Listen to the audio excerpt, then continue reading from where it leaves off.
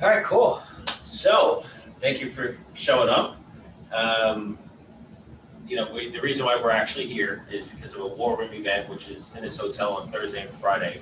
So we figured, hey, let's come an extra day early, hang out. Austin's pretty cool. Have you ever been to Austin? No, it's my first time. Yeah. So it's funny how none of us are from here. So it's just interesting because that's never really happened to us before. We all came to a new city.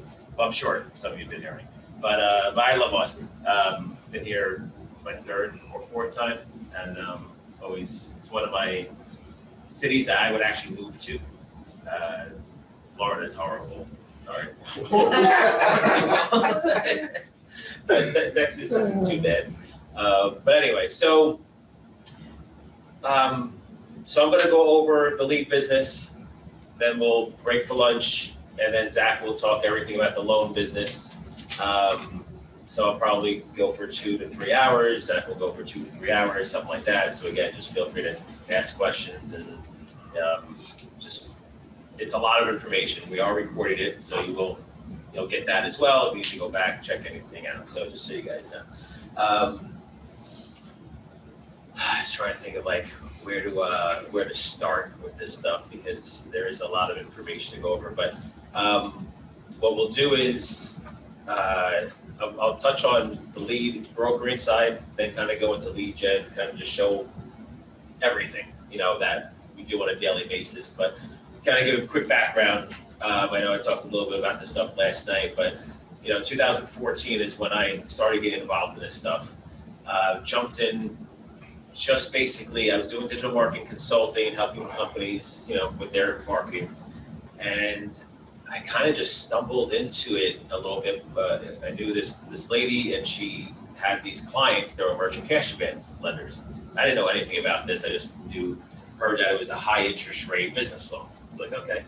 So company was 20 minutes away from my house. I went down there with her. She introduced me, and they basically said, yeah, we'll take some leads. So I went online, and I was like, all right, who sells these leads? I found this company called Concussion Media out of West Palm Beach, and I was like, just flip their leads. And the first time I did, I was like, huh, that was cool. Because I got paid up front. I turned around, paid them, whatever the profit is on any deal. And I was like, all right, that was it. And then you always take money via wire transfer, ACH, so there's no chargeback. So once I got kind of that going, I realized that, okay, because I never considered myself a salesperson, but I knew I was good at it. And I was like, all I need to do is sell. Like, I don't need to do anything else. So the first thing I did was, let me go to Google AdWords, put up some ads. So I created, simple landing page, it's a horrible landing page.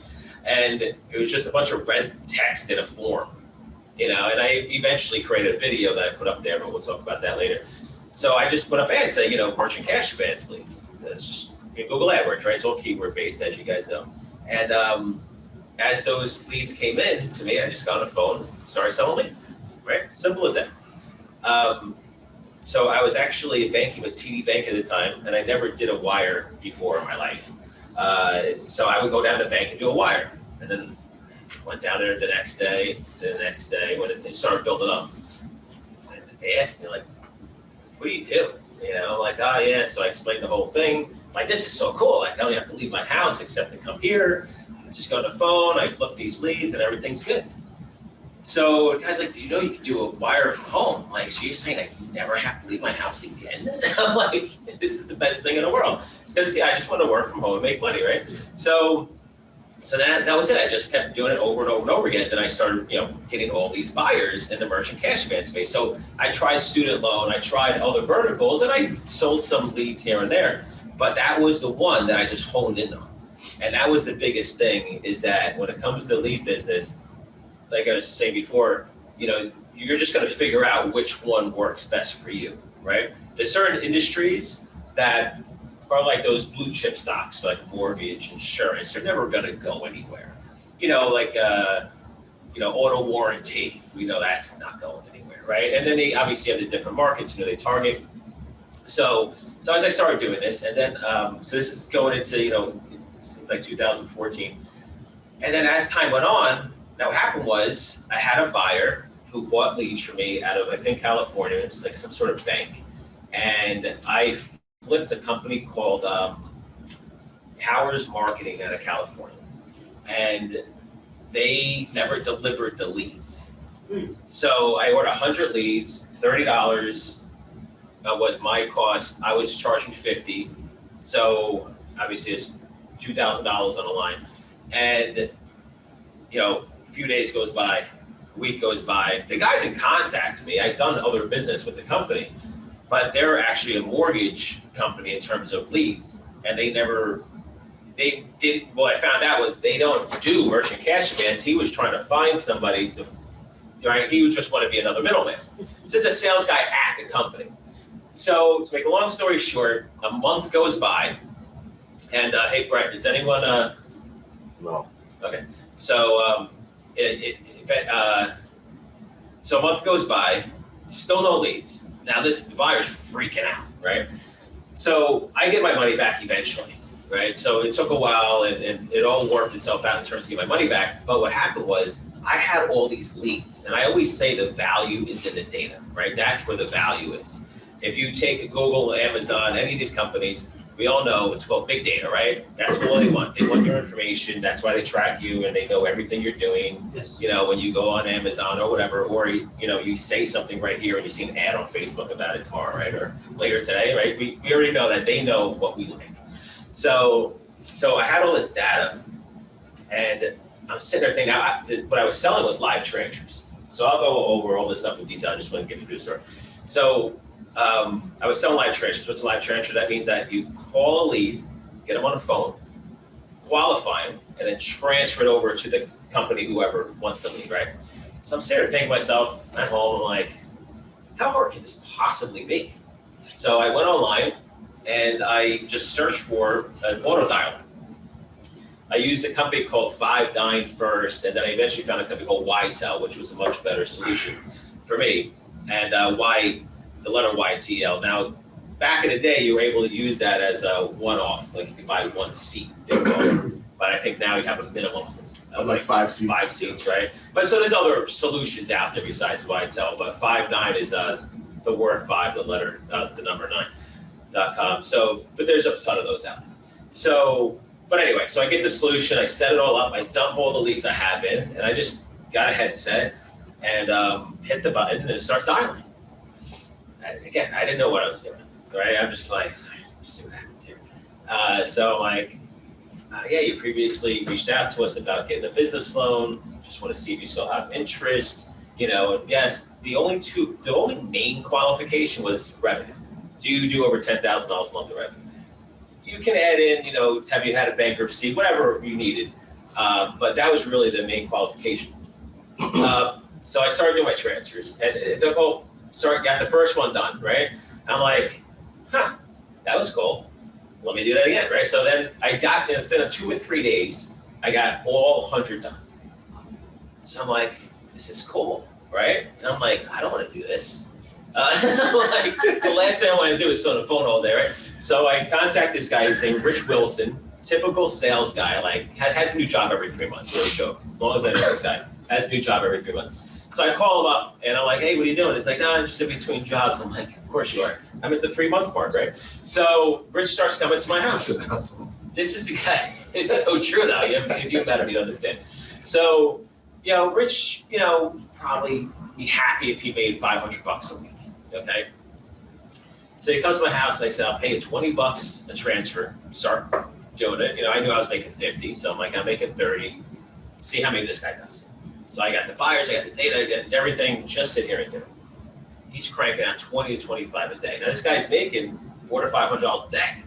He's making $400 to $500 a week, right? So now he's ecstatic, I'm ecstatic. I'm like, I'm making like $600 a day doing nothing, right? So I created a system, sure, but I'm like, all right, this is cool. But then I go a little bit further, I'm like, I don't want to do this either. I don't want to go hire a bunch of people, right? I want to, how do I automate this as much as I possibly can?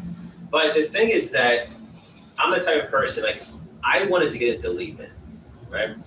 And I knew I wanted to get into lead business. I learned about it in 2011. I was at an investment fund, and So the quick story goes, because you weren't here last night.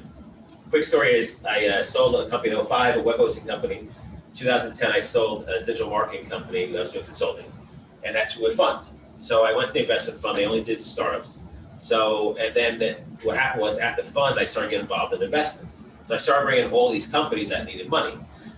And one of them was a lead gen company. And the guy was talking about everything that he does. And I started learning. I'm like, this is a really cool business. The fund wasn't interested in investing in them.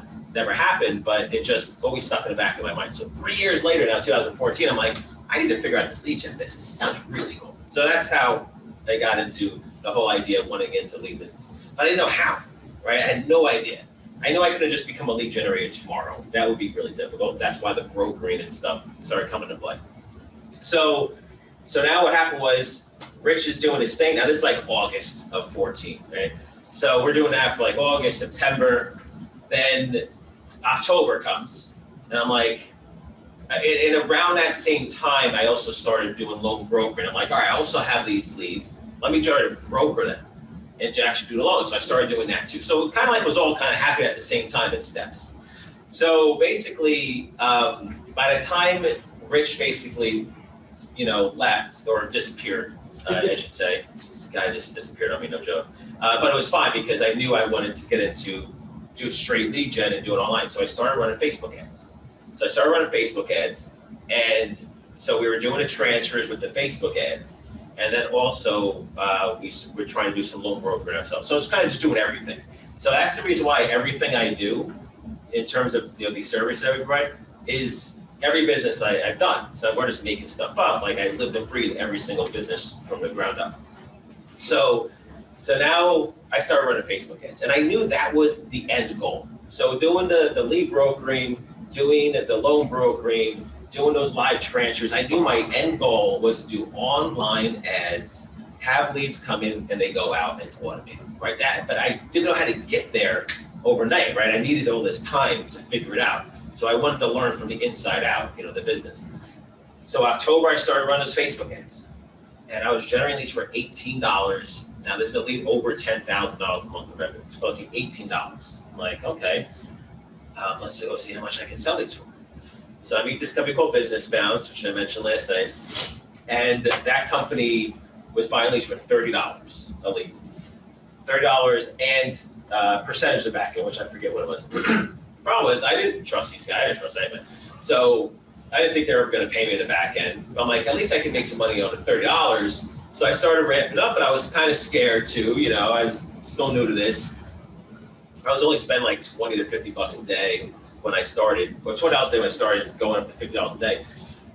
So now that was, going into October, November. Now we're into December, and I went to their office and I said, I had a meeting with them. And I'm sitting there thinking to myself, I'm just going to go in there, I'm going to tell these guys, you have to buy these leads from me. I'm not doing this back end stuff anymore, right? And then I can scale it. So they're like, all right, I'm thinking like, I'm going to go in high. I'm going to go at 60 bucks a lead. The going rate was probably closer to 50, around there. So I'm going to go in high, let them talk me down. So this guy, Dave Brown, was the owner at the time. And I go to his office, he's like, all right, well, what do you want per lead? I'm like, 60 bucks. He's like, done. I'm like, shit. I'm like, I'm missing something here, right?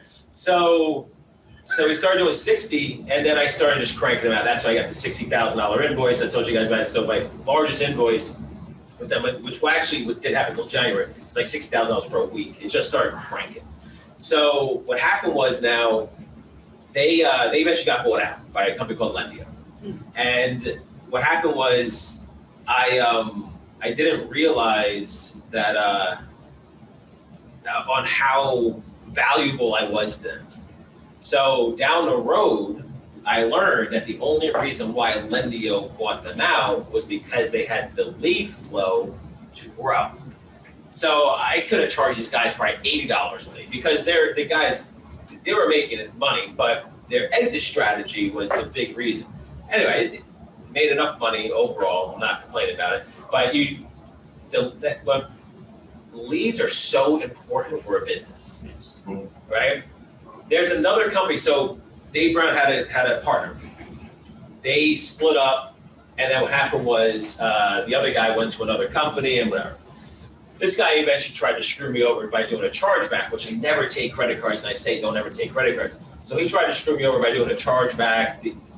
There's a lot of issues with those guys.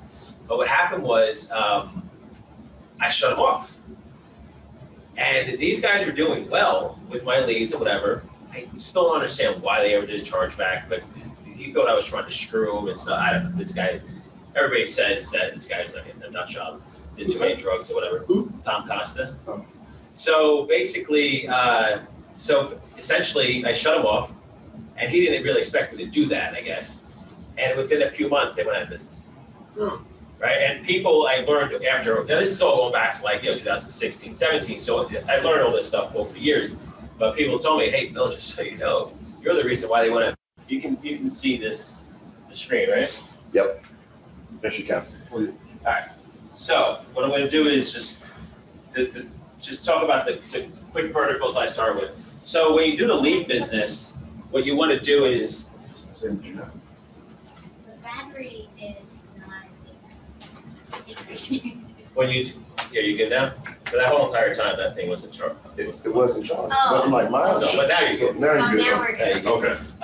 It was all this time. So think about how many verticals or how many industries are out there. You got home improvement, you have restaurants, you have everything, right?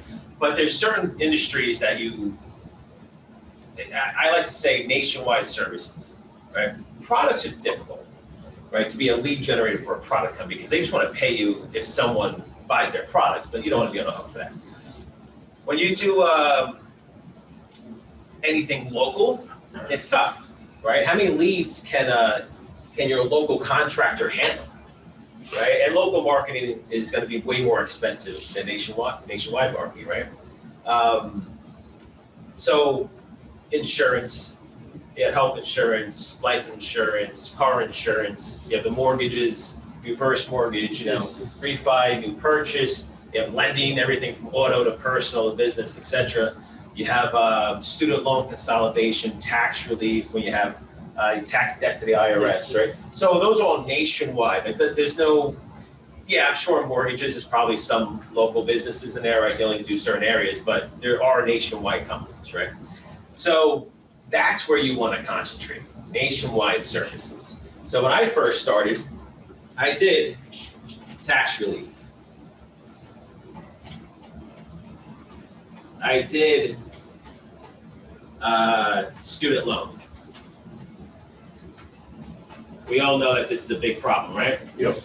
So student loan, that give you a new student loan, it's just refis, right? Or consolidated them. You had, the business loan. You have, what else did I do? Oh, at the time, foreclosure defense was big because of how many people were going to foreclosure for so many years after 08, right? So certain times of when things happen in the economy, new industries would be big for a little while. So like I said, your blue chip type industries, right? They're gonna be around forever. But then you ones that come up and they explode for a little while, like foreclosure defense or loan modification, and then they die out, right? So you definitely, you just want to be on top of stuff because that's where you can make a lot of money real quick, right? Especially if you're in an industry where I can go generate the leads fast because a new industry just popped up, right? And I'm just going to ride the wave.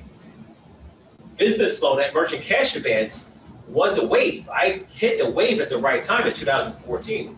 I was one of the first people actually put ads on Facebook in this space, and then everyone followed suit. Leads cost skyrocketed, which I'll go into that in a minute. But because I got in at the right time, I was able to make enough money and kind of get a certain market share and understanding that I could handle when the prices went up, which I'll explain in a minute. But so tax relief, student loan, business loan, right? I said it's loan mod. Yeah, so I just started trying. Now, what did I do? When I say I got into this vertical, what does that mean? That means that there's two things you need. You need a buyer of the leads, doesn't matter what it is, and you need a seller. That's it. Buyer and seller, right? You're just a broker. So what do? So the first thing I did was I went on Google AdWords. Well, the first thing I did was I created a landing page on my website. Then I went on Google AdWords and I started just tax relief leads. Which is going to be the vertical, and the word leads is going to be your number one keyword, right? Merchant cash advance leads, student loan leads, loan modification leads, car insurance lead. That's going to be pretty much your number one. You can throw in age leads, you can throw in live transfers, you can throw in form leads. So I'll show you all that in a second on Google. But this is basically just how I got started in getting this thing going. So I went out, landing page, Google AdWords, started driving traffic, and then I started trying to figure out who's the lead source. And then I just started figuring that out, and then you just flow, right? So that's it. Now, how did I learn the industry? I called up the companies that are selling the leads, and I basically said, I want to broker your leads, and I started asking them questions. Do some research, whatever, learn the lingo. Every industry is a little different. Like student loan, they mainly want calls. Merchant cash advance, they mainly want forms. Tax relief, they mainly wanted calls. So it was interesting on how each industry was a little different than the type of lead they want. Merchant cash advance, they absolutely hate transfers, but they actually don't mind them in student loans. And tax is actually big on TV, which I'm sure you've seen those, right? I'll show you mine. I'll show you mine if I show me yours. But I'll show you my commercial I made for tax relief. So anyway, so this is just how I kind of got started with the lead brokering side. So let me show you some actual stuff that I did.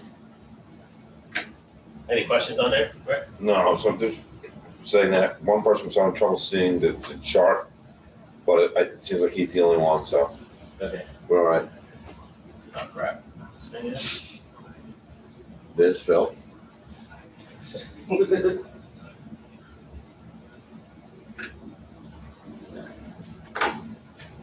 All right, cool. So what did I say before? I said I started getting into this, and I started creating different landing pages. And I said that they were pretty horrible, so let me show you some.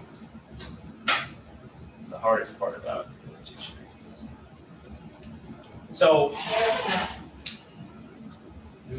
basically, I'll get into all Kevin's stuff in a little while.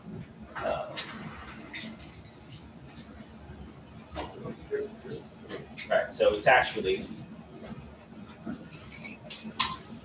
So before Kevin, obviously none of this stuff was here. I kind of just threw that in at the top. So before Kevin, when I first started, this was my landing page, here down, right?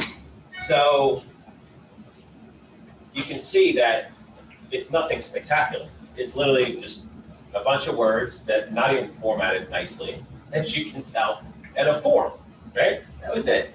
So it's not, I'm not saying to have a horrible page, but you can still have a horrible page and generate leads, what I'm kind of getting at here. But you can certainly make it as much nicer than I did. So here is, let's turn this on.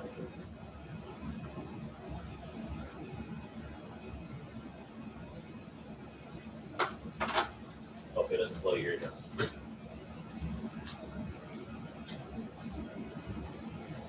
We're just going Hold on, sorry.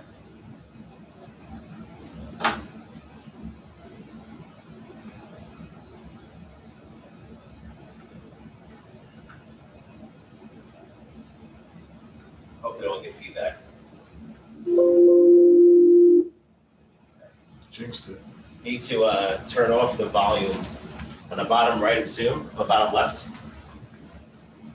Just move the mouse, just do mute.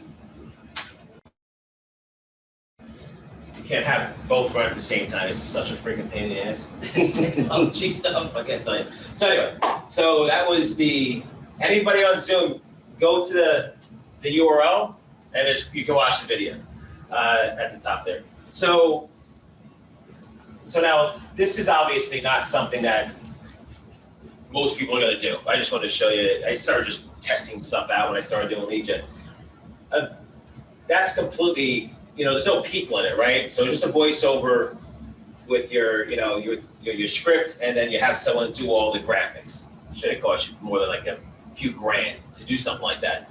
But we actually ran that on TV, and I learned that the History Channel was the best channel to run it on. Don't answer. I have no idea. Don't know. So price wise or what? no, just had the most leads. Oh. So yeah, I mean, I guess price and leads, right? So whatever your lead cost ends up being. But you can sell, we were selling those leads for $125. Wow. Right? So we were dealing with a company out of California. So here's the problem with calls off radio, TV, like that, because it's a huge influx. It's not like, all right, I'm going to send you a bunch of calls throughout the day. It only airs so many times a day, and they're going to get slammed, right? And then they have to have enough people. So doing the calls like that is a totally different ballgame. But anyway, I just want to show you what I was doing there. So are you doing YouTube videos now? So we just started doing YouTube recently, but not for.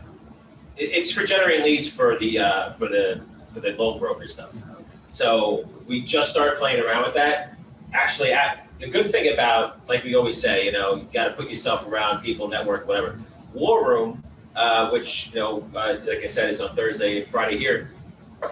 There's so I did is I went to the War Room Facebook group, and I just said, hey, is any YouTube people? Because I'm like, who do I go to, right? We've been messing around with it. We got our lead cost down to like the $7.50 range, which it should be like under $5. But I don't know. I've never really done YouTube that much. The biggest problem is targeting on YouTube. Facebook makes it really simple. But then so I met a guy through War Room. I'm going to meet him on Thursday or Friday. And he's like, oh, YouTube actually is better, easier targeting. And I don't say how that's possible, but okay, teach me. So that's because we're doing the same thing. Like I learned Facebook, like I learned YouTube, the whole nine, just going down the line here, everything that we're learning. So I always say, we're learning just like we tell everyone to learn, and putting that effort and time into it, which is why we're here. So YouTube is I've done Google AdWords, but the problem with YouTube is that you need the video, right? Like on Facebook, you throw up an image. I can throw a bucket of cash for a business loan ad. Our best performing ad in the last 6 years was a green bucket with a dollar sign on it and money coming out of it. All you need people to do is just see it. Brian just put up, let me try to find this real quick. I showed Zach, because I saw the ad for the first time yesterday, and and it was such an interesting image that it forced you to look at it, because you're like, what the hell is that? And that's really all you want. Of course, there's the messaging and everything else, of course, but because you're paying for a view on Facebook, you really want people to just see your stuff, right? Whatever it is that you're trying to do. I'll just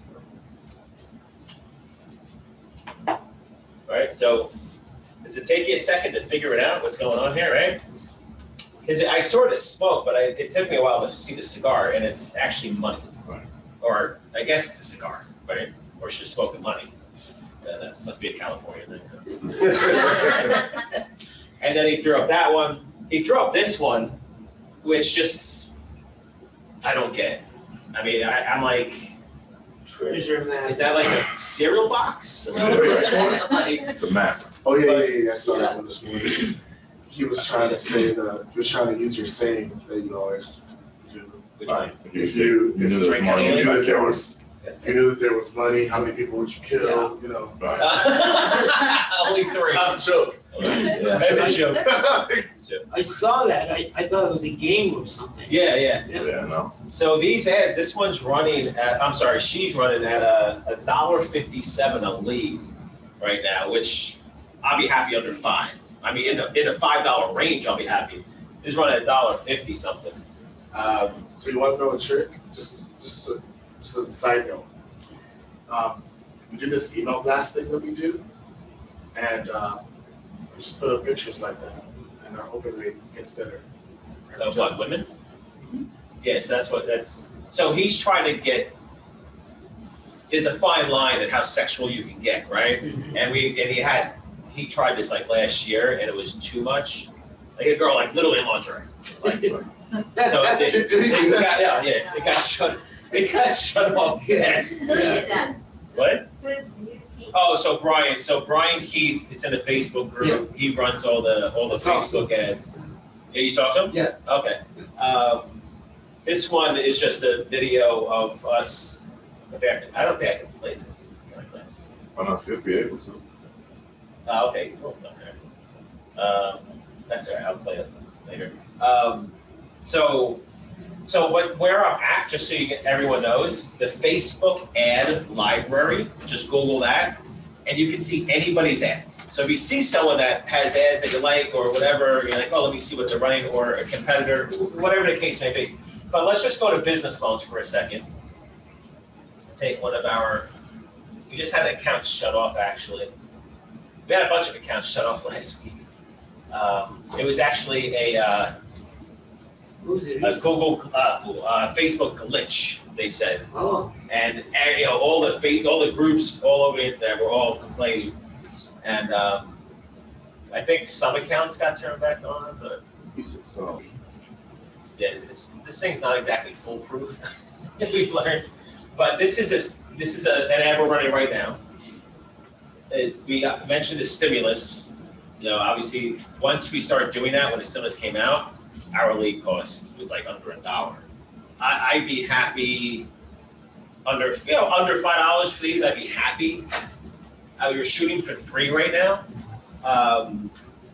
and when you mentioned stimulus, now you can't go too crazy with talking about current stuff because of fake news and stuff. So you have to stay away from anything. You can't use the word COVID anymore. Stimulus, to an extent, you could have problems.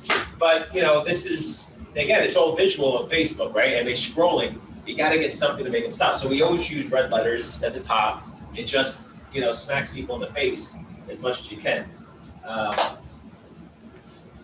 So anyway, all right. So what did I do? So I showed you the landing page, right? So if you want to get into a new vertical, let's just say tax relief. You saw what a landing page looks like, which is nothing, right? You can.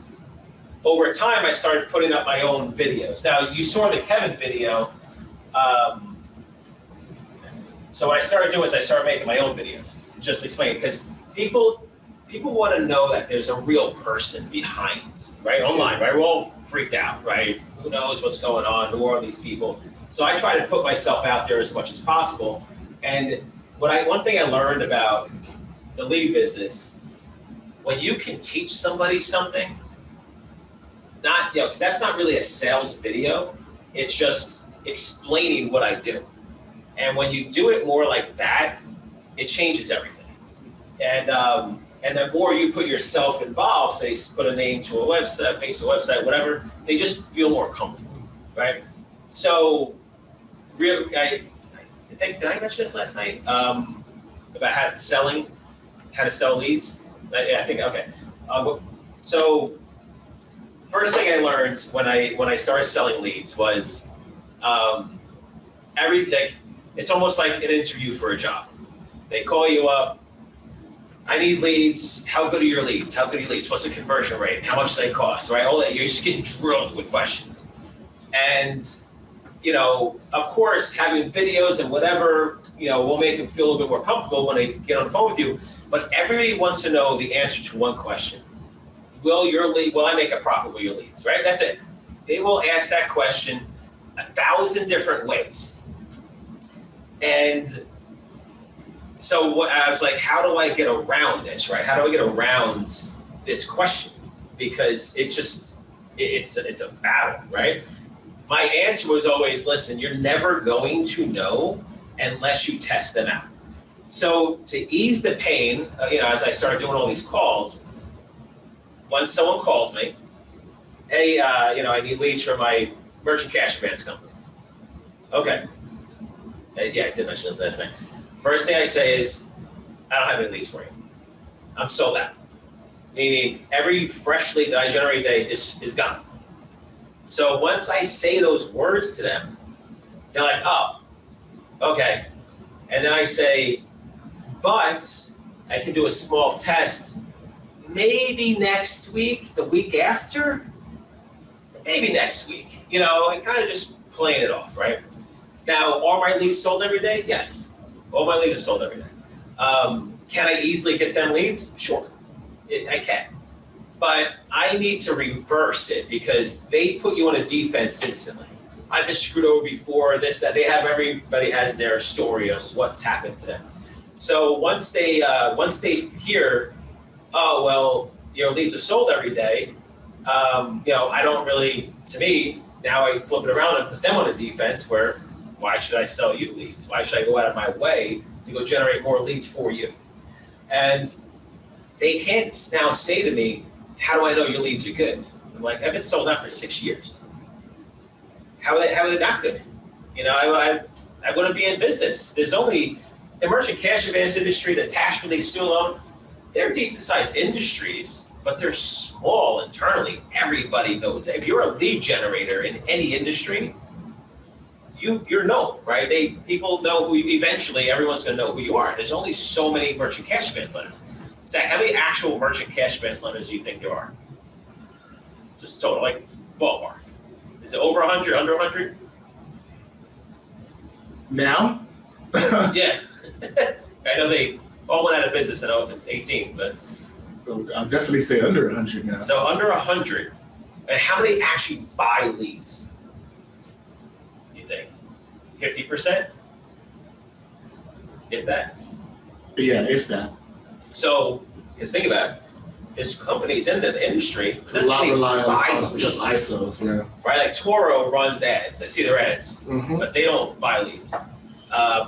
And Everest buy leads but doesn't run ads, right? So what do? The lenders, what they really want is they want ISOs, Yeah. right? They just work with like Zach, and they work with him to bring the deals.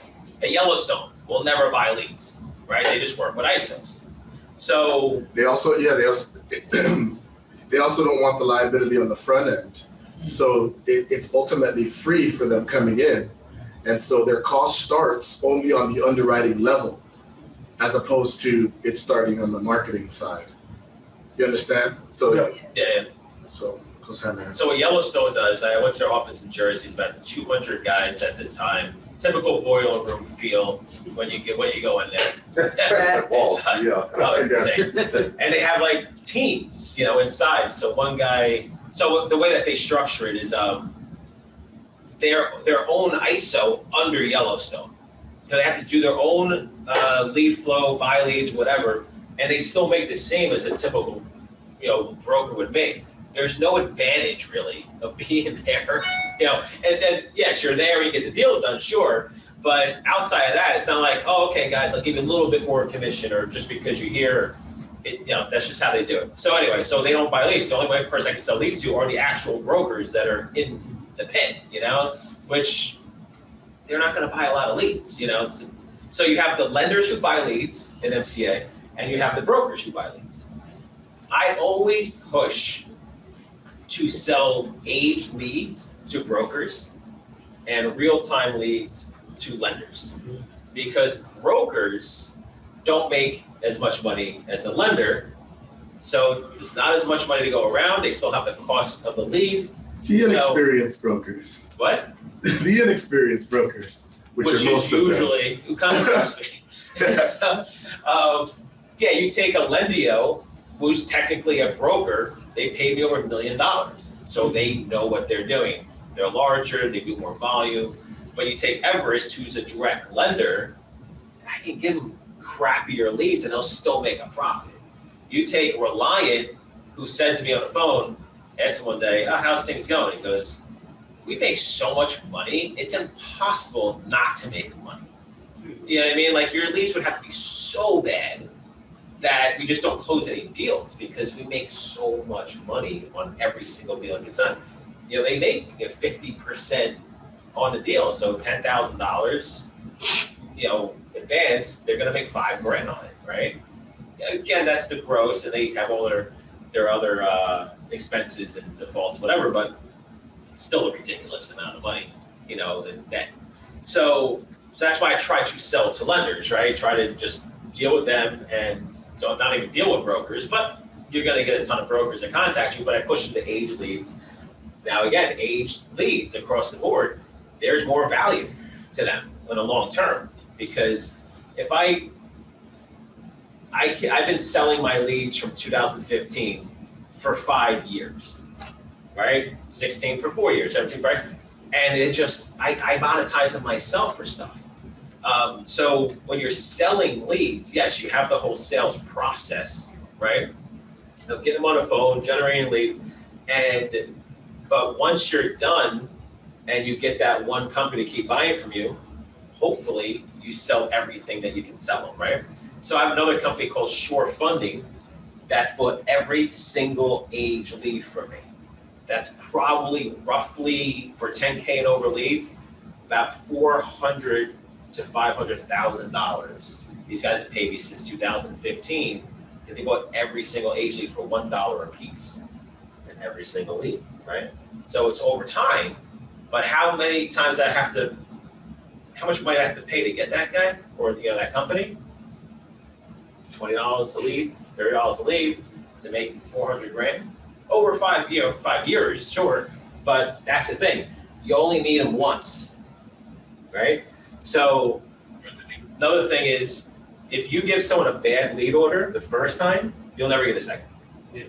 You do good the first time, the second, you'll maybe get a third, right? So you got to be really careful on whose leads you flip on a new buyer. So when new buyers come in, this is what started happening with me, right? Because I told you before, I had that bank come in, Powers Marketing screwed me over, right?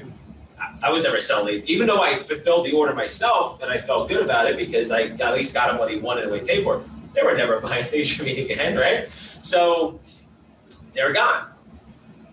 So what I did was, when I was brokering, I'm like, I have a new company. I don't want to buy leads from these guys. I'm not 100% sure, So you want to really find, number one, good lead sources, but stick with them. You don't want to just go out and say, oh, let me try this lead source, let me try this. You don't want to just try everybody, but you also, you want to now interview them. Why should I flip your leads, right? Everyone's going to say their leads are great, blah, blah. The biggest thing that I learned is that, because people hit me up all the time and say, hey, Phil, can you resell my leads? Somebody actually posted our Facebook group. Let me try to find this.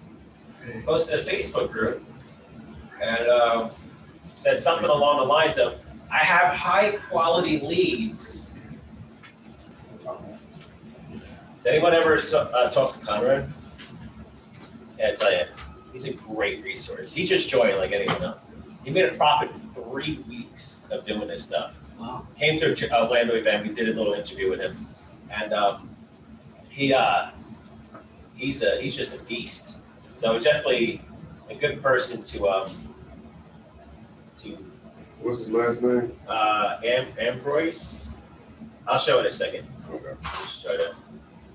I don't know how far back. There you go. Anyone interested in MCA data, high volume, quality, and cheap? Who the fuck sells their shit cheap if it's high quality? I got a Ferrari here for $10. It's a Volkswagen with a Ferrari body on it, right? Something's off. Like, it just doesn't happen. Like, I tell people, I'm expensive. My leads are top dollar. Why? Because they're good. That's why I tell people, like, why are you $1 a lead for age lead? Because they're fucking good, bro. That's it. I'm not gonna sell for 10 cents. I gotta find 10 people to buy it at 10 cents versus $1. But people will do that. They'll destroy the leads. So I asked them, I actually posted that. I put a lot of data, but when I hear someone say they have cheap, high quality data, I have to ask, why sell it cheap? I have high quality data and I sell it at a premium. Lenders are desperate for leads, are willing to pay for it. How is the data generated, whatever? And then he sends me his website. He doesn't even answer the question. Because you know why? Because there's no fucking answer, right? So you can instantly tell that is bullshit, No. right? No. That, it's just bullshit. Now, this guy's been around for a while, whatever. I could have deleted his post, but I knew that nobody was stupid enough to buy his leads anyway. But you know, so when you go to a company, it's all I want to resell your leads. The way that they answer your questions, the way they speak, and again, if you got some experience to come with this, is how you're going to figure out, like, do I feel comfortable with them, right? That's what, at the end of the day, again, you're never going to know until you try. It is what it is. But, you know, when I get on the phone with somebody for the first time, I want to teach them something. So I ask, what do you do? Have you bought leads before? If so, what did you buy? What was your experience? Have you ever bought these types of leads? Because if someone comes to me and says, "Oh, I've only got referrals," right? I want to try buying leads. I'm like, it ain't gonna work. Like, the amount of effort that you have to put into in age leads is astronomical compared to referral. Any type of paid marketing is more work. So I've had people say, "Oh, we just deal with ISOs. Now we're going to try to do this internally."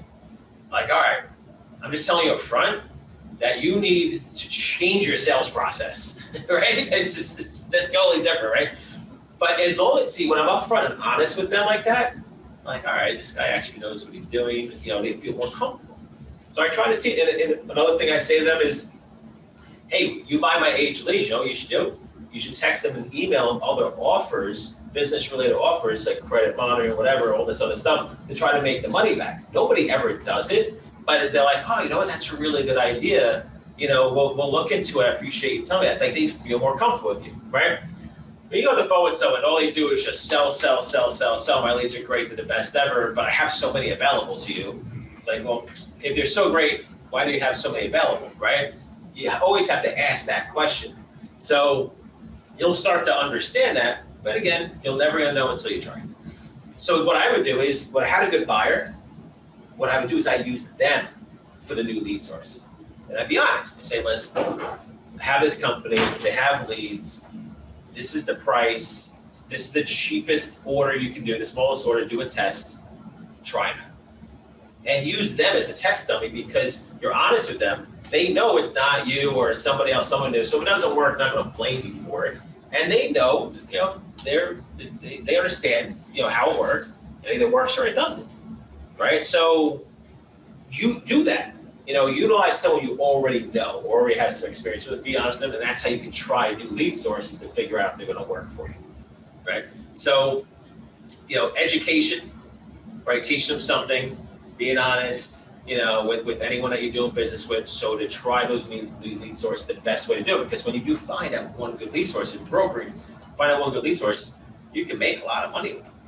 So that company, Concussion Media, which is the first company I flipped their leads, I still talk to these guys today, Josh, Michael, and Adam. Josh was sometimes on some of our calls. They all came to some of our events. These guys, we were all in merchant cash events together, right? I was flipping their leads, then I started generating my own. I was generating my own and flipping their leads. And over time, they moved on because merchant cash events did get harder to make money in. And I'll go into that in a second. And then what happened was they moved over to auto finance. And they did over 11 million in revenue in 2020. So since 2019, last year they were at the event, they said 11 million in revenue and 5 million in profit, all in auto finance. Facebook, that's it. There's 6 of them total, and they lose money on the front end. They lose money on the auto finance lead.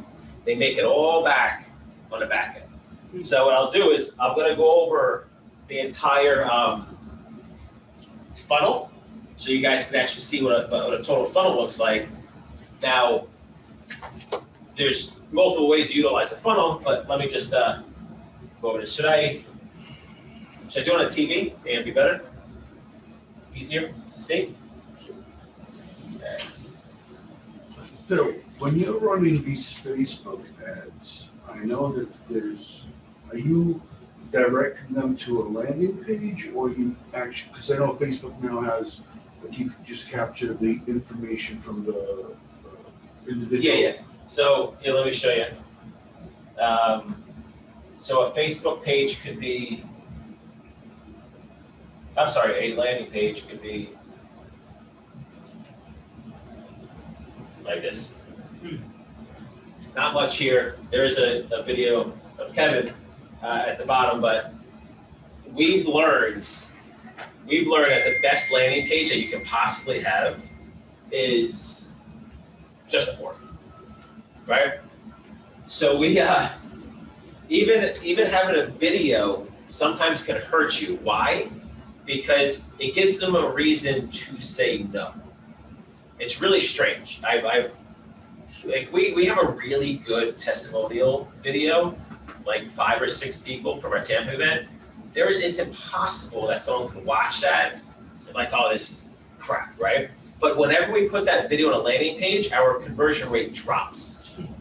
It's freaking strange. And it just literally just having a form, name, email, phone number, does the best. So it's almost like I don't really know the answer to it, but again, the more people can see or read or watch, it gives them a way out. When it's simple, you don't give them the opportunity to have a. Yeah, there's nothing else to do Yes. but fill out the form. Yeah. So 100%. So like I've learned, from the war room people actually going to a lot of their events that they said having the form where they don't have to scroll on their phone increases the conversion rate. But the whole form is there by moving everything up as much as possible. Just that alone increases the conversion rate. Because every little percentage counts, right? You get an extra 5% here, 5% there, 5% there. They can go from a campaign that loses money to a campaign that makes money. Because the great thing about the lead business is that it's scalable, right? So even if you're not making a lot per lead, let's just say, you can make it back in volume, right? So let's just say people say to me, oh, you can only make $1 a lead? I'm like, yeah, but what if you're doing 1,000 a day? It's like, what's the difference between doing $10 a lead and doing 100 a day? It's the same thing. Who cares, right? It's all automated. It's not like you go hire 10 more people because of that. It doesn't matter, right? So that's why I love the lead business, because I've done it a lot, and I've played around with the lead flow and the numbers and whatever, and I've done it where it's highly profitable, right? Where my marketing cost is down, I profit as much as I possibly can, and I lower my lead cost, and I lower the lead volume. And then I can say, well, I can actually make more money if I double the amount of leads. And sure, yeah, it's not as efficient, but I'm making more money, and I have more data I can sell later and monetize later, right? So it's different. It just depends on the situation, what makes sense. But volume is the key. Scaling is the key. Because you don't need that little hire any more people. There's no more expenses. I mean, sure, there's marketing expenses, but if you're making a profit, who cares, right? So one other thing I'll show you real quick is before I go into this.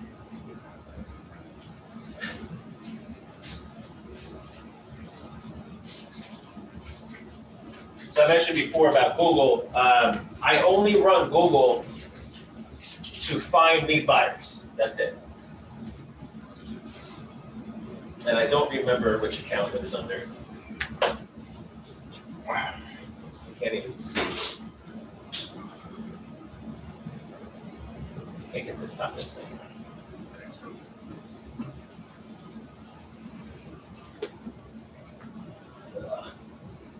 You can see it over here, fucking. No, I know. I'm just trying to. There you go. Trying to change accounts.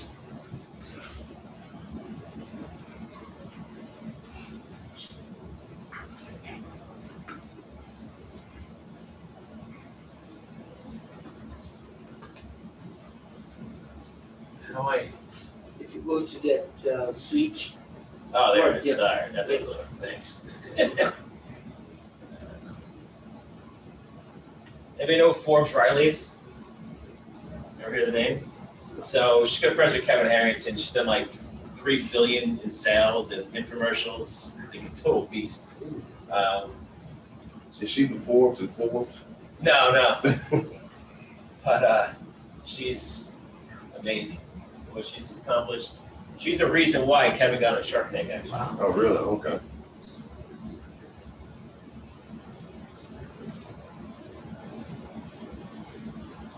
I think this is the right account. I don't know. It's like way too many accounts. I've gotten so many accounts shut off over the years. Why do you shut it off with? Google's not as bad as Facebook. Facebook, there's no reason. This is the end, right? Hyde Harmon says Foreman phone number, no video is best. Yeah, form and phone number. Well, it depends if you need a phone number. If you don't need a phone number, then don't ask for it. We do because we do the texting. But we've learned, and it just for our stuff, whatever reason, just video hurts the conversion rate.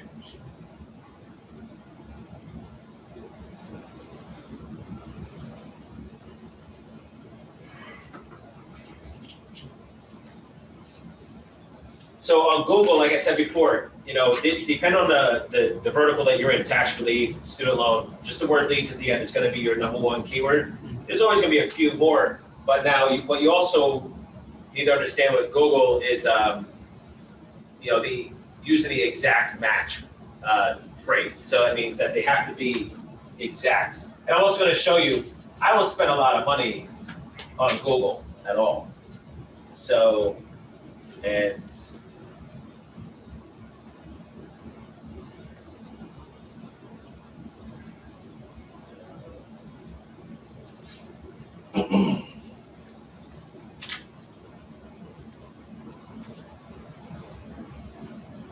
okay, so you see MCA is the only thing I'm running right now. So here's my keywords. So I'm going to go back. Let's just do all time. So we do all time. The keywords with the most clicks is MCA leads. That's it. Now the brackets means they have to type in MCA leads. Now I've changed around my keywords and stuff, so it resets the stats when you do that. If I change this, it resets the stats to 0. So that's why it only shows 391 clicks. Because I made all these changes probably in the last year. But you see how there's 0 clicks? You go from 391 to 253, 180 to nothing. There's only so many keywords that anyone's ever going to search for. So, right? MCA leads, merchant cash advance leads. There's 80% it. So that's it. There's not much more that they're going to search for. MCA data, MCA age, MCA leads, MCA age leads. Like, it's just not something that they just say MCA leads. So now I'm not going to go into how to use Google AdWords. We have videos and stuff on that. But the only thing you really have to understand is make sure you have the brackets, because the brackets means it has to be an exact match. I will go over the different types. So you have exact match, which is what I have, which is the brackets. A phrase match, which means they can say any variation of the word. So it could be MCA leads or leads MCA. So we do student loan leads, it could be student leads loans, right? It could be any combination. And then broad means that it could have any one of the words. So they could just do MCA, they could just do leads, and that's it. So you don't want to use broad, right? You really don't even want to, you want to stay away from phrase too. And just stick with exact match, and you will get exactly what you want, right? Someone that's looking for those leads. Now, this is just this industry. I'm not talking about selling a product or doing anything else. This is just this industry. I've never used Google outside of generating leads for this. I played around with it over the years, but never really anything crazy. But for the lead industry, the vertical, the industry that you're in, and the word leads is going to be primarily, majority. Now, the average cost per click is $5.33. So now let's look at this. Let's just say you close 1 out of 5. Let's just say you get 1 out of, let's say 20% conversion. So $25 cost per lead. Let's say you close 1 out of 5. Now you're at $125 or so to get an actual new client, a new buyer. You should be making that back on that deal, right? Now, you don't want to, like, people come to me and say, oh, I'll buy 5 leads. I ain't selling 5 leads. right? You have to set them up for success. The average conversion rate in probably any paid marketing across any industry when it comes to this stuff, they're gonna be in the single digits. So, simple math. If you close 3 out of 100 leads, and I'm selling you that lead for $20, so 100 leads times 20 is $2,000, right? Sounds so bad, man. So 2,000, and you divide it by 3, it's going to cost you roughly $600 and something dollars. It's your cost per acquisition, right?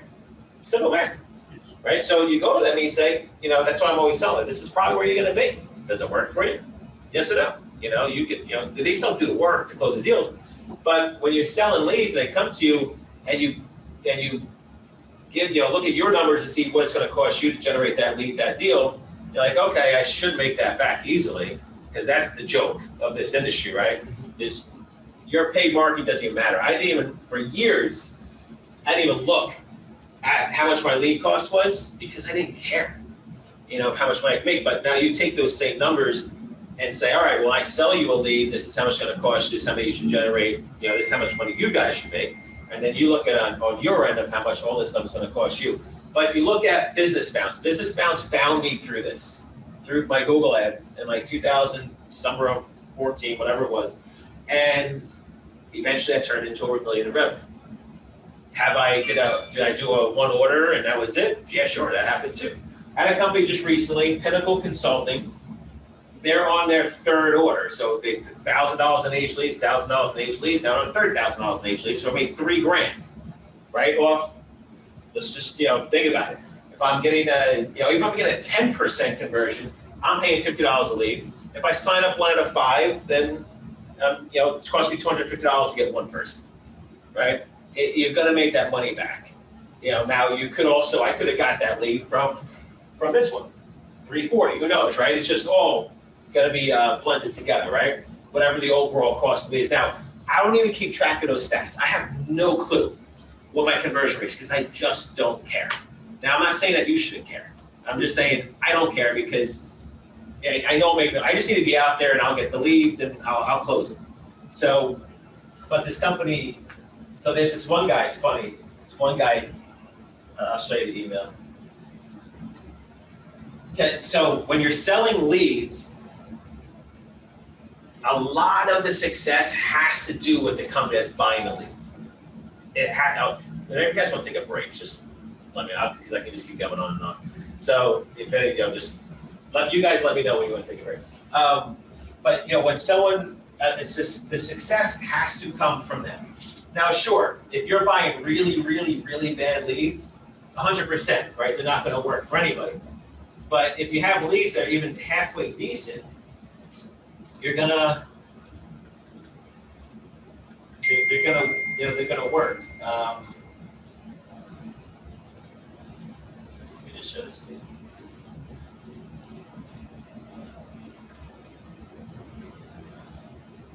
So I try to explain. You assume that people know what they're doing. Don't, right? If someone's buying leads from you, yeah, I'm like, all right, you assume like they know what they're doing. It's their business, right? I'm just a lead guy. So I'm giving a lead. You think that they know how to sell their own stuff? Not even close. The shit that I've seen over the years, I don't even understand how these people are even in business, which is probably the reason why they go out of business. But take this guy, right? So this guy buys $200 of leads, which I don't even recommend doing, but I also don't want to have minimum orders, because when you have minimum orders, I feel like that's the scam, right? I'm going to force you to spend a lot of money with me, right? So I'm like, you can buy as many as you want, just buy enough that makes sense, right? So the leads were called through with 0 applications. I'm going to call through them again over a weekend, but I thought you said that these would be solid and had no complaints. And then he writes back without me even getting back to him, I prefer a workable lead source, but if you cannot provide that, I expect a refund. I gotta tell you, the amount of times that someone came to me and said, I want a refund, I can't even remember the last time, right? I can't even remember. So I'm sure it's happened, I'm sure, it's been years, right? So I was like, oh, now, because I am an asshole and I don't have tolerance for shit, right? You know, right? No tolerance, right? I go back at people. It's in my ads on Facebook. I tell people to go fuck off. Like some guy writes, if it looks like bullshit, smells like bullshit, it's probably bullshit. I write back, this ad is not about your career. So I respond to him, right? I go back, I don't give a flying fuck, right? So I'll go right back. Now, I was gonna lay into this guy. I was gonna lay into him, like, I was gonna start off like, oh, I'm sorry, I thought you knew what you were doing, right? Like, so, but I tried to be nice, and I explained, the way you to work age leads is, first you text them all, since calling them will have a very low contact rate, then you email all of them, then you call the rest, then you need to keep marketing them forever. I still do marketing to my age leads from literally over 10 years ago, which is true. The chances of you closing any deals off 200 age leads is slim. Age leads are all about volume and it's all about timing. If you told me you were gonna call them all once and expect a bunch of applications, I would have told you that probably wasn't gonna happen with 200 age leads.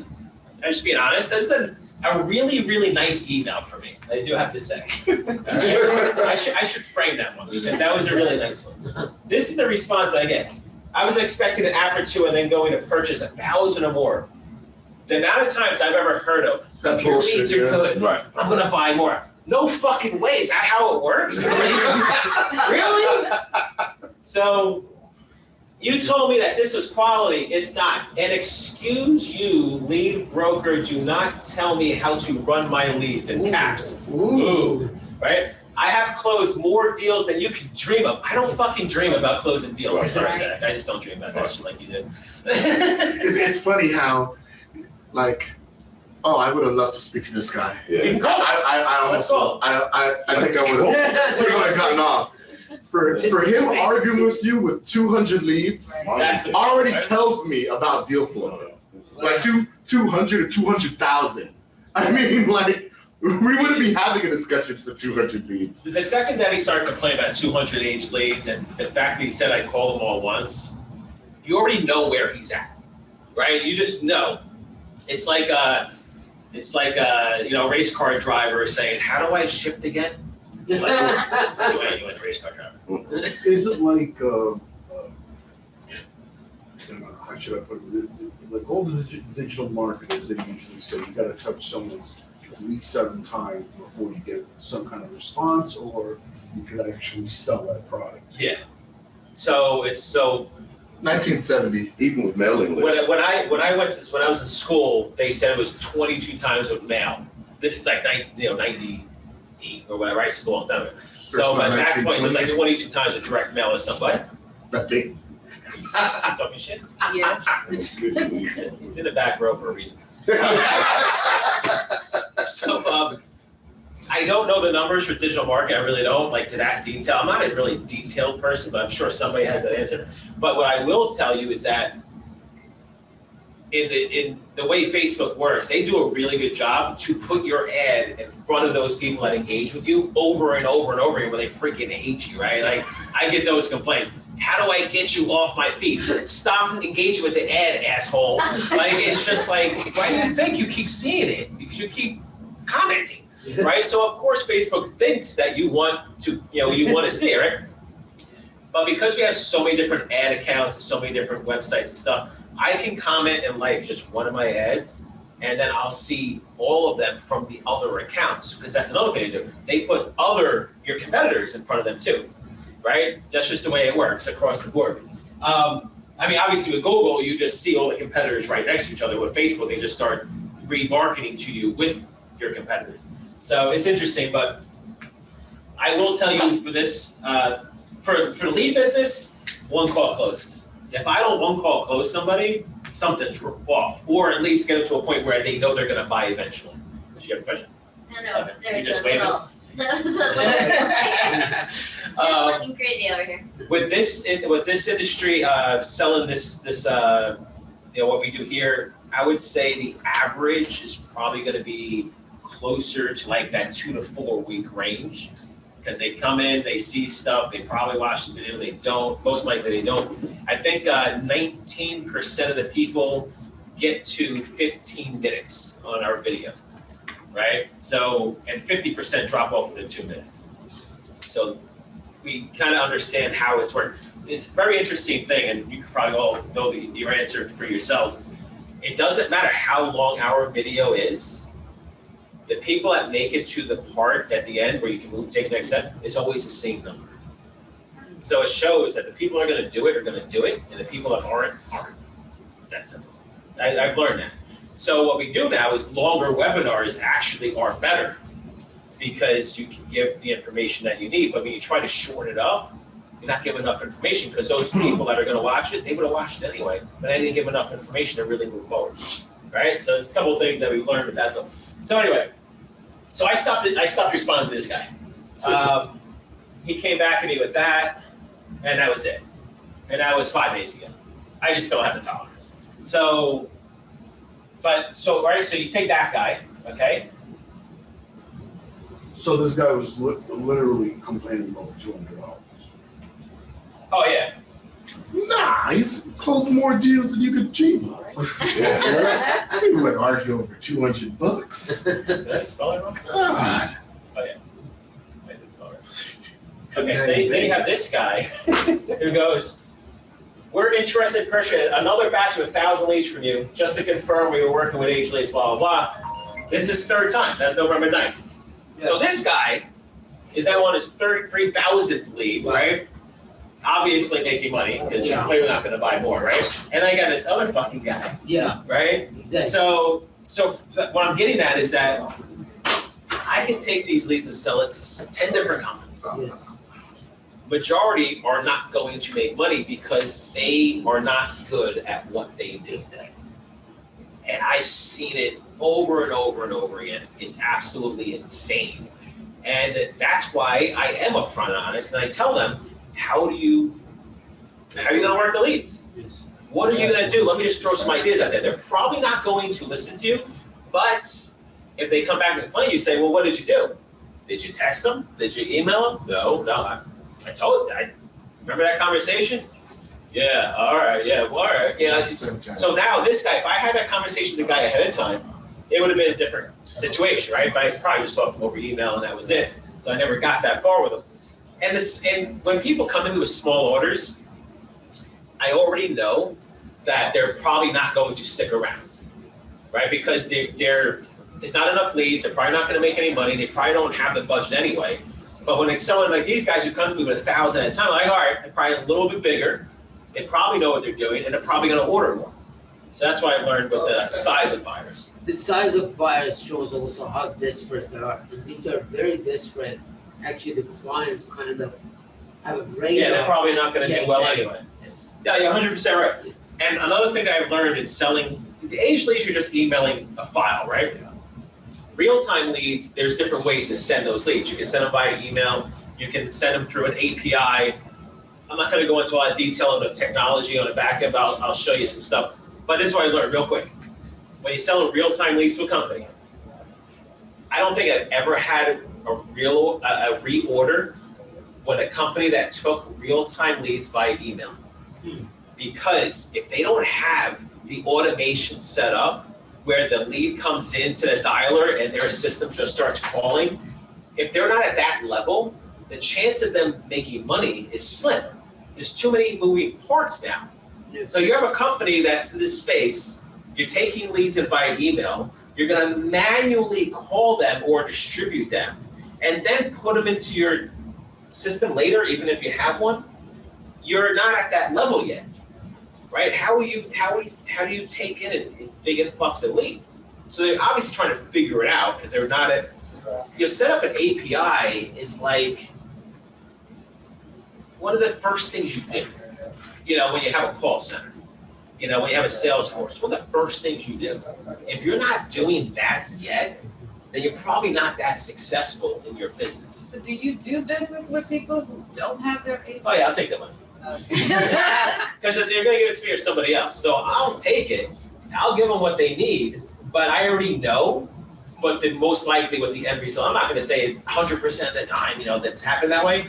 Probably got reorders from people, but if I look at any of my largest buyers ever, completely automated systems across the board, API, they all know what they're doing, 100%.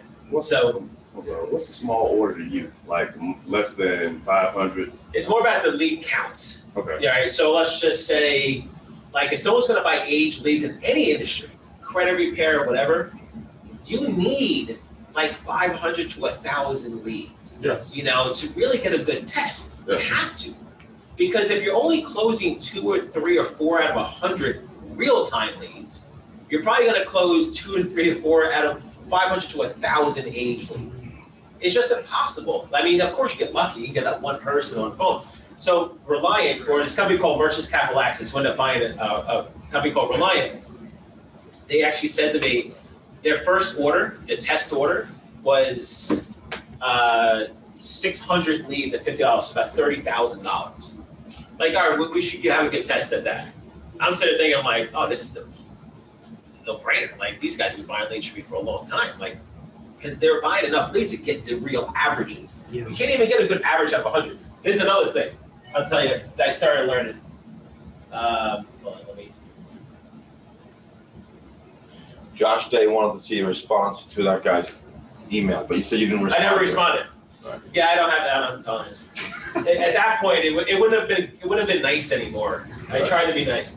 All right. Shit. What was I saying? Hey.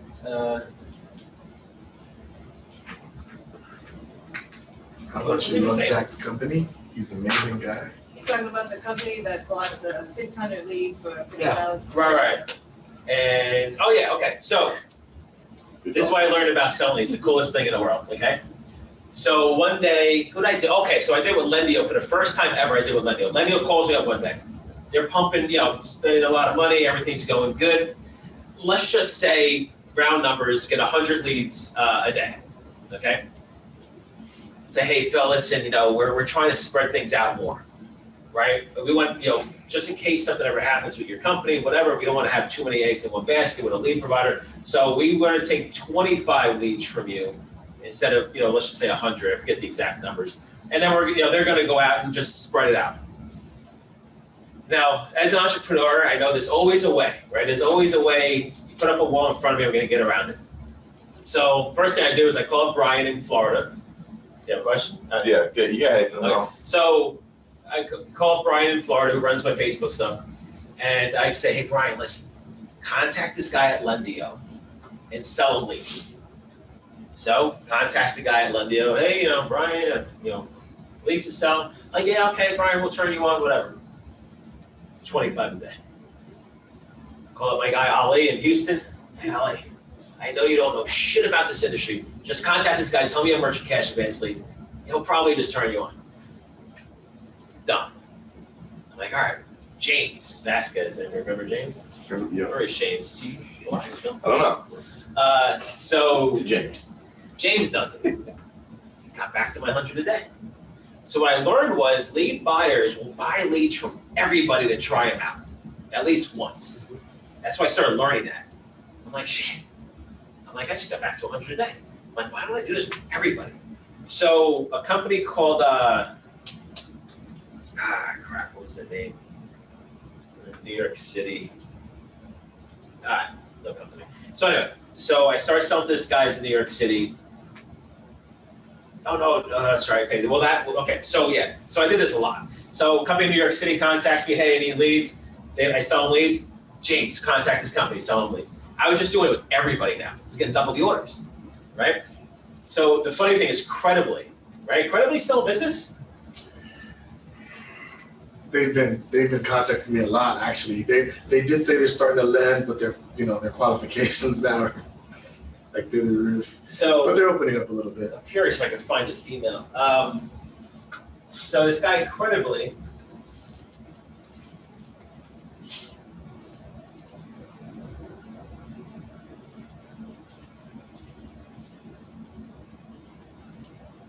Gary Bailey.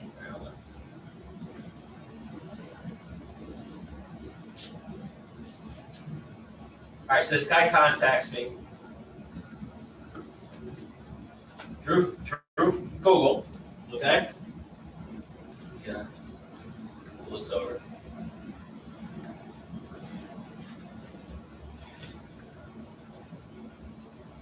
See, if anybody's smart enough, you could be taking all these emails and these buyers and contact. Exactly. So, right, so this is when he contacts me, March 30th, 2018, right? So they see now, you know that a company's larger when they start asking about TCPA language, right?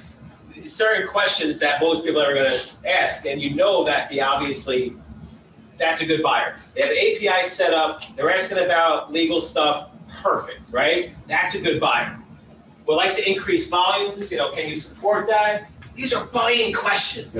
That's Zach's department. Yeah.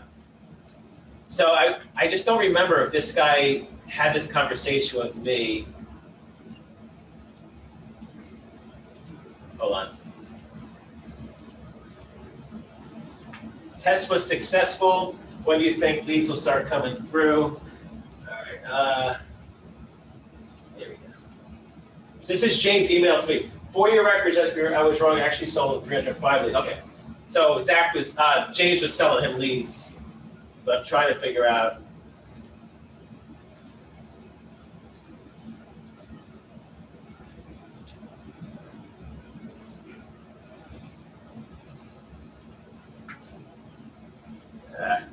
So we're selling these at $50, as you can see. All right, I guess it was just done over James telling me this.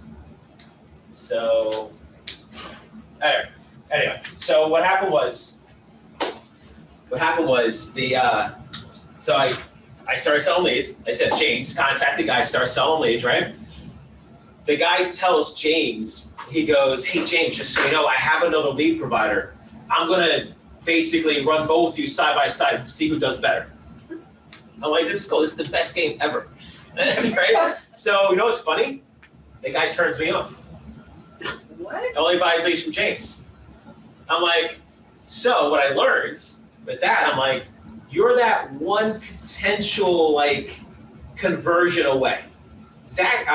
James just got that one extra conversion probably, right? Most likely. Oh, this guy did a little bit better. We're gonna go with him.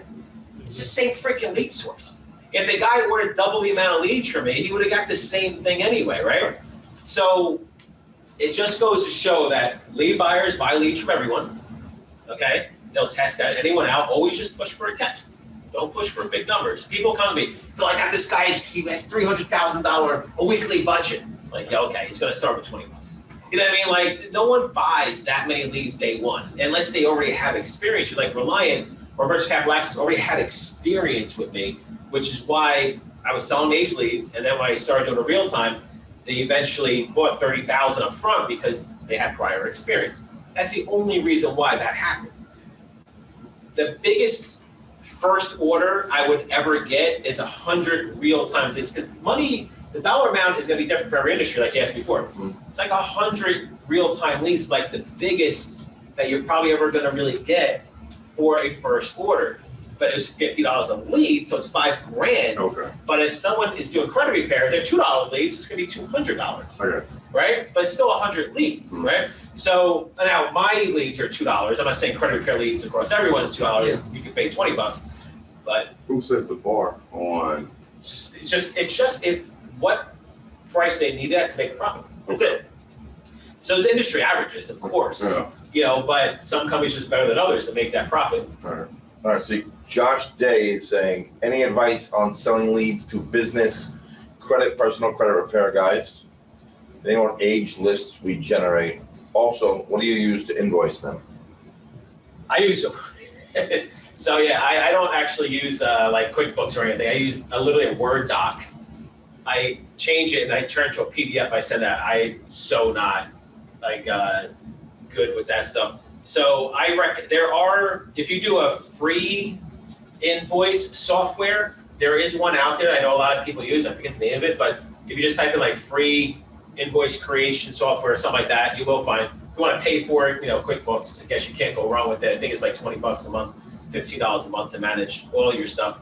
What was the first question? Oh, credit repair? Any advice on selling leads to business credit / personal credit repair guys? So this is the way you got to think about credit. Nobody wants to fix their credit because it's Monday, right? They want to fix their credit because they want to go buy something. I need to buy a house, I need to fix my credit. I want to buy a car, I need to fix my credit, Exactly. right? Oh, I want cheaper interest rates. You know, I'm sick of these high interest credit cards. I need to fix my credit, right? There's always a reason.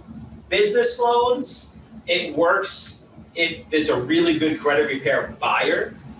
You know, the company that's doing a credit repair, but even business loans doesn't really push people too much to want to fix their credit because they're probably not going to get approved anyway, right? Because the majority of people just don't get approved, you know, for business loans. So, but it still works to an extent. My best advice in selling it is, I mean, the advice stays the same for selling leads to anybody. It doesn't really matter, but just know that the lead source that you're going to get the leads from is actually the most important thing, because if you get them from a lead source like a mortgage, auto loan, so that's going to be a better quality lead. So you have a better shot at being successful, right, at the entire campaign. But selling the leads, it's pretty much the same thing.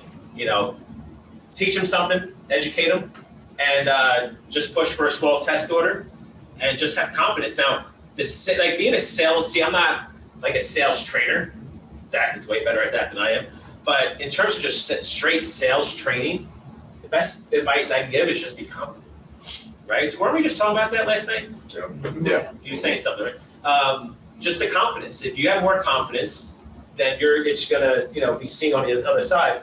Like if I sell leads to someone, I'm gonna bulldoze over them, right? I'm just gonna, you know, go right back at them, and I'm gonna hit them with everything I have, so they can't even come back at me, right? So when you have that confidence that you know this stuff is gonna work. See, I know my leads work, 100% if you're the right buyer for them. I don't know if you're the right buyer, but I know they work, so that confidence is gonna come through, and I'm gonna, you know, put my name on it, you know what I mean, so to say. But what were you gonna say? Yeah, so my question is, even though none of this is stuff that I put on Craigslist so far been fruitful, but the information that they gave me, you're saying these are really leads that later on I can actually. Well, what ads you run on Craigslist? I put like the whole thing about your approve and. Oh, so for business loans? Yes. Okay, so you put it out on Craigslist looking for someone who wants a business loan? Yes, and then they Okay. put like their phone number, their email address, and even their credit score. I mean, although I know that it might be not accurate. It's probably not it. Yes, but I'm just saying. It's always 50 points less. Yes, but so you're saying that, you know, this business also, like for instance, for credit repair companies, this could be used, actually, this kind of leads that I'm collecting. Oh, yeah. 100%. So yeah, I'm gonna show the funnel, and the funnel is actually gonna show all the different ways that you can monetize the leads. So I'll do that in a second. Separate. Hi, Alderman. I don't know what he's talking about. He wants, could you possibly do one on here live for us? I don't know. All right, do what? Just, yeah. Yeah, type what you want. What do you want us to do live? Does it require jumping jacks? So Phil, let's go back to that individual who purchased 200 leads from you, 200 each leads. And I like the way you approach them as far as saying, well, what is your sales Right. funnel look like? You know, like what are you doing to, are you just calling these leads, or are you texting them? Are you emailing them? Are you calling them? You know, and if you have a person that responds to, well, I only called them, you know, I don't do Right. any other touches to these people, do you tell them that chances are you're not gonna be successful with these age leads? Now, sometimes you gotta feel the person out, because they can take offense to that, like, oh, like this guy, don't tell me how to do it, I close more deals you can dream of. I'm like, all right, bro, you got some serious issues. But that's, you know, so clearly he's not somebody who would probably take that advice well anyway. So you gotta kind of feel him out, but I just say it. This is what I recommend, this is what I've seen to have the most success. So, like simple stats. You take real-time leads in. The max contact rate you will ever have is 70 to 80%. What do you think, Zach? What's your max contact rate on if you're getting real-time leads in? Yeah, of course. That's the 80% is going to be your max. Okay. So 25, 35% first round. And then obviously, as you continue to rehash, max 80%. And 10% right off the bat are not even going to be real numbers. Right. So you're never going to reach 100%. 80% is actually phenomenal. You know, if you're getting Oh, yeah, to no, 80%. that's what I say, 80% is like the Phenomenal, best of the yeah. best, right? If you're like really lucky, you're calling at night, Sundays, you know, you just Absolutely. really do it. 20% is the overall number, if you ask me, because that was always, when I provided refunds, like replace bad leads, the number was basically 20% that they asked for the replacement. What I did was I dropped my price 20% and said no refunds, because the refund policy, doing that was such a pain. I just wanted to get rid of it. I listen. So I gave him an option. This is at the time, I think I was doing 50 or 40. $50 or 40, right? Whatever you feel comfortable with. I'll replace them at 50, $40, no replacements. Everybody took the cheaper number, right? I just want to pay less. Okay, cool. No problem. Fine with me.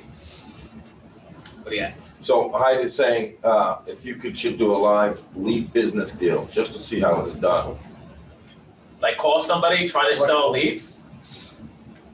Is that what he means? I mean, we could try. I mean, sure, we could try. Call somebody. Let's call the guy, let's call the dreamer. Let's go fuck off together.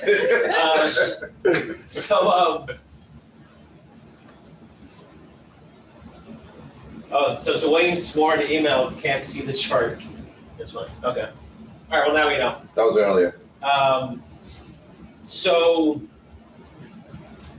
Crap. Are you cold? Yeah. Shall we turn it? It's cold. I had to get my schlong. Yeah. Yeah. All right. It's not normal, man. It was snowing in the room. 69. In Buffalo.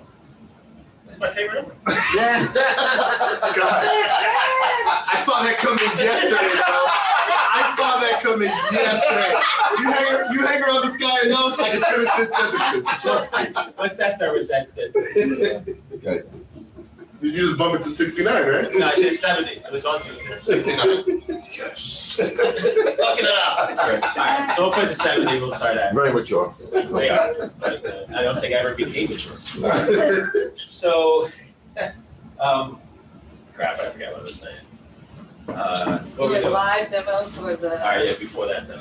We were talking about the leads, the $40 not replaced, Okay, so I was $50. doing 50 then 40, and I learned that everybody just wants to pay a lower amount, refunds, just get them out of the way, and then just give everybody whatever, leads they're getting, and then, all right, so that's that. So let me go over, Okay. let me go over the overall funnel. Okay, so, all right. So let me just do the funnel for you. You want to take a break soon? Oh, yeah, you guys want to take a break? Yeah, can you? Sure, let's take a break. Sorry. Okay. Slacking the name. Break? Yeah. Break. What time is it? It is, 11:15? yeah, All right, take like a, 11:13. Back. is it It's 11:13. 11:13? Yeah. So let's take like a 10-minute break. Okay? Go stretch your legs. Then there's drinks, there's some chips in the fridge, go in there, help yourself. Still a little bit too early, Brett. Listen, I didn't say alcohol this time, but, yeah, I don't knock anybody. It's never too early for a Bloody Mary, you know. Yeah, we'll wait for you, don't worry about it. Screwdriver, whatever you want. I had to ask you a question really quick, Phil. I forgot just that fast. What are car keys? You wanna do ironworks? There's a menu. Yeah, I guess if you just want to bring it. Yeah. Or go on the link. Yeah, these papers. As of right now, today, like, is it still possible, like, you know, call like a lead source, still actually, just be upfront with them, I need to buy some leads and see how I can do something. Yeah, I mean, you just, what, say it again? No, just like call them, like, just on the leads or ask them, look, Of course. pretty much my intention on it, so. Yeah. Of course, yeah. They'll be like obliged to that. It depends, so not everyone buys leads, right? So you do the first product company that's want to buy leads, and as long as they want to buy leads, then of course, now you gotta sell them. See, when you contact a company versus a company comes to you, it's different. It's a little different, right? Okay. So you just gotta go through that process, feel them out. I always, whenever I contact a company, I always ask like the affiliate manager, depending on the size of the company, because or somebody like that manages the loans, like if you do business loans. But affiliate manager, the guy who manages the business loans, or the marketing, of course. Because you gotta figure out who this isn't like a standard thing where, like every company, vice president sales, right? It's like not everyone has that standard person. I'm gonna do lunch. I'm gonna put the menu here, so before you guys go back, take a look at the menu, write down what you want. That is in the company. This way, when I'm ready, I can order it. Sometimes it's the CFO. Office, Donald. There you go. All right. Donald Rushing. Want to get that phone number, cross-reference? Which one is the Just scroll. wrap? Here you go. Just scroll through. Let me know what you want. Okay. Write it down. Lunch order. There's a menu there. You look at the menu. 222. On your phone? Yeah, or you put up on your phone, either way. Okay. Yes. Said he signed up. It's called Ironworks Barbecue. It's right Oh, I down see. here. Yeah, right there. Yeah. It's supposed to be really good. There's some chips in here? Yeah, there's chips, there's muffins. Oh. What's the 8 of all? Chips. I'm gonna put the link already. Yes. Water, soda. Help yourself. Is there a pen over there so you guys can write down? Okay, cool. Whose pen is this? Can I steal it? Who's it, Ironworks? Ironworks, yeah, okay. Supposed to be very good barbecue. Of course. Of course, it's Texas, so. Just easy. Yeah.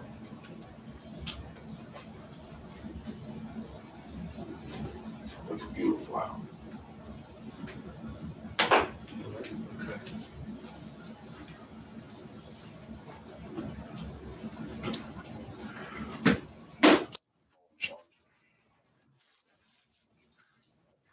Oh, nice.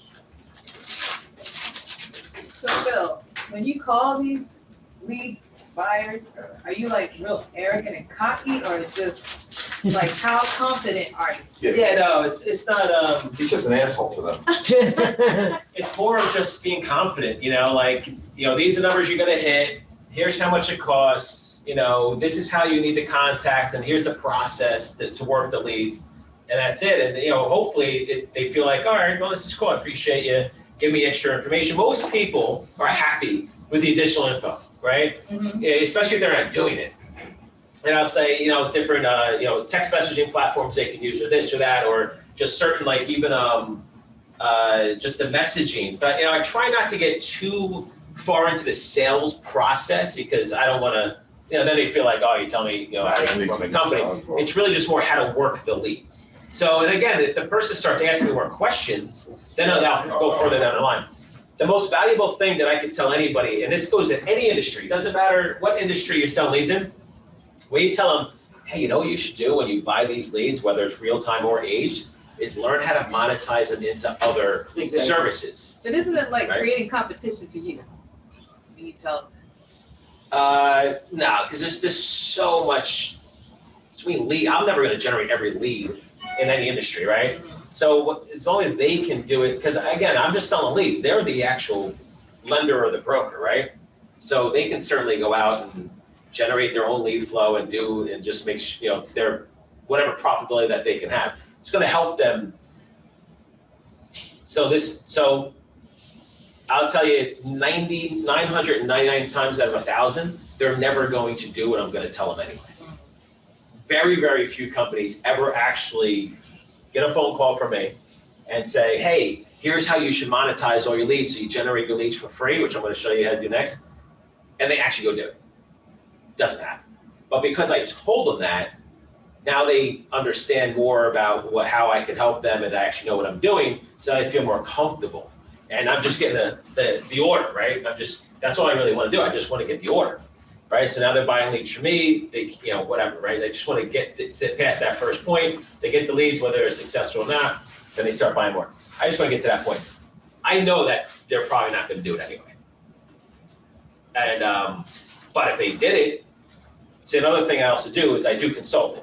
So companies have paid me to teach them. So what I'm going to teach you guys today, I've had companies pay me $30,000, $40,000 So you want us to have not just. Dang, the so we got landing it page. cheap. Way cheaper. You want us to have the landing page and our separate consultancy Exactly. website. Yeah, so that's my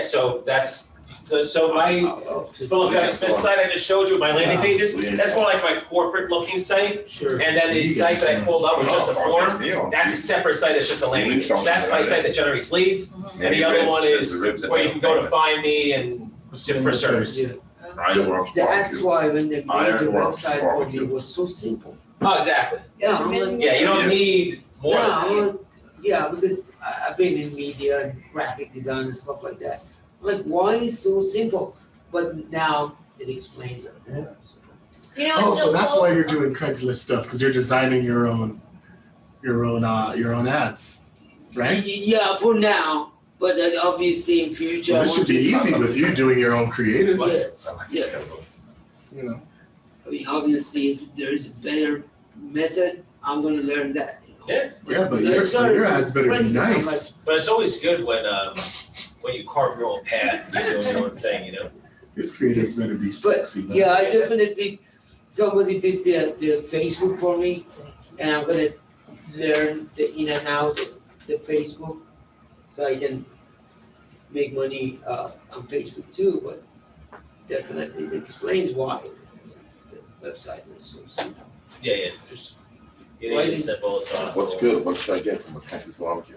What's I cool could and all what I works, really baby. appreciated That's what I about want. watching like I your want videos one and of stuff everything. Yeah. is when you say stuff like, I don't know, I'm just trying to figure it out. It's Oh, like No, such a relief, sample like, plate. oh, okay, That's what I like want. it's Do they have okay that? This is to not, just be see, in like Houston, new. it's Well, Papa's. Yeah. Trying to figure it out. Yeah, Papa's, that's that's the good. thing. Papa's. Is that- The guy who owns Landry. It's easy. I don't know, he's Oh, like no, a billionaire. And I've done it myself to see other people, like I follow What's Frank Bird IWB forever. sausage? So certain people have been That's the around a long time that I Ironworks. Oh, follow, Ironworks. Yeah. and just see what they're doing, like I'm gonna do the Billy sample Jean's plate, marketing, like right? this amazing, ads, whoever, just watch One them. beef rib, though, that could And- be enough for me. And I saw Billy say once, he's like, yeah, you guys just see for this. what works. Before, what do you mean? You didn't see the what I'm Like, doing now? 30 what do you Oh, that I my tried. story? Right. Right? So, and Make that's a the thing with long story everyone, you know, we're all just trying to figure out, like, I had to learn Facebook at one point in time. I had to learn that Facebook is gonna shut your account off potentially. So you gotta now set yourself up where you are not, So that's well, what that I was won't hurt your interested in, business completely, right? The loan because broker. in February Because, you know, of 2015, they completely shut, But this I is had a one lower account, level. spent $5 grand a day, they shut off. So I went What made from, me have to work making money to 2 nothing. jobs, 'cause he left me with- then when I started learning was, oh crap, I need to have 5 accounts, 10 Yeah. accounts, Took 15 the money accounts, and left. spread out across Yes, different Facebook pages, different ad accounts, different everything. I Do you know. Because now if they shut one off, doesn't really Last time hurt. was I can rough. rebuild that quickly. So they shut off 2 accounts last week. And what happened was, it's easy for us to rebuild what those It was a accounts were while ago, spending. but I stopped. The max I ever wanna spend on this one year. account I'm today, trying to find a oh, good attorney. Right, just So, right now yeah. today. So I'll go into the Facebook side of things. But that's hey, really I'm gonna good, make I'm stick happy. with it. As long as you're happy. Yeah. You gotta make it. $500 Oh, per yeah. account per day, and then do that That's over good, as long as 5 you're happy, accounts, 10 right? accounts, whatever amount. How do I you need. do that when they want you to merge your accounts? They want you to Yeah, like, you don't, that's the thing, you don't merge. Yeah, I know you have to do business managers now, they force you to do that, but you have to create them. And you have to just have multiple. Pulled Now, pork. the other thing is, Yeah, when it You want the comes to sandwich or that, just the is, platter? good plan, Okay. The, sorry. Sample plate. oh, it's hard to create new accounts today on Facebook. Like if you just go to Facebook, create a brand new account, like personal account, it's actually, they're more difficult. So I started using is like, I use Brett's account. I use God, people's see all these accounts dirty messages. that will never, Yeah. right? That I use That's people's my, accounts that's that will my never other be account. used as an ad account, right? Because he probably would never run his own ads. I have other people that probably would never run their own ads, but it's a real Facebook account, right? That they've been using for 10 years.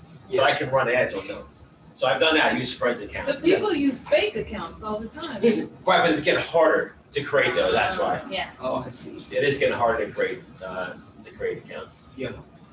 Is the door open? You think you'd be smart enough, right, to leave it open?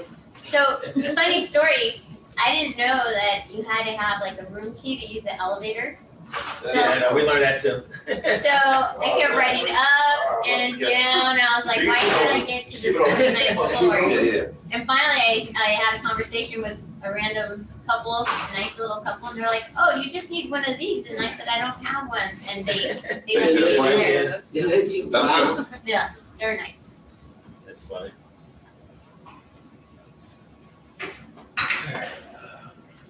She's got some money. Yeah.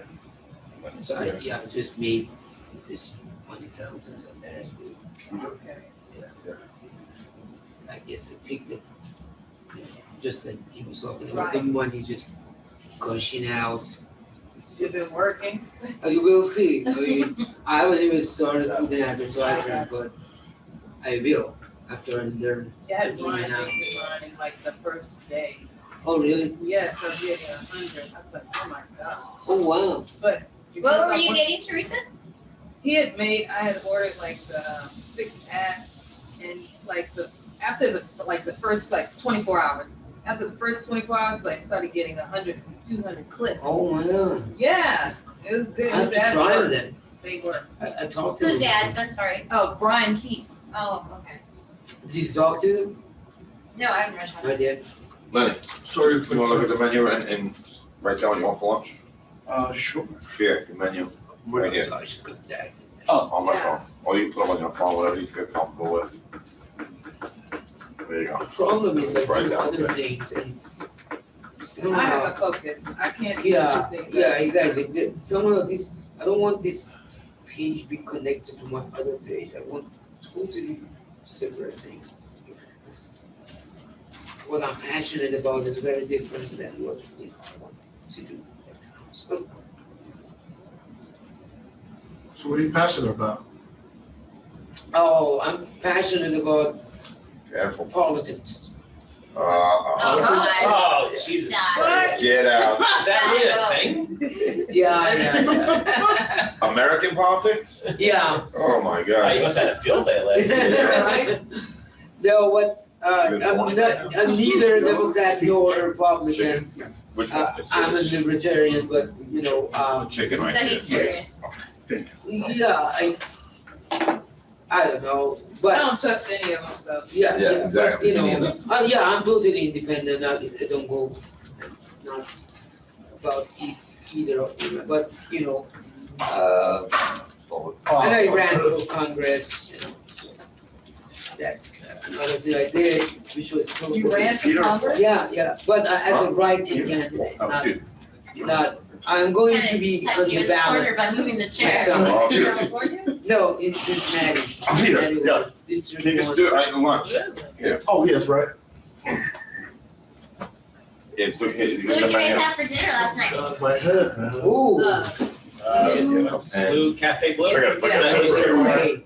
Oh, really? So that's steak. It was awful. You didn't miss anything. It was so terrible. It was Yeah. terrible. Well, That's why I only what had one slice. Yeah. of Great. Oh, Yeah. What do I have? Yeah. I'm okay. It was It was delicious. so terrible, he couldn't stop ordering. was it fish or was Me it? and Phil, no, we got We were the last ones there. and then we got the steak. We closed it. You can't go wrong It was with that. delicious. Yeah. We literally He was closed. so nice that the way of him kicking us out was to continue to ask if we needed a. Yeah, right, yeah, exactly, yeah. You sure you don't want more coffee? Yeah, right, right. Or one more Yeah. slice?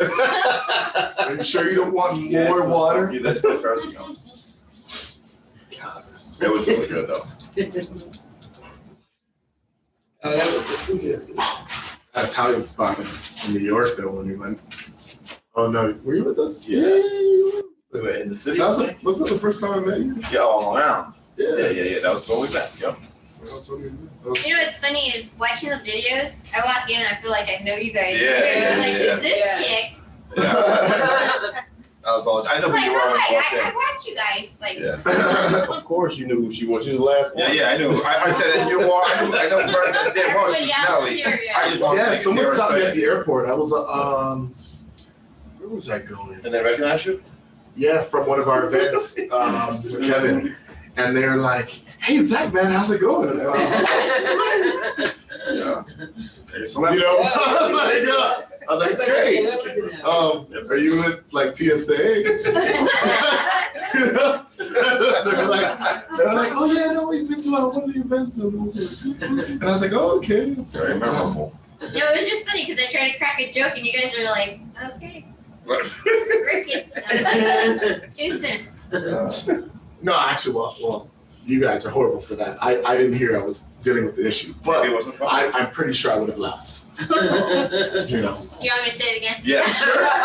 Let's hear it again. Let's hear It's it. never good to get the repeated joke, just so you know, and ask him that. Don't tell Bob that. They have to like purposely pretend laugh. The guy downstairs took my temperature and I said, oh, Oh, are you hot? Yeah.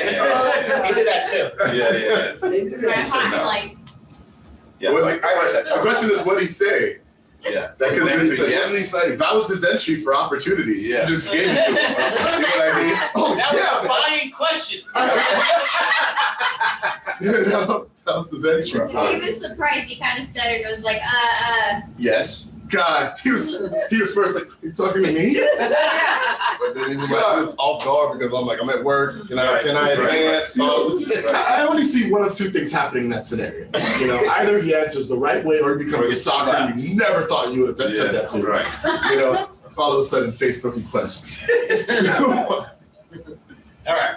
So I mentioned leads, right? So everybody's trying to get leads. One thing that's I got a question for you. Wait a second. what's up? I got a question for Kevin. All right, let's get it over. Yeah. Hey, Phil, what was the reason why both accounts were closed on Facebook? Oh, from last week.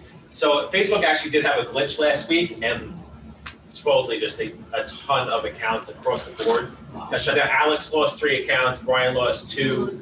I know a lot of other people that just said, "Oh yeah, I got accounts shut off." Like the War Room Facebook page. A lot of people said the same thing, just across the board. But Facebook did come out on their own site and said there was an issue. They were fixing it. There was some sort of glitch. But that doesn't mean that it doesn't happen often. It happens often. Facebook accounts. We try to set up a brand new account. It was a regular Facebook page I've had for years. I ran ads on it, but I never created a business manager. And we tried to create a business manager last week before we even set it up. We just created a business manager. Yeah. Got shut off. Wow. It's crazy. So it's really, really important to have many Facebook accounts, right? I see. And spread yourself thin. Okay. So we, when I first started doing this, I was doing about $5,000 a day in ads. And I think it was like February 13th or something like that. Yeah, I kind of remember the day. And they so what I did was I contacted Facebook and said, hey, how do I spend more money? Because they limit the personal accounts to 5,000 a day. Unless you're, Nike, they limit you on how much you can spend. So $5,000 a day is limited. So I thought, hey, wow, this is cool. I'm actually doing something like legit, because I've done a lot of black hat marketing. I used to get on YouTube, #1 on YouTube in minutes. Get on top of Google in an hour, right? I've done all that black hat. I told you guys about Craigslist marketing. I had 10 computers running on Craigslist, just running ads, generating 4,500 people a day to my site, all free on Craigslist when you were able to. You can't do it anymore because now they charge, but I've done so much black hat marketing over the years. Zach didn't know about Google Bowling. Anybody know what Google Bowling is? No. Where you just destroy someone's rankings on purpose, like a competitor, right? Because then you have reputation management. I just had someone text me yesterday going, hey, Phil, you help me with reputation management. I worked with this guy in like 2013 or 14 out of blue. He just hit me up for that. So I used to do consulting stuff. So Facebook, Google Bowling is just destroying someone's rankings, but I've done so much black hat marketing, so I started doing Facebook. I was like, oh my God, I'm doing something legit finally. I don't have to worry about it getting turned off or have to figure out a new way or whatever. I'm like, I can just do this every day, all day. So I'm like, thinking everything's good, contact Facebook. Hey man, how do I spend more money? They should like me. They turn off the account.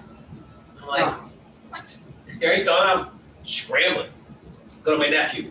Let me use your Facebook account. I go on and just try to spend like $1,000 right away. Boom, shut it off. I lost 3 accounts in 3 days. I'm like, I'm gonna have to go slow. So I started rebuilding slow. But then what did I do? I said, all right, I gotta go out and build 5 accounts, 10 accounts. I gotta have accounts just chilling out over here, waiting to be huge, you know what I mean? So then we got to the point where we set up a brand new account. I spent $10 a day on my niece's business. It's $10 a day just to kind of get the account, kind of like a little history to it. I would create a brand new account and go like Fox and all the news sites. I just pretend I'm an actual real person. I'm just going in and just liking all the stuff, commenting. Because when you start doing that, people just want to become your friend on Facebook, which is the freaking weirdest thing in the world. But it happens. So you just start doing that and they start coming to you. They have friends built up, whatever.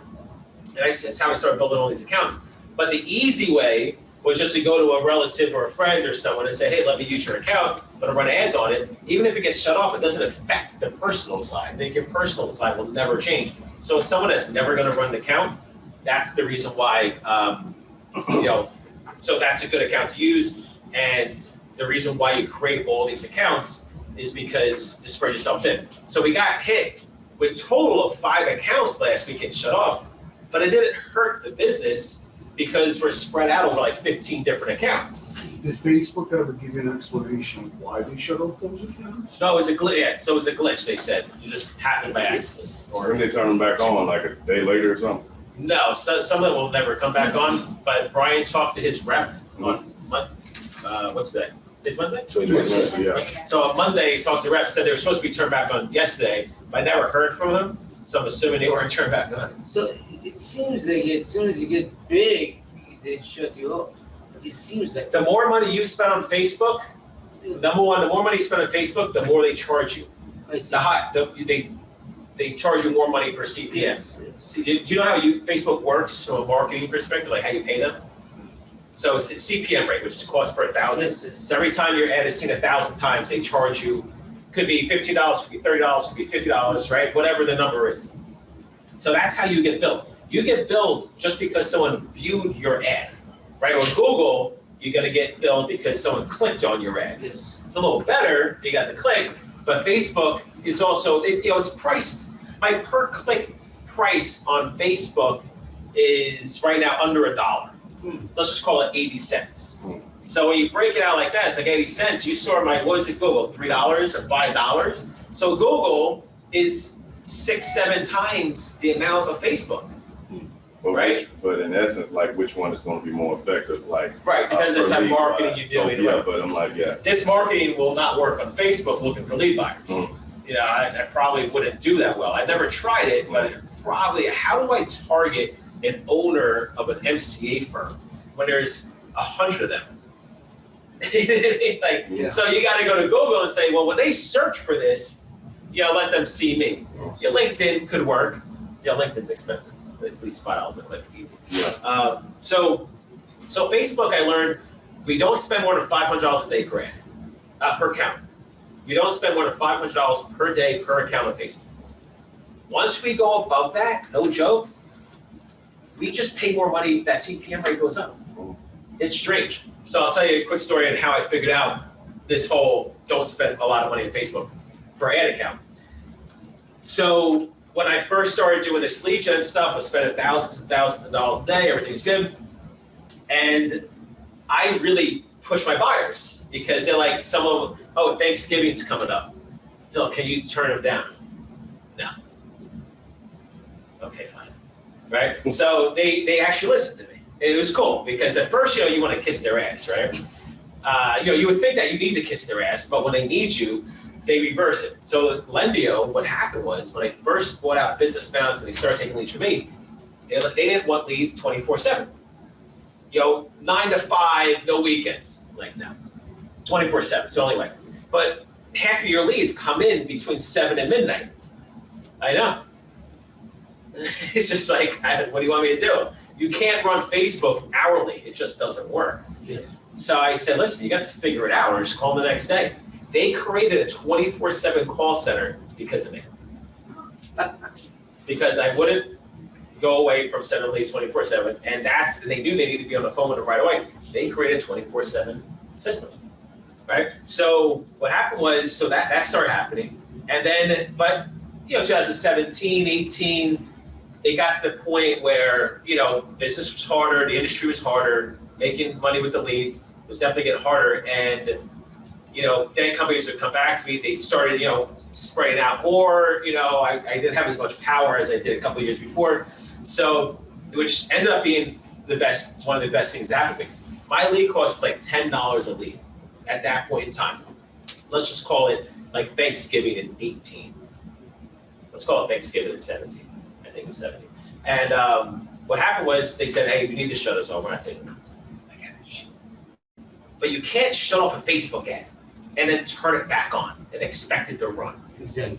It doesn't happen. It's the happens? weirdest thing. It just goes to crap. Yeah. It just does, like your lead cost me $20 and it was like $5. Like as an example, you can't shut it off and turn it back on and expect it to run the same. I don't understand how their algorithm works, but it happens all the time. So I said to Alex and Brian, I go, we can't turn them off. Like on Monday, like we may not even, we had so many ads running. So I said, turn them down to $1. So I'll only spend, you know, $100 a day, you know, overall, because, you know, we were spreading thin, not spending as much per ad, and we had a lot of ads. So what happened was, like the first weekend or whatever we did it, and my lead cost was $10, I remember, like 9s, let's just say. And you're looking at the report Facebook gives you? No, that's horrible. They're never correct. Oh, really? It's insane. They're not correct. The numbers that Facebook gives you is never correct. So how do You have to know? track it yourself. Really? Like you count your own leads. So you have to break down all the KPIs yourself based on Facebook. So you have it on Yeah, you Excel create your own spreadsheet. And yeah, Alex has a spreadsheet. It just does it all. Like we track CPM rate, we track conversion rate, we track per click rate, everything. So ourselves. Yeah, so we track the stats ourselves. The only number we get from Facebook is how much money do we spend. Because that's how long they are. I'm like, all the money that you're putting into them, they could at least get the stats right. It's insane how bad it is. Yeah. I'm just like, Yeah. so we actually use Google Analytics to get most of the stats. Mhm. And then even their purchases, like you have a purchase pixel, Yeah. when someone actually buys something or gets to a point that you want them to get to, because you have the lead and pixel purchase and a lot of others, that still doesn't even work correctly for us. Like it's always off, so we can't trust it. So what happened was with Facebook, we what was I just saying? So we started doing $500 a day. When we start spending more money, they start charging more. And then we don't spend, that's it per account, and then we don't spend more than like $100 to $200 a day max per actual ad per day. So when you look at it that way, the max you're gonna really wanna put up is like 5 ads per account, if you wanna stay in that realm. 5 ads in each one, 500 max each, is that what you said? $500 a day per ad account. So if you have $100 per day per ad, you can only run 5 of them. So, okay, that's what I was saying. So we go down to the dollar. So the first weekend came. On Monday, the lead costs went from like $9 to $10 to $5. I'm like, that's weird. You know, like just had a good weekend, you know, whatever. It's a holiday. I don't know. So the next weekend, we ended up doing it again just to test it out, and the same thing happened. Like, all right, let's try it again. Did it again, the same thing happened. So I go to Alex, I say, let's put up all the ads at $1.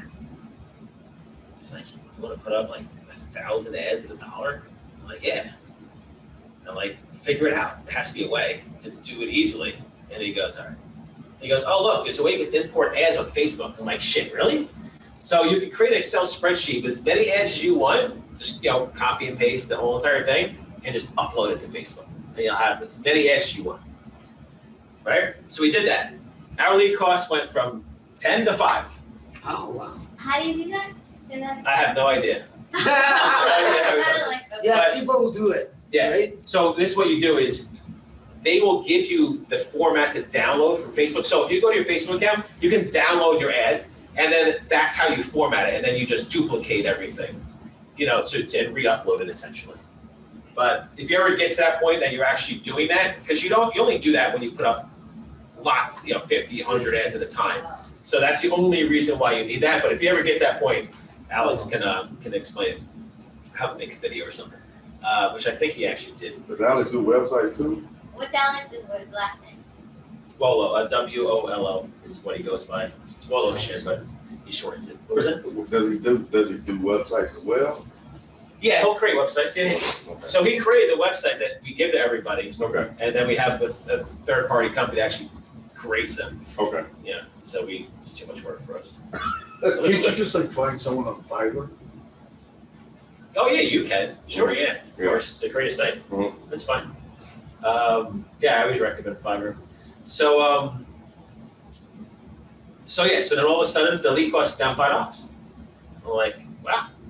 It's like it literally just cut my marketing costs in half, but make the same amount of money, right? So it's the coolest thing in the world. So now eventually Facebook knew, or either knew it or figured it out or whatever. So he's trying to stop that from happening, right? And then what they're doing is they're putting a limit on how many ads you can put on one account now. So they clearly know that in their algorithm, when you spend more money, you get charged more. So we run a lot of ads at lower amounts now, right? We spread it out over multiple accounts in case one account gets shut off. The new thing that happened was when you put a credit card in a Facebook account that got shut off, you couldn't use that credit card anymore. But now you can. For some reason, they changed something where I had an account shut off, and I'm like, oh crap, we gotta go change it on all these other accounts. And they were still working. Like, okay, something changed. So I had to keep telling my wife has all the credit cards. I don't really have like one credit card. And I'm like, I need a credit card number. She's like, are you kidding me? But you can use one credit card in like 8 accounts, just so you know. It's not 1-to-1, it's like 1-to-8. So that's Facebook, right? So Facebook, lots of accounts, start building them now. Start going to people now and just go through the process of setting it up. They do require you when you create a business manager. So you used to just be able to go on Facebook, create an account, or start running ads. But now what they do is they force you, if you want to use a lookalike audience. So a lookalike audience, when you create your own audience, like you upload your own custom audience, which we give you, and you take that audience and then you create a lookalike off of it. So here's 200 people. Give me 100,000 that looks like these 200, right? How do you do that? So all the videos are in your account. Okay. It's like Alex put up like 20 different videos, and basically it goes through a step by step. But all you're doing is you're taking like an Excel file of just email addresses, like literally just one column. It's just email addresses. You go to upload your custom audiences. I don't even have a Facebook account to log into. That's why I can't even show you. I don't run Facebook accounts, and even if I try to log into mine, it'll just say your account's been disabled. So I can't even show you. But all the videos are just detailed exactly how to do each step. But you upload your Excel file, and then Facebook asks you what you want to do with it, and you say create a lookalike audience off of that, and then they'll give you tens of millions of people somehow. And then they break it up into sections like 1 to 2%. So the top 1 to 2% of people look like it, top 2 to 3. And what we learned is that the 2 best are going to be the top 1% and the top 6%. It's the highest and the lowest seem to work the best all the time. That's what Brian just told me that the other day. He goes, I don't understand it. But the top 1 all the way, and top 1 to 2 and the top 5 to 6, the bottom 5 to 6 are like the 2 best segments to use. But always test everything out. Like whenever you do any marketing, you can't just take what one person says and just live by it. You gotta go just test everything out yourself, because like Brett's account, his Facebook account right now, runs the best that I've ever done. We have the same audience. We have the same exact ads. Everything's exactly the same over multiple accounts. One will just work better. It's weird. And again, like that's the cool thing about Facebook for me, is that it's difficult and it's not the same for everybody. So I like that because it makes it harder for people to compete. But where Google, you just get a keyword and who's willing to pay more money? That's it. Purchase cash, MCA leads. Who's willing to pay more money for this? I'll give you that traffic. That's what Google says. It's easy. Anybody can do it. But Facebook, not so easy. You can run a Facebook account yourself, set it all up, do everything we tell you to do, or just learn it yourself, and it doesn't run well, like, oh, Facebook doesn't work for me. That's what you think. But if you go out and set up another account and just got lucky and like, holy cow, this account works. We set up accounts, brand new accounts, that never worked. But when I say never worked, the cost per lead was like, double. Let me ask you We this. could never get it lower. It was nuts. Can Alex predict like, okay, if you guys make the accounts, you know for sure this one isn't gonna do well, will that one do well? You don't know until you try. You have no idea. I got you. No idea. Another question is, rather than, trying to find people who are gonna allow you to use their Facebook account to run AdWords, can you just like create say John Doe at create a try. Gmail account? You can try. Or will they catch you by if there's all those fictitious names are using the same credit? They're really strict, like extremely strict. So you can They they'll let you do like Homeland. They had a department in the basement they made up hundreds of thousands of people, Yeah. and that was their job, and Facebook went along with it. Yep. So Yeah. They did or they didn't? they did. They did. Facebook They went did. along with Yeah. it because they based that off what happened to 2016, the presidency or whatever. And so I'm like, So are you suggesting that, we contact Alex or Brian after we, set the account? Your Facebook account? Yeah. Well, Brian, so Brian would be the person. Okay. what's Brian's last name? Brian So- Keith. He's in the Facebook group. You can just tag Brian Keith and he'll just reach out to you. And he's the expert on what again? Facebook Facebook. ads. Which one was? You did? I think a webinar like 2 weeks ago, and he chimed in. I can't remember whether it was Brian or Alex, but it is one of the IT personnel. That's right, Alex. Okay. And Alex is with the landing pages, right?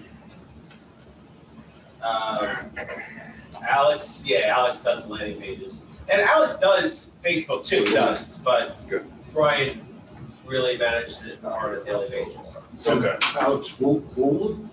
Whoa. Yeah, WOLO. Yeah. So this won't even let me get to the ad section in this account.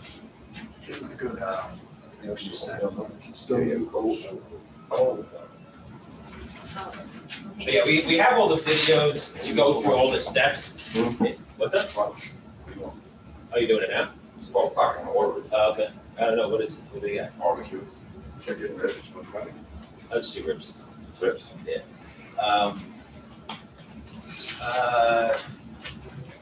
Okay, so let's go over this. All right, so, we just talked about Facebook. The overall concept of how to run Facebook ads is the most important thing. Mhm. Even if I logged into Facebook right now and I went through the entire process to put up an ad, by 2 o'clock, you're never gonna remember it anyway, right? So that's why having the videos and just doing it through the videos is the better way to go. We used to go through Facebook and then, after, 10 o'clock and we're all hammered, nobody remembered it anyway. Yeah. So that's why I'm like, just watch the videos, but I'll explain the concept of how to run Facebook ads. But you run a Facebook ad or any ad, right? And you're gonna go to your landing page. I showed you the landing pages. Landing pages, simple as possible. Like, it just seems like, and even the war room guys, everybody that I've seen now, all kind of said the same thing. Less is better. Unless you're selling something, sure, it's different. But we're just generating a lead, that's it. So landing page, right? Now, once a lead comes in and I generate that lead, whatever information I'm getting from that is gonna be different for whatever you're doing. But for business loans, it's name, email, phone number, time of business, maybe you ask for sales, and then you have other questions that could pop up. For example, are you interested in credit repair, right? Are you interested in getting rid of your personal debt? If they have over 10K in revenue, I'll know that. If they have less than 10K, I'll know that. So this is what happens. When I was generating leads, I was generating for $18, over 10K, that's all I was selling. I was just selling these leads, over 10K. That's it, 18 bucks, selling for 60. That was the business. I didn't have to figure out how to sell a startup, even though 90% leads were startups. So my overall lead cost, when you think of it, was probably like $1.80, right? Because only 10% were over 10K, which is there's your $18, right? So as I'm sitting there doing this business, I'm like, okay, I don't even really need to worry about that stuff. Dumbest decision, dumbest thing I could ever say, because I was generating up to 13. I think the most leads I ever generated a day was like 1,300 change. That means every day that was 1,000 leads. I was 900 leads every day I wasn't monetizing. How dumb could I be, right? So, but it didn't matter because I was pulling in hundreds of thousands a month of revenue at like a 50% or even better than 50% profit margin, just cranking. So I didn't really care, right? But when you fast forward to the end of 2015, my first full year, that $18 lead was now $70. Now I need to do something. I'm only selling it for 60. What do? I started selling leads twice without telling the buyer, okay? So I learned the stats, and they said that they converted 6% of my leads. That's $60. So 6,000 for 100 leads, right? Spent 6K. They sold, on average, 6%. These guys at the time were probably making at least $2,000 to $2,500 a deal. Times 6, they were making 12. They were doubling the money. So I said, screw this crap. I'm going to start selling these leads twice. So Business Sounds was my first, the buyer that was buying them. And then I was selling them twice to Lendio, not knowing that Lendio was buying Business Bounce. So I was just cranking. Now I'm selling for 60, and I think I was selling for 50 to Lendio. So making 110 now. So I still got that $40 profit, right, per lead. Things are good. Then I get a call. Phil, gotta ask you a question. How come every single lead that we have, Lendio has? He's, Lendio is actually in the process of buying us out, and we match databases. And I'm like, oh yeah, well, every time I generate lead, I even told you I remarket to the leads. I just remarket to them, and whatever happens, happens. He's like, all right. He's like, well, I am happy that I got all the leads first. I'm like, well, yeah, I told you we're getting leads first. I was going to remarket to them. So I totally just bullshit in my way. I was just waiting 24 hours, and it was just on a delay, and my lead distribution system just sent it to Lendio in 24 hours. That's it. So they called me. And they go, I'm like, all right. I'm like, so what do you want to do? He goes, it's fine. He goes, let's just keep going. I'm like, okay, really? I'm like, it just happened, So what happened was, make a long story short, they were doing 6% profit, 6% conversion when I was selling directly. That dropped to 5% after I was selling them twice. You would think this goes back to companies really being efficient. Drop 50%. Right? Really being efficient. They're not. So they took the 6% out, but there was really 10% in there. But when you had two companies calling them, they sucked the 10% out, but they got 5 and 5. Let's just say it was evened out, right? So then I realized at that point in time, I'm like, I can do this all fucking day. So now I started learning the numbers. That's the reason why they weren't pissed, because they're still making all their money. And they learned that, and I had to stop because they merged. And I said, all right, well, who's basically Loan Me ended up being my next company that got all my leads the second time. And they were paying $50. So it was the same amount of money, and I just moved it to a different company. So they loaned me another company that's been around a long time, and they spent a ton of money in leads over 4 years. So anyway, so fast forward now to 2017, getting harder. I'm sorry, 2015 going to 16, getting harder. So then I started thinking, I'm like, all right, I got these leads coming in. I'm selling them off. There's only so much money I can make with credit repair. I started doing credit repair. I started, selling aged. Nav is a business credit monitoring company doing very well. They paid over $1 million. I can actually log into the account and actually show you that they actually paid over $1 million. And so Micro MCA started up probably like a couple years ago. That's between 5K and 10K in revenue. They dropped down to 4K. Loan went down to 4K. So, you know, there was different tiers now in MCA, right? So the whole point is, you know, when you have all these leads coming in, I sell these for $2. 50% say they want credit repair, so I make $1 a lead, right? Bring 100 leads, I'm gonna make $1 or 100 because 50% pay $2. These I would sell for,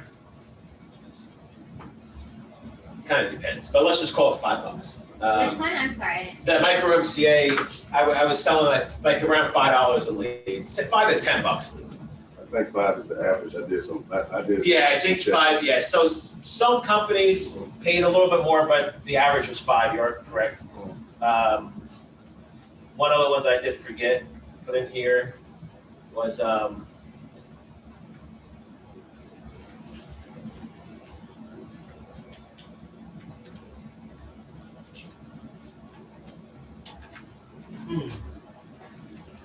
so there's credit card stacking. What stipulation is that towards the 10 or the 5K? Oh, I'm sorry. What's that? I thought that was another stipulation towards the 5K or the 10K. No, so this is a straight Okay. 680 credit score, And sell those for $10 to credit card stacking companies. Where they'll work at a company, just get them 10, 20 different credit cards. That's, so at my web hosting company back in the day, we tried to raise money, didn't happen. So I used American Express cards, which had no limit, business American Express card, and we rolled them. So we had 2 separate companies with 2 separate merchant accounts, and we took the American Express cards and we said, all right, charge, you know, 100 grand on this one, then charge 200 grand on this one and pay the money back, right? So we just went back and forth. Well, that's $3 million, right? And then American Express shut us off when we got high at that point. And they said, well, now you got to pay us back. We're like, oh crap, we can't, right? We're getting to the point where we're growing a business. We're using that to, you know, raise our own money. We're in the process of also selling the company at the same time. So American Express shuts everything down, sues us. We sell to a company called Access Integrated Technologies. It was a public company. Told them the whole story. And they said, all right, don't worry about it. We'll buy the assets of the business, not the actual company. American Express said you're going to be able to do anything about it.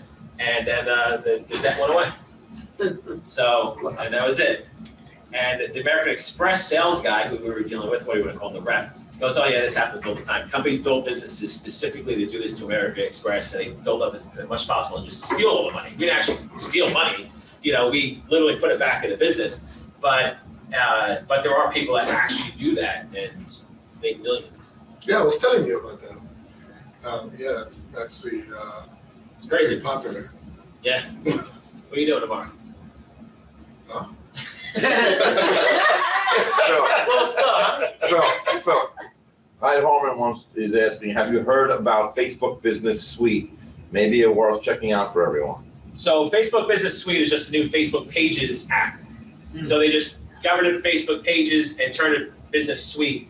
It's the same thing. It's just the manager pages. That's all it is.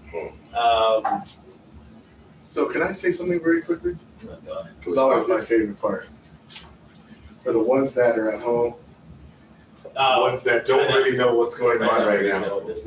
So, I'm not saying this because Phil's in the room. This is real stuff. I'll tell them about my story afterwards and how I met Phil and why I do business with Phil, because we come, you know, I've been in the lead business, but on the phone side, and we've kind of met. And I'll talk about that differently. But what I will say is, when I first met Phil, he did this whole scenario for me. I don't feel like a lot of people got what was happening in the room. I like saved my entire business model over what's being discussed right now.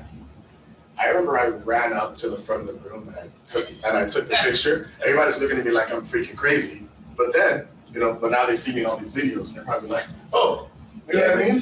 Maybe he saw something that nobody else saw. And I was talking to some of you guys, and some of you guys have been listening here. All I'm looking for is just one piece of information that I know could revolutionize our business. When you go to seminars and stuff like this, guys, let's be honest. Most of the stuff you're not gonna remember. and you're not gonna necessarily get. You may not implement. Some people may, but that's not, the majority of people won't, right? So what you have to do is you have to master that one piece of information, and you have to implement that one piece of information immediately. Because if you don't implement it immediately, this is what happens, and this is actually a Harvard stat, all right? In 24 hours, 50% of the information is then lost, right? Within 24 to 72 hours, 80% of that information is lost. And of the 80%, 50% of that information is actually incorrect. True. You know? And I actually build my pipeline based on those stats. So I know how you have to come in. We call it stages of the sale. You start from the beginning because that information they've heard before in your pitch is already wrong anyway. So he's pretty humble when it comes to this portion right here. But this is $1 million business that he's showing you right now. Right now. So be very aware of what's being taught right now. Be very mindful. And I wish I could transfer the respect that I have for this segment to you so that you could understand and appreciate what you're seeing right now. But I promise you, if you understand all of this and what he's saying, there's so many different avenues that you can take this. This is just his way of doing this, but there's so many different ways and how you can apply this. And this is the one thing that changed everything, you know, at least for me when I got exposed to it. You know, and I have no problem to say I steal stuff from Phil all the time. And I imagine he does the same with me for things that he doesn't know. That's the whole point. That's the whole point of these interactions. There's gonna be some things that I know we're gonna talk about and I have no problem. I'm gonna steal it from you. Why? Because that's the whole point of this networking, this mastermind. It's to elevate each other, right? So I know that some people are at home and some people and you are here are thinking, well, this is just another slide. Or this is another piece of information. There's no way that he would show us exactly how he does it. I'm gonna say bullshit. This is exactly what he does. So I just want that to settle in for a second. And I want you to be mindful of all the questions that you now ask, because it could very much be the difference. I know he's not gonna say it, but I have no problem saying it for you. So people at home, same thing, ask. You know, I remember, and I'll end with this. After this whole segment, I went to him, and he actually took me in his ride in his Lamborghini and tried to kill me, but I really appreciate it. And I was like, hey, Phil, so I got a lot of stuff that you said, a lot of sense. Now tell me one thing that you're not gonna tell everybody else. Tell me one thing. You remember that when I was in your car? Like, just tell me one thing. Just give me the takeaway. And the takeaway was what I got from this. He's like, look, all right, you know, you have your hook products or whatever it is, but you gotta understand the data game. You gotta understand how to monetize. That's it. You gotta figure that out. And so it's what I took away. You know, he'll say things at a very surface level, but they're really not. They're actually extremely deep, you know. And he'll say it in passing, like it's something he said on the Tuesday. But he's really telling you $1 million idea. Or he'll even say this, which I hate when you do this. He'll say $1 million idea and then tell you it's a bad idea. Like, you know, I'm not really great at this stuff. Or he'll say, you know, I'm not the best salesman, but you know, I made $1 million on this. Right. Pay attention to those things. That's just him being humble. He doesn't know how to say it. It's a sickness. But with that being said, you know, we may not finish this thing. Well done, sir. Well done, sir. It's funny because you know what it is. I don't think I'm doing anything. I don't think I do anything special. You know, I don't even think I've achieved anything amazing. The only time I realized I did achieve something great when I first made the Inc. 5000 list. So the Inc. 5000 is the fastest growing private companies in the country through Inc.com. And I went to their first event, so I've done it 3 years in a row for 2020. And what happened was, I went there with my wife to San Antonio was the first year, then Phoenix was the second year. This year they obviously didn't have it. So I started walking around. Now these are all companies that generate at least $2 million a year of revenue, right? So decent size. But of course there's monster companies there, right? So I just started, my wife's more of an, I hate networking. The reason why I started hanging out with James originally was because he was like this master networker. So I'm with James, I'll just pay you, just fly around with me, we'll go around with Vegas, we'll make it, have a lot of fun, but you just go talk to people. So we go to a party, like in Vegas, an industry party, I'm like, all right, James, go work the room, we're gonna sit here and drink. So that's basically it. So I deal with Brett too now. I mean, that is, networking's his thing, but I'm like, Brett, go talk to that person, go do this, go do that. And Zach is way better than I am at this stuff too. So, but what happened was, I walk in, so my wife is now talking to everybody. My wife actually works for Nickelodeon. So she's a TV producer. So she walks around with a SpongeBob bag. Now we're at a black tie event, right? Which is SpongeBob bag. It's a conversation starter, right? So, and now these are all entrepreneurs. Everyone's always interested in what everyone does anyway. So it's an easy way to start talking to people. So I would say, they're like, oh, what do you do? I'm like, yeah, I just, do digital marketing, like lead gen. Oh yeah, that's cool. Yeah, I just work from home. It's me. And they, every time I say that, like, what? Wait, you're just one employee company? That's it? Are you serious? What do you do again? How do you do that? And it was a constant thing. I'm like, I'm in a room of like some of the most successful people, in the last 3 years, because that's how you do it. It's the last 3 years growth in the country. And so many of them say, tell me more about you and how you have achieved that, because that's what I want to do. I want to get rid of all my employees and just work at home, right? And that's when I first realized, I'm like, huh. Then I went back and I started going to the Inc. list to see how many one-employee companies there are, and they're like none. I'm like, wow, that's pretty cool, right? So that's when I first realized in 2018, after 3 years of doing this, when I realized, I'm like, I'm actually doing something that very few people have done. It's not that, see, you can't do this in any company. You can't do it in a construction company. You can't do it in an insurance company, right? You can't even do it as a consulting business. You need people. Yeah. That's why I love this business so much, because it's so scalable, right? So you take what Zach was just saying, this is $1 million idea. 100%, this business right here, you can take this concept, this business model, and apply it to any vertical, right? Any vertical. So take Concussion Media, who I met them in 2015, and I was flipping their leads, and that's how I started, and I met them, became friends. So they have this exact business model, right? Anybody that's in the lead industry knows this, right? So what do? They do Facebook ads. They go to a landing page for auto finance. Then they lose money on their core lead.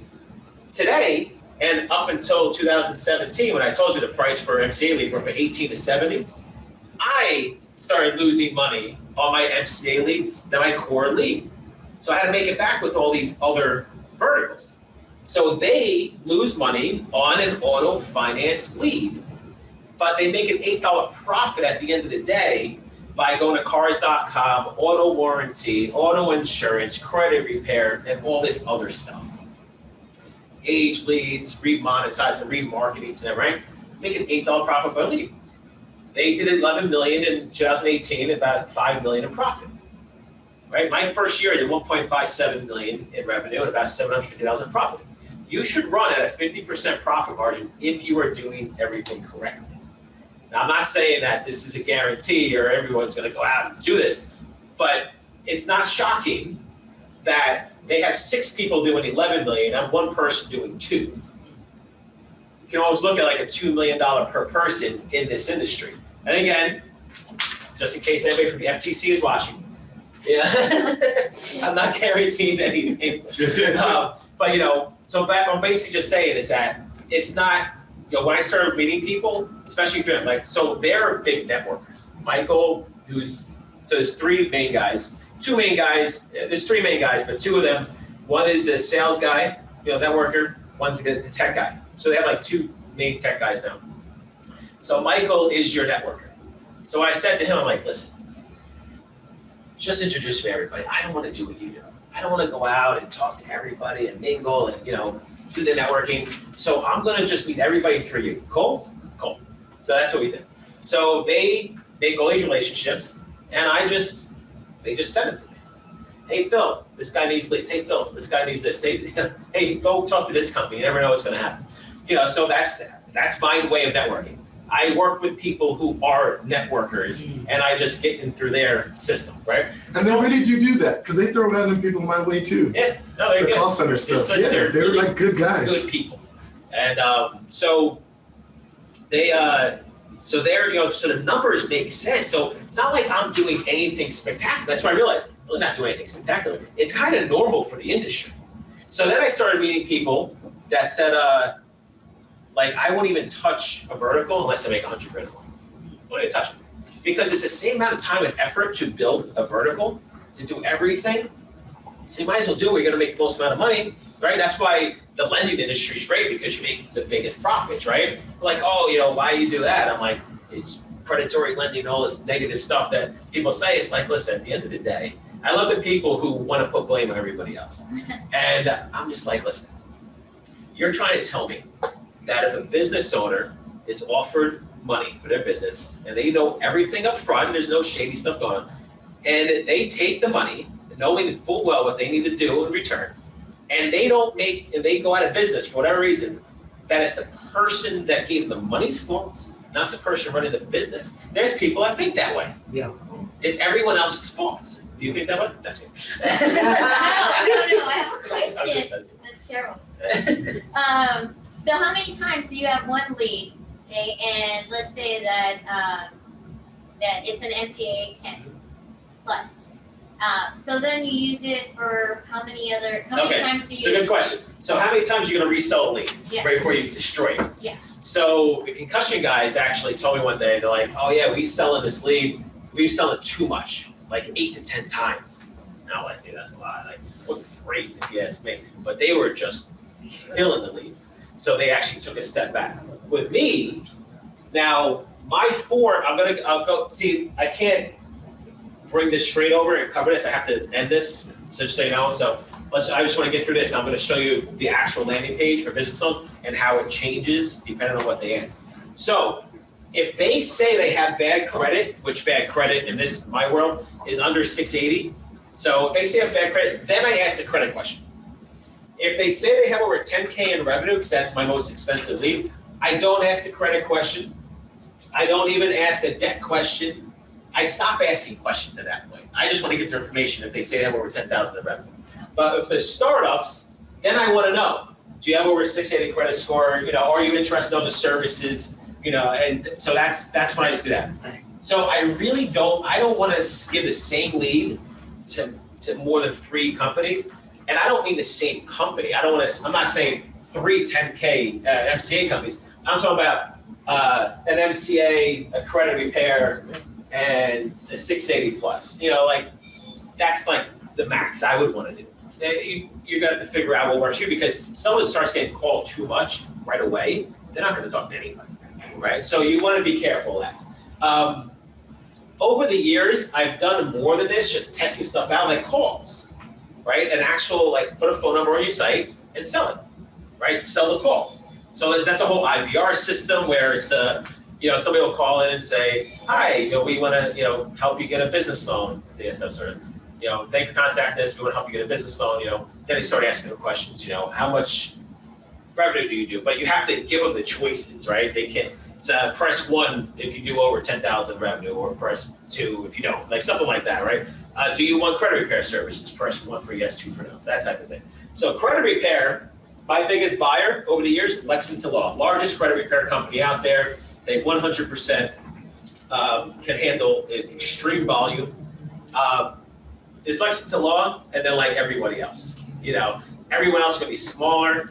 You're going to need multiple companies that move a lot of leads. That's credit repair. And that's the one that you have a training video on, right? Lexington Law, yeah. And they pay how much per lead?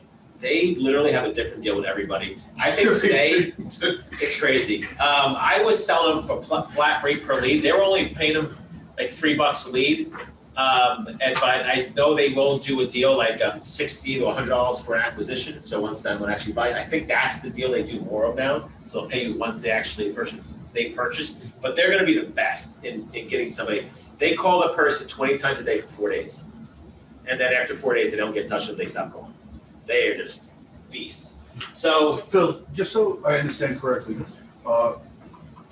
this diagram right here, the Facebook ad is going to be, are you running a separate Facebook ad for every vertical?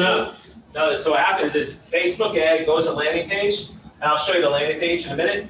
And then once I generate the lead, it goes to the buyer. So I'm only paying for the lead once. And then it goes to the buyer. So if they say yes to credit repair, it goes to credit repair. If they say yeah, if they say they have between 5 and 10K in revenue, $5,000 and $10,000 a month in revenue, it goes to that buyer. Over $10,000 a month goes to that buyer. They have over 680 credit score, goes to that buyer. Every single lead goes to NAV because it's on my thank you page, which I'll show you in a minute. So they fill out the form. Everybody goes to NAV.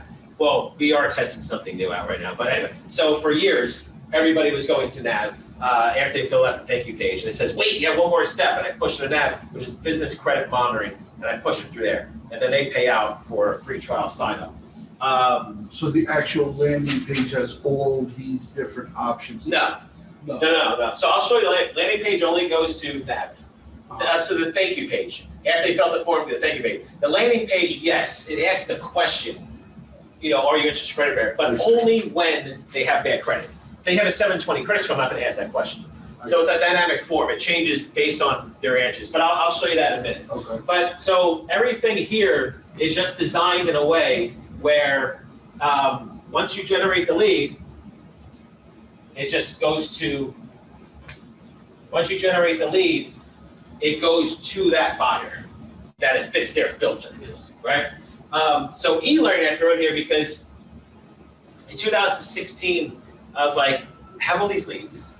I know it's only going to get tougher to make any money with them, right? As time goes on, lead costs go up, the industry gets more saturated, etc. I saw it all coming. So I said, all right, what else can I do with these leads? At the time, I was generating like 1,000 leads a day. So I said, you know what? A lot of these leads are startups. They want to have a business. Let me give them a business. If I get 1 out of 1,000 to pay me $1,000, it's an extra 30 grand a month. Like, who's better than me, right? So I started testing the idea of doing this stuff, this e-learning stuff, and instantly it worked. But it worked so well, because I did lead gen as my first try. It did so well, it became too much because I was giving everyone the buyers. And then all of a sudden the buyers like, why the hell am I getting all these people calling me? You know what I mean? So the buyers are freaking out on me because I was giving them their contact to go to sell leads. Like, we don't want 1,000 people contacting us. So I had to stop that. Now you go into 2017, I kind of just put on hold for a little bit. Then I started going to the spring, summer of 2017. I'm like, all right, let me give this a shot, but I need something that has legs, has scalability, right? There's no saturation point. So I'm like, how to become a loan broker? There's no saturation, right? So I did that. First thing, my friend James sold this company. He got out of a franchise. And I was like, listen, I don't want to travel. I hate traveling to begin with. I hate networking. Like, travel with me, yeah, networking, but do the business. I'm like, you have to do the business. I want to see you. Let's do a case study with you. So we did it. Started doing a business. And he just listened to everything I told him to do. He even did free marketing. He didn't really do paid marketing. He did like LinkedIn and stuff. And I started working for him. All right, so it's cool. All right, continue doing what you're doing, sure.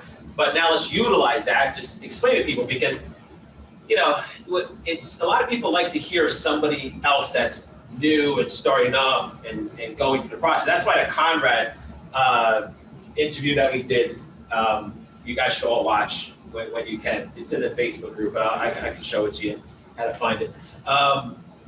Because he's with 3 weeks. He did all this. He did all this, and in 3 weeks, it's profitable. He was literally profitable or break even just with that. That made him break even instantly. And then he started closing deals with Zach, sending him his leads, so he was closing his deals. And then he started implementing more stuff, started doing Google Ads. I'm actually gonna hire him to help me with Google because he's just started figuring out he's generating leads for like a couple of bucks of Google. I was like, oh, that's pretty good. So he kind of just figured that out. I'm like, he do it for me. So, and he will do it for anybody, just contact him. So he's a good resource now. Justin Jones, this guy from Wyoming, him and his wife came to a few events. That was interesting. Oh man, talk about like Midwest types. It's a family, right? They were, yeah. There was He still works, right? interesting. Yeah, no, so he quit his job the whole night. Okay. They were just an interesting. They were just a ton of fun, like a ridiculous amount of fun. That whole scenario. But and I'm trying to figure out the best word for his wife, like firecracker. Yeah, good time. Good time. It's a good time. There's some crazy shit that happened. Well, when the camera's off. Yeah. So, but they were just a blast. So they're from Wyoming. I mean, there's something to do in Wyoming, right? So you live in Wyoming, it's like woo. Yeah. But anyway, so he quit his job. Another this guy Rob, like bought a house in 6 months. It's just been interesting over the last couple of years. But what happened was, so I first started doing this. Like I said, all right, how do I monetize these leads? I have these leads, how do I monetize? So I didn't have a course. I literally just sold it. I'm like, what's the point of creating a course? So I just pre-sold. I said it was a pre-sale, come out next week, whatever. And then like someone bought it within like the first day or two. I'm like, oh crap, I gotta create this thing. So I started, setting it all up and I started doing it. And then in 2018 now, this is like June, July 17, and I was just using my age leads, just hitting my age leads every day, email, right? So Simple Text and Aweber, between text and email, those are two companies that we use the most. There's plenty of email companies and plenty of text messaging companies, but those are the two that we just happen to use. And what happens is, I mean, I can tell you, the first few months probably pulled in $250,000 to $300,000 in pure profit selling courses from all these leads I had. Right? So Courses on what? How to become a loan broker. I see. So that was it. And I was like, I in the first year, I think I brought in 1,000 people. I paid $1,000. And I was just like, holy crap. So that's when I met Kevin Harrington. So I'm like, how do I get to the next level? So James just helped me get on TV, got on a CBS show or a CBS affiliate in New York. I did an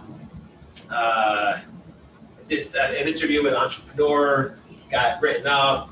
Forbes do an article with you, or Forbes newspaper or something, do something on you? So I'm a contributor on Forbes.com and Inc.com now. So I started building up this whole brand thing, and then which I still hate them. And I haven't written an article in years now because I just wanted to do one.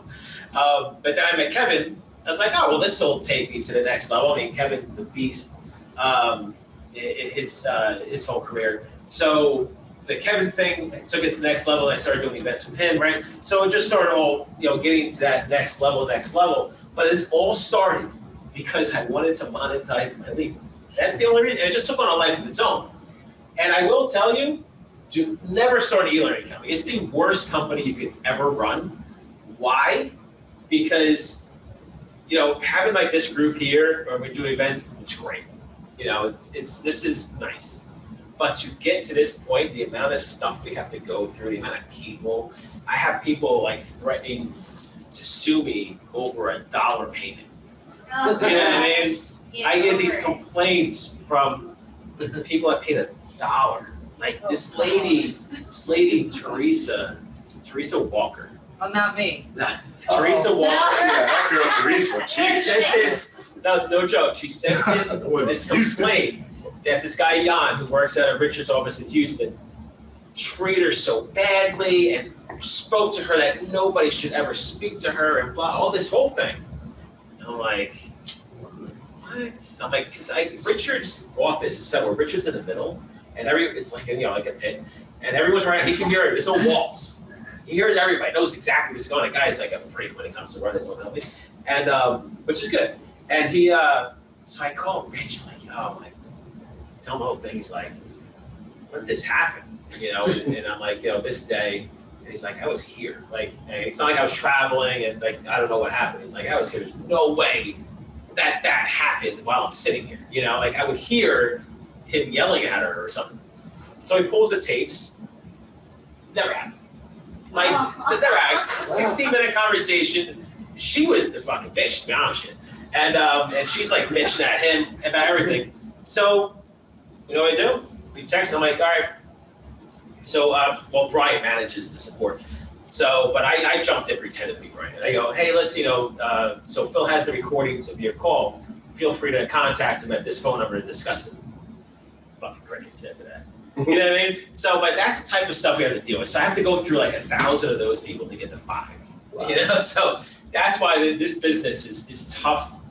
Is because it's just because I take everything personally. You know, like especially when people. That's why when people say things on the another thing. So whenever Brian runs a picture of the Lamborghini or any car or anything that's it's rented. Oh yeah. So what I do is I say, all right, yeah. So I got an idea. Let's wager 10K, right? It's about 10 grand. Let's do a bet, right? You think it's rented, and we'll see what happens. Nobody ever gets back. No. I take that shit personally too. Now that I get, I know where they're coming from. I totally get it. Mm. So that's a bad example. Scam or this But scam. The scam thing and this and the other thing. Because you know what, I just like ask, well, what research have you done? Like, because there's a big difference between a straight scam and maybe just something didn't work out for you. Or maybe someone provided a bad service, right? It's just a different thing. But it's just funny. So that world, and that's the problem with getting into this industry when I first started. I knew I would have to do the marketing, I would have to do and be involved. Because I'm really more of a behind the scenes person. I want to be behind the scenes, close the office door, just don't even speak to me, and I'll go do my thing, like the lead gen business. That's amazing, right? To me, that's the best business for me because I really don't have to speak to many people, you know, and it's just scales. It fits everything that I want to do. Let me try to see if this thing came from. Can you give me your card so I can get lunch? Please. Lunch. Grabbing a Lambo? Yeah. I was there. It's like walking distance, right? Yeah, It's right downstairs. Yeah. It needs exercise. Wow. I know, you refuse to go to the gym with me. I don't do gym. I do couch. Wait, didn't you get a fight? Yeah. Wait, Oh, you actually watch the videos? Oh my God. yeah, you It's got, so weird when people know something. you got a fight for your wife on her birthday, right? Yeah. And for you and her, and then Zach said he was gonna buy it like 24 hours later, right? Or a Oh, week that's later? Brett. No, Brett Oh, said Brett that. said Yeah. Oh, is that? Yeah. That was the other day. Okay, so you're the one person that watched the video. Yeah. Yeah, the one freaky thing that happened with doing this business is when people actually come up to you, and usually, you know, it happens at industry events like Affiliate Summit or whatever. Oh, hey man, you're Phil Smith, right? I'm like, nah. Tom Jones. Wasn't me. Tom Jones. But yeah, no, it's weird. And I want to take a picture. I'm like, nah, this is too freaking weird for me. It's just not my thing at all. Yeah, I'm not a stalker. I actually follow your business videos to see if I can learn something. Well, it's a form of stalking. That's always. I'm joking. No, I'm glad that you actually watched it and listened and whatever, because I mean that's the point. I mean, we make all these videos. You know, you pray that people actually get something out of it. So that's cool. But it's so funny when you're like, oh, so you just did this the other day. I'm like, what? Were you Oh, there? you know that. No, it's funny because my son, I'm like, honey, you have to listen to Phil. You have to listen to Phil. And so the other day he said he was watching the videos and he's like, oh, and he referenced you like he knows you too now. And he's all, Phil, it's so different when he doesn't have a cap on. Did you see him with his bow tie all dressed up? But it's like, we know you now. It's like, oh yeah, Phil's on. That's funny. How old is he? My son, Yes, 23. that's the age. That's the age. So we What age is at a that? Tampa event, some That's guy the brought age. his The kid. start of, Some 23. man, yeah. started a Good career. exposure. But this guy brought his teenager, like 14, 15, I think, in Tampa. Yeah, I didn't- Something like that. that kid was smart. I didn't He have was smart now.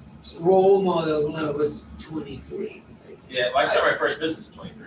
There, So it's been 20 years, it's over 20 years. I didn't even know what money was. If I got a check and I didn't know if it was a ledger check or not. Really, I'm telling you. That's fun. Yes. So, all right, let me save this. So listen, this can expand, you know, obviously this works for anything, right? It's just the concept of monetizing data, that's it. Age leads, I hit it every day. Sometimes I'll see someone who buys something, I'll go back and see how long ago they come into my system. Some people like 2008, 2010, 2014, it's crazy, right? So that's why you just keep monetizing forever. Clearly not getting a great conversion ratio for leads that old, but it's cool, when someone's been following you for that long, or they just became a lead, because sometimes it could be someone who I generated as a lead to buy leads. I started that in 14, but they've been around for 3-4 years, and maybe they're buying leads now. Maybe their business changed. You never know, right? So you want to, So the Facebook ads that you're running, are you running a separate Facebook ad per vertical? No, I only do business loans. That's it. So just business. So let me show you the landing page. Yeah. Let me see if I can save this.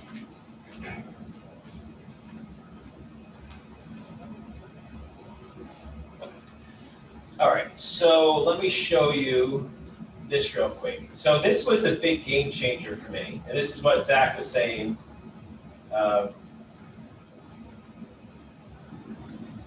What was a big game changer for him at the first event.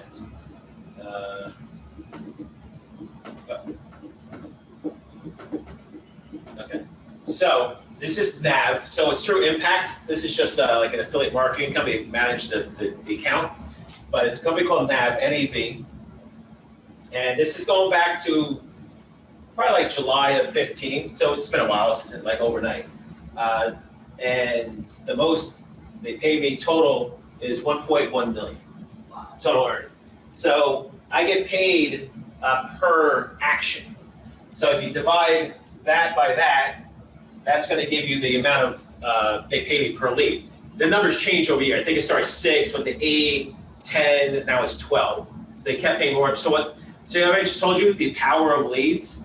So I talked to Joel, one of the guys there that's been there since the beginning. He's the one that brought me in. He was at Lendio. That's why it's all about relationships. Joel was at Lendio, knew I was a big lead provider for them, went to Nav, calls me up, hey, I'm at Nav, we'll take all your startups, send them through, I'll pay you X dollars per lead, whatever it was back then. And I've been working with this guy for 5 years, and they actually are interested in actually acquiring the whole become a loan broker, which is interesting. They just took over this guy Jansen, who also does this very small, but they're all out of Utah, so they know each other. So they just took him over. So they were looking at this, but I wasn't interested. So what happened was Nav, I just learned this. It's funny because I helped get Business Bounce sold by giving them a ton of quality leads. And then Nav goes, yeah, we were, you know how we were pushing you to give us more leads, over the last couple of years? I'm like, yeah. He goes, because we were trying to raise money with Goldman Sachs, and we had to show that we can actually get the lead flow. So he goes, you actually helped us raise like $10 million. And I'm like, oh, cool, where's my cut? Yeah. The most money they paid me in 1 month was $78,000 in 1 month. That was the most. But so you can see here is like when I was really cranking, right? And then obviously this is probably like 17 where I started doing this e-learning business because I took my eye off the ball on the lead gen business because this got so much. But let's see if is there a date? Yeah. What is that? Oh, 18, okay. So basically May of 18 is when I started dropping off. There you go, forward. So anyway, so that's NAV. This is all about straight up affiliate marketing. This is what it's about. Oh, did I stopped sharing the screen. Hold on.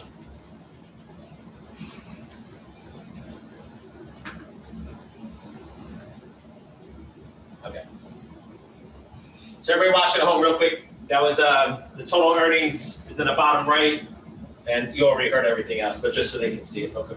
So, all right, so now I'm going to show you a landing page, which I kind of showed you real quick, but I just showed you the first page of the landing page. Okay. So, one thing that we've learned when it comes to a landing page is I don't like to have all the questions pop up right away because they look at like, ooh, a lot of questions. So they don't know how many questions there are. And you want to make the first question like stupid simple, right? Like who doesn't want, the government bailout stuff, right? Especially today, right? So that question's got to change eventually. But It's like, yeah, sure, okay, I'll take that. You know, now there's different ways. This one has a next button. There's another way where you do this, where once they answer it, it automatically puts the next question. So different ways to create your forms. Now, let's just say they're doing 6 to 12 months of business. So if they do a startup, okay, so this is something new we just started last week. So now it's saying, you know, we want to monetize the leads. So I was on Facebook and I watch every ad that's out there. I look at everything, I see what everyone else is doing. And what happened was I saw a guy saying, you know, I can help you get 100K for your business in 30 days. And I assumed it was just, you know, bullshit. You know, you're not really going to do that for everybody. It's probably selling some course, whatever, which is fine. But that line, I was like, ooh, that's a good line. You know, I'm like, that's something that people are going to want to be interested in, especially if you're business loans, right? So we started doing this. So I put together a course that is like just nothing right now because we just started. I want to see if people actually buy it and then I'll make it better. So just to kind of speed things up. So we asked this question. Of course, I'm going to use Kevin. But see, the thing is that everyone has to understand, you don't need a celebrity or anybody like that to make money. Like before Kevin, I was in this business for 3 years. Over 2.4 million in 17. So I was cranking before him. So it's not like, oh my God, this is all successful because of Kevin. Having Kevin on this landing page does not do that much to the conversion ratio because the people who are going to fill out this form are going to fill out this form. It really doesn't matter that he's there. And we've done A/B tests and we've noticed that. It gives a little bit of credibility. You know, I think it brings this is what I think it does. It brings a higher quality lead in, like someone who normally wouldn't fill out a form on Facebook will fill out this form because of him. If it was just some random thing and you don't really know what's going on and who I give my information to, you know, you're not going to get as high quality leads. So when we first started working with, we did see a little bit of an increase in the 10K plus leads because those are going to be your better quality leads, right? So these are little things, everyone. So if they say yes to this question, it's going to send them, how are we doing it? If they say yes to that question, it's going to send them to a landing page that goes to a sales video selling the course and how to get 50K in 30 days. If they say no, it's going to go to nav, okay? I'm not going to fill out the form anyway. I'm just going to show you the landing page. But if they say yes, 700 credit score, it's not going to ask them the credit question. Crap, can I go back? Yeah, I see. If they say this, see now that question, see how it happened without me hitting next? So now it asks them. So if they say yes to this, the lead will go to a credit repair buyer. They'll just get it by email. So I got this guy, Frank, who's part of, this Frank Cortez, I think. This guy's been cranking out credit repair leads. Like every day, I get 100. I'm like, all right, cool. And so I don't know what he's doing, how he's finding leads, but he's cranking. So once they say yes, it goes to a credit repair buyer, whoever that is. So let me show you the landing page. Now, the landing page auto forwards. So I'm going to go to it, it's going to forward like right away. So let me just explain what happens. When they fill out this form, it goes to landing page, says, wait, there's one more step. And then it has an image with the nav stuff, and it pushes them towards there. But it auto forwards. The reason why you want to auto forward, because they think like, oh, cool, I'm taking the next step to go like get my funding, right? But they go to a business credit monitoring site, which they can still technically help them, but it makes it better because you're not asking them to do something. When someone hits the submit button, they're instantly thinking, okay, I'm done, right? That's why you have to say like something in big red letters, like wait, because they're probably just going to leave. Hold on. The page.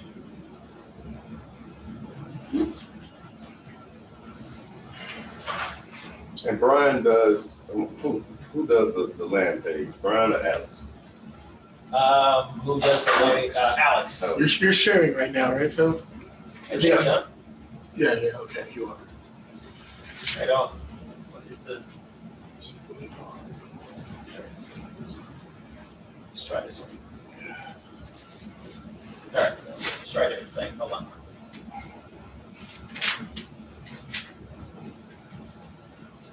Okay. You get she says can't see the screen. See that? Right? Yeah, he's sharing it now. Okay.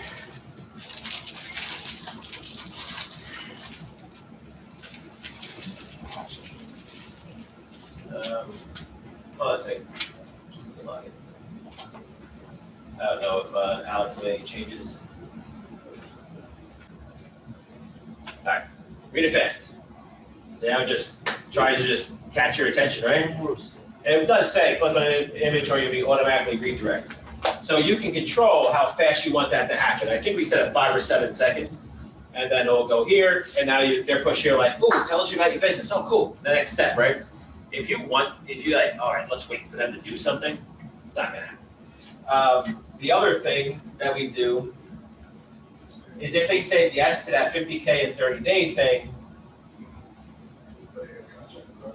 this is a new thing that we're testing out, which brings them to a sales video.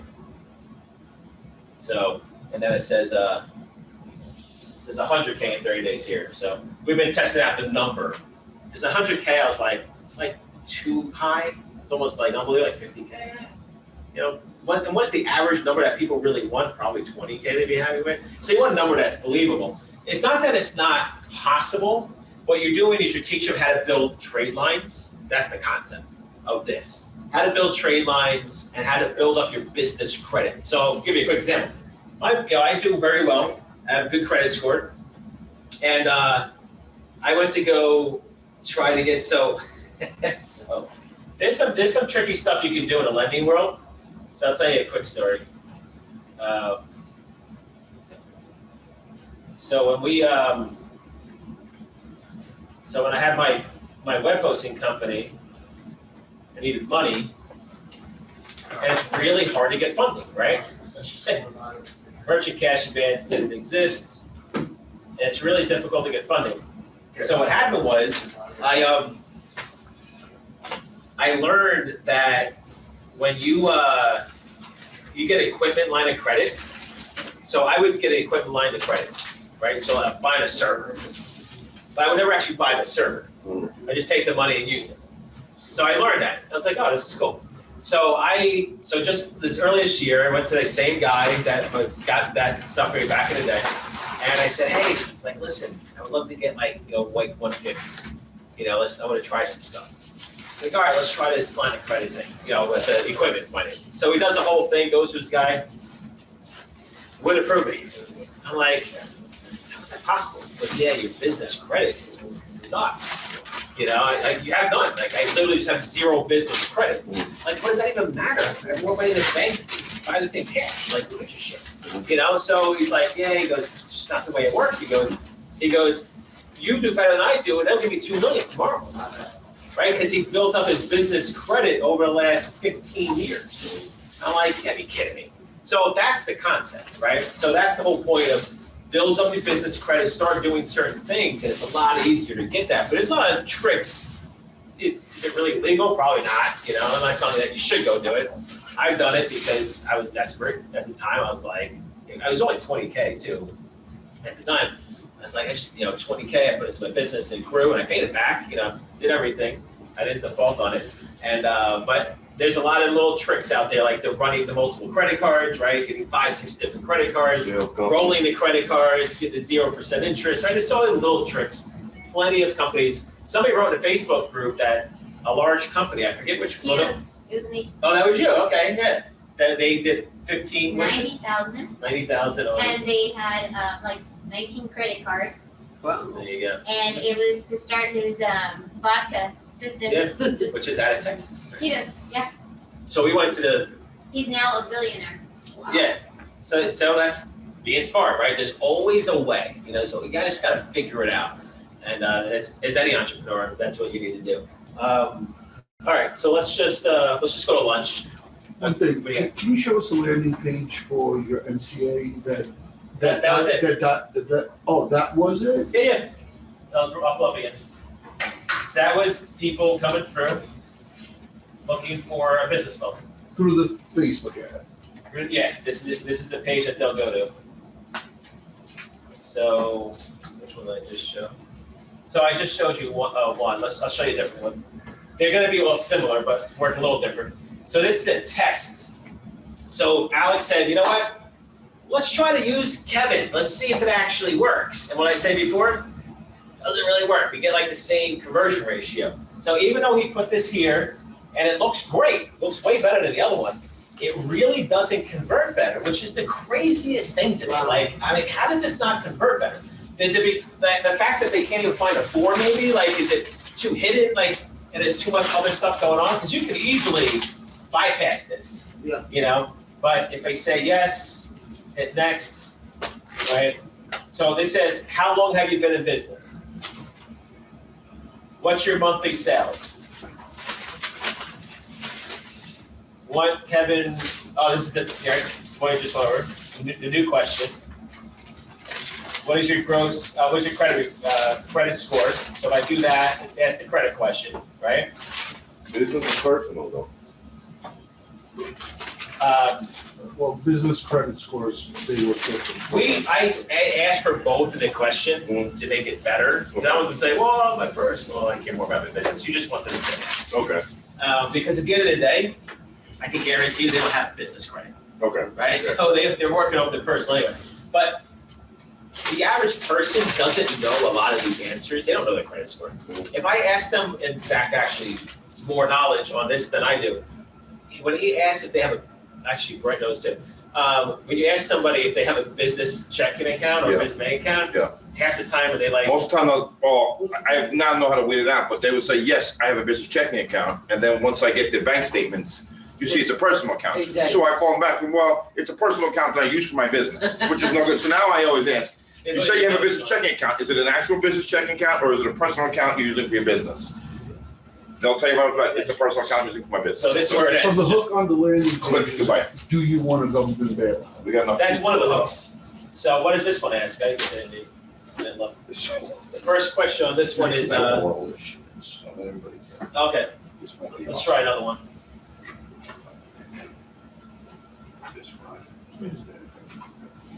Yeah, okay, so he has it on all of them. Okay, yeah, so that's the first question. We started putting it in the ads, but I know we started kind of getting away from it. I think people kind of, yeah, I haven't really looked at this in detail in a while, but Now, are you guys running the just trying- government bailout ad because of the whole COVID? yeah, that's what we were doing, so that's why we put that in there. But we're kind of getting away from that now. I think people are just at fatigue when it comes to government bailouts and stimulus, so we're kind of trying to get away from it. So usually, before any of this, the first question was just how long you've been in business. The reason why is because we wanted to get the entire question on a cell phone, and we wanted the shortest question. So that was the shortest question with the least amount of answers, because the monthly revenue question has like 7 answers, and that one has 4. So just from a size perspective, that's why we put that question first, to shorten it up, just for the first question. Would it make sense for the first question to be, are you looking for capital for your business? No, because you have to assume that. Uh-huh. You don't want to ask questions that are completely like, well, clearly, like either the obvious, right? You want to get their answers. Like, that's one thing Zach I know is going to go over, where you assume so much, so you shorten the sales call, because assume that they want money, assume they do so much, assume this, assume this, assume this. They'll tell you if it's different, but just, okay, so you want this, you want this, you want this, you want this. Yes, yes, yes, yes, yes. He'll take a 5-minute call in 30 seconds and just assume that they're on this page because they want money. The only reason why we're asking this is because it sounds good. Government bailout. Another thing that we do with Kevin is raising money. You want to raise money for your business. That's why we had this 10-figure mastermind event, and we started doing those, and we started helping people raise money / sell Kevin Harrington services for endorsement stuff. And that's a totally different world, right, altogether. You will not find ads about raising money. So we kind of utilize that, through our marketing on the back end, not on the front end, on the back end. But I've never really tested it on a front end yet.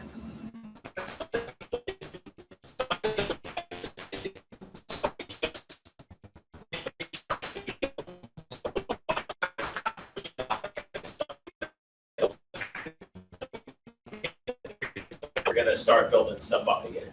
So another way that you can sell this, so one of Zach's guys, was it Larry or Lawrence? Lawrence. So Lawrence ended up selling a $50,000 Kevin Harrington deal. So got company money, and it sold a $50K Kevin Harrington deal. You get paid out 20%, it's 10 grand, right? So you can actually make more money. You make more money by providing services to the companies that you just gave money to. I'm so sorry, I know everybody's hungry, but one more question. The website that, you guys made for me is great, but now I realize I have to connect it to NAV. Yeah. The other question is that I have is these other products that you have, how can I connect? We gotta find a buyer first, right? So you have to, a Lexington Law for credit repair, Yes, or NAV, whatever. So you contact them, they're gonna give you the information that you need, and then you put on your site. So like Conrad, so the reason why we started, so what happened was when I first started doing this, I was just doing course. Buy a course, I'll provide you with some support, but it's do it yourself. Like I'm not getting involved in your business, right? That's how it all started. Then what happened was people started asking me questions. Oh, how do I build a site? All right, so I'll create a video on how you create a site. Everybody had an issue. I mean, like 90% couldn't build a site, even if I gave a video. So they're like, oh, can you build it for me? I'm like, I don't want to build it for you. Like, I'm not a web design company. I don't want to deal with this stuff. So that's actually the time I met Alex. I said, hey, Alex, I'll just pay you to build these people's sites. Then I got bigger.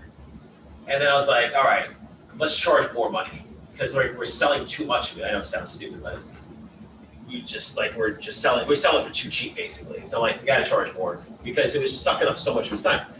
Then I restructured the deal and I said, all right, we'll do it for free. And I paid this lady $30.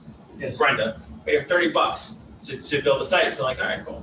I'm like, so she just builds all the sites and now I can give it away for free, because I'm like, all right, cool. Because now we don't have to, it doesn't take any of our resources. She's just her own company. So I'm like, yeah, just you build them. So I started restructuring things like that just to use as much people as I can instead of taking on all this time on us. But that's where we stop. Yes. Can't get involved. And now people ask me, oh, can you change the image on the homepage? Like, sure, of course you can. Go to Fiverr. If you don't know how to do it, pay someone $5. They'll take it for you, care of it. You can't get involved in editing and managing and even doing like setting up all your nav and stuff. But Conrad was smart, right? Conrad, I tell everyone, Justin Jones did this. Certain people that say, you know what? I'm gonna actually, I'm gonna provide a service. So people tell me all the time, can I sell to your group? No, you can't sell to my group. Well, what if I provide a service that actually help people make money in your group? Yeah, sure. As long as it's relevant to this. So Conrad went out and created all this automation. Said, hey guys, I'll set all your automation for you. I didn't know what he charges. I'll set all your automation for you. I'll get it all done for you. I'll make perfect because I don't want to get involved in that. Because we have videos that had to do it, but nobody wants to do it themselves, right? Yeah, so I have to contact him then. And he'll set up all your email, everything. He'll do everything for you. And then the other question that I have, you still deal with e-learning and stuff? Yes. What was that? E-learning also is a part of that automation? Well, e-learning, then you have to sell your own e-learning. I was just explaining how this all started. That was, for me, e-learning. Okay. But anybody can, like any one of you right now, can go research on how to do trade lines, right? Just as an example. Go create your own course, because I don't even know how to do it, right? I just watched somebody else tell me how to do it, and I said, oh, well, this is how you go do it. Credit repair. I created a credit repair course. I don't know how to do credit repair, right? But I did enough research to learn it myself, to put together a course. I did mimic a lot of information out there, I will tell you that. I put together a credit repair course, and there you go. I just promote that. I made a sales video. Hey, you looking for a business loan? Well, I gotta tell you, you gotta fix your credit. Boom, boom, boom, boom, boom. Hey, here's a course for whatever amount of dollars, and go do it, right? So you're pushing that through with your. Yeah, all the back end. That's my back end, email marketing, and just saying, hey, go. This is how you get even more money for your business, or fix your credit, and this is how you can use that. This is how you get 50K in 30 days by fixing your credit and getting building trade loans. Any one of you can research this stuff. I don't know how to do credit repair. I don't know how to do trade lines, but I have a course you can do. I'm not saying I tell them I'm not I don't say I'm an expert. I'm going to do it for you. I'm just going to show you how to do it yourself. Yeah, I've been having issues. No, with what I was trying to ask, if you become the affiliate. I just wanted something of soft. what you- I don't have an affiliate program. Oh, okay. Yeah. I always stayed away from that. The reason why is this is a heavily regulated industry. This Okay. e-learning stuff, these courses Gotcha. that people like to sell, and heavy regulated. And Frank Kern, if anyone knows Frank Kern, right? So Frank Kern got taken down. It's going back like 15 years ago for something because he created an affiliate program, and it all came back to him, even though he wasn't doing the marketing, had nothing to do with it. He wasn't doing whatever those guys are doing that were selling something with his name on it, and he allowed them to do it, but he wasn't any part. He wasn't monitoring it. Yeah. And this is the reason why a lot of big guys like the Billy Jeans and Ty Lopez, like those type of guys, none of them have affiliate programs. Because they don't want anyone going out and just saying whatever they want to say in an ad or somewhere they can't monitor it. Sure. And we're just not big enough to deal with that. Exactly. And so that's why I stay away from affiliate marketing, because I don't know what someone's going to go put an ad on prices and guaranteeing that you're going to make all this money, and I don't want nothing to do with that. Exactly. And so that's the reason why I've always stayed away from it, the affiliate side. I thought about it. Maybe people in a fast track program are higher and work with them, but I don't know. It's a lot of work to manage it and set it all up. Where is it going to be worth it to do it? Yes. So just kind of stay away from it. But there are plenty of affiliate programs out there, because listen, you generate business slowly, they try selling an e-learning course. It's not a great conversion ratio. It only works for me because I make all the money. Yes. If you did it as an affiliate, you're not going to make as much money, and your conversion rate's still going to suck, right? Yes. I was talking about $1,000 out of 1,000 leads. It only worked because I was doing that every day. Yes. Right, but if you're going to generate $1,000 or generate total revenue 1,000 leads, you generate 10 leads a day. I'll see you in 4 months. It doesn't make any sense. Go do math. You're going to have a 20% conversion ratio. You're going to make $2 a lead back, or let's just say $1.50 to $2 a lead back. Right, that's per lead. Yes. Right, so that's every day. So you want to promote something that's relevant to that service, that the reason why the person's coming to you. All this stuff I do on the back end is straight, like back ends. Yes. There's nothing mentioned until like a week later. You know what I mean? And then all of a sudden I see an ad about become a loan broker. It's like, oh, what's this? That's what I mean by really back end. That's not a front end offer. A front end offer is NAV, credit monitoring, credit repair, debt, all that type of stuff. So that's what you really want to push. Absolutely. This stuff is not going to make you that much money. Unless you ran ads specific to what we do, then that's a different story. So what I did this last year. So everybody see the video with Josh Nichols? Is that thing working? Yeah. Low system resources. Oh, be good. So Josh Nichols, anyone see his interview? So in May, we did an interview with him during a shutdown, and he was making 300% ROI. You may have seen an email, 300% ROI. So Josh came to the Tampa event last year, which was my second event, and that's where him and Zach are sitting in the back. And before I was really doing much with Zach at the time. Zach came to the first event in March. That was in June. And those guys sat in the back and they kind of just mingled, whatever. And Josh really took everything that I showed and really put it to work. I mean, this guy hit me up on Facebook Messenger all the time, asking questions, whatever, which is good. I didn't mind that. And what happened was, but he jumped into this, my lead gen, quote unquote, one-on-one training. I've never done one-on-one training before, like true. I'm going to speak to every single week, one-on-one, never done it. It requires a shit ton of time. I never want to get involved in. And what I've learned is that is the best way to learn, yes. But someone like Josh, who took everything, started implementing it. This is last June, so we started putting it together. Made the deal with Zach when we came out with the whole generate leads. Zach's team will run we'll do all the deals for you. So you generate a lead, he'll call a lead, he'll do everything as long as it's qualified. So we set up automation. So Josh jumped on that instantly. And that was, I think, March or April when we came out with that. And then we did the interview with Josh in May. And yeah, that's when he said, he goes, during a shutdown, I'm still doing a 300% ROI. Crazy, right? So it's great. So it's cool that just watching somebody come to an event for the first time, learning the industry, doing it, and then down the road, now all of a sudden he's really implemented it and it's actually working for him. He started calling the office and it's like, hey, do your reps need anything to eat? Like, Do you reps what? he's like, do your reps need anything to eat? Like, are they good today? Oh. Like, Oh, because he wants to work his because he was making money. He wanted them to be happy. So Josh met Larry in Orlando, right? Yeah. So did they get closer at all? Oh yeah, for sure. Yeah. Yeah, That's yeah, cool. for That's sure. why Nadia too. He asks about her all the time. Like, hey, is she good today? Yeah, so the Right? Nadia video. So Zach basically just posted a video on his own. I didn't know anything about it. He just posted a video in the group. It's like, all right, I'm here with Nadia. It's Sunday. She had a bad week. I told her to come in and I'll work with her, boom, boom, boom. And then she did like 20 deals. We just interviewed her like last week. And what happened was, I didn't post the video yet, actually. I didn't edit it and get it ready. And we just interviewed her. And now she's, every day or every other day, she's submitting deals. And so she's turned everything Funding around. too today.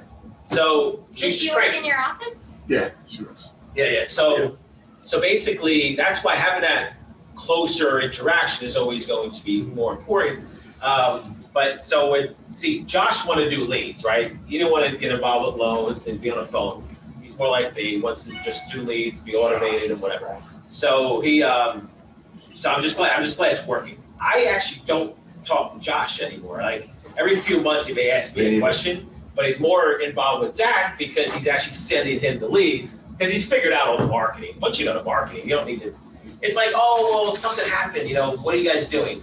It's not like a day-to-day thing anymore. Once you learn how to run the ads, once you learn, and then you kind of do it. So I don't even talk to him anymore that much. But he's always on Zach's ass now. He gets Oh my God. closes deals for him. So that's the reason why it's funny because again, back in March. I said, hey Zach. So Zach is one of those people that said to me, how do you do this business? Right? How do you deal with these people? And that's what I said, you got to go through those 1,000 to get to the few, you know what I mean, that you don't mind working with, right? So Carlos Corona, you see a Carlos Corona video? So he has that one, he starts Florida, off. right? Yeah. What? He's from Florida? Yeah, he's in Miami. He's the one that starts off in a video where it goes, talks about the New York event. He's in a Tampa event, and he goes, "I got that one golden nugget in New York, and now I made $20,000 from it." So that video. So Carlos goes into the. Let me actually show this to you guys. So he'll probably kill me if he knows I show this. Oh. Hey, I This don't is want fun. everyone to wait on me. That's yours right there already. Oh, they're already It's already running? here. Oh, You haven't geez, done it. Grace. That's fast. Okay, never mind. We're just gonna wait on you anyway. Oh, cool. I would have probably just drank. Oh, there you go. Liquid lunch. California lunch. Yep, I like it. vodka. Sweet, I'm like, Sounds what? My perfect. friends. delicious. Is that on camera? Can we do this? No, it's not a camera.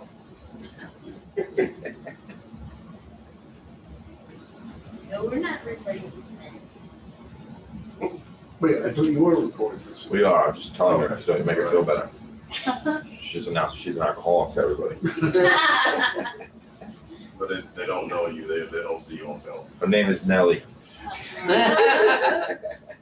Hey, you guys ready? Brett. Yeah, they don't know everybody. And they got two names, first and last, look up on Facebook, so there, you good.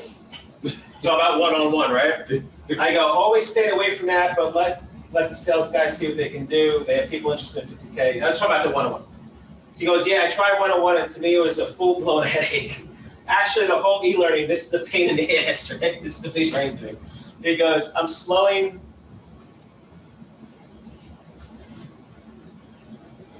Ah, crap. It's really because most people won't listen to you.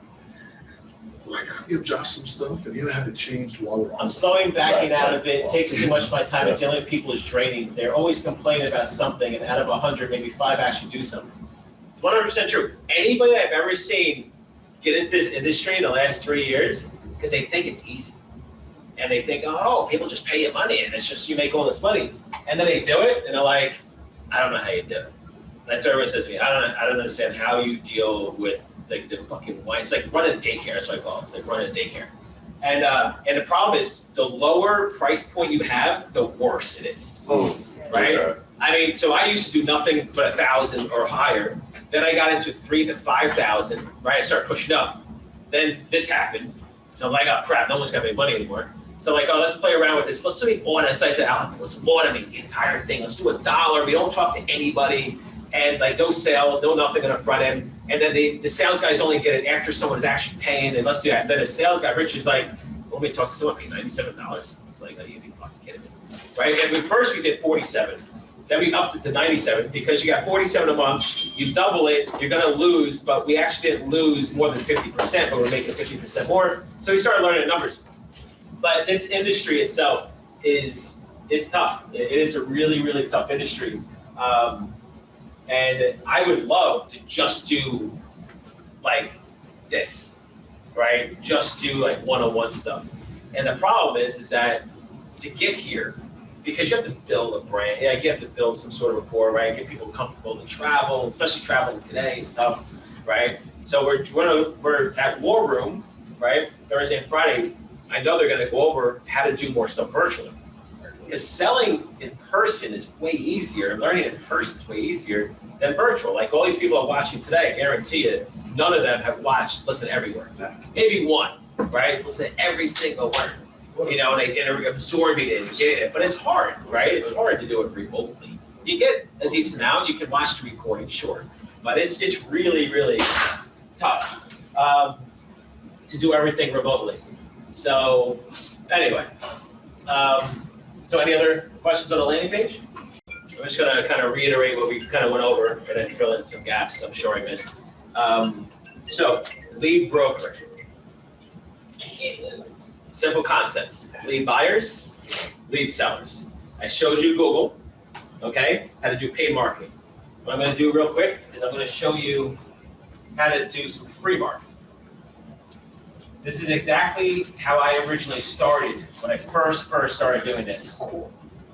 Let's just say you want to find a student loan consolidation lead buyer, right? You go to Google and you act like a someone who actually needs a student loan, right? So you do student loan consolidation, okay? Top 10 student loan consolidation companies. LendStart, Consumer Advocate, Student Loans, Citizen Zone. Then you got your top organic searches, right? Student Aid, Nerd Wallet, etc. SoFi is a big one. They have their own stadium. Which stadium are they in? SoFi? That I don't know. yeah. The sports stadium? Yeah, they have I think it's football. Anyway, so basically, anybody that's running ads is a great company to contact Inglewood, to California. buy leads from. Which one? Inglewood, California. So let's just say The Rams. the Rams. So student loan consolidation. Let's just say you wanted a merchant cash advance.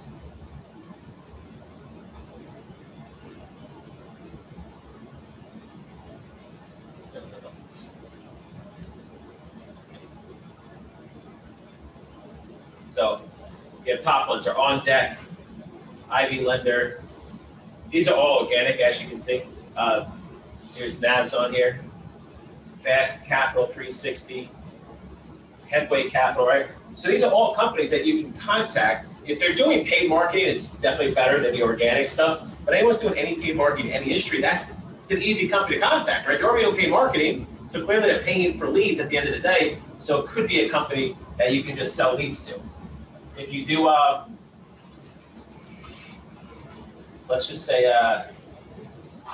it's actually, Tax Group Center, Larson Financial.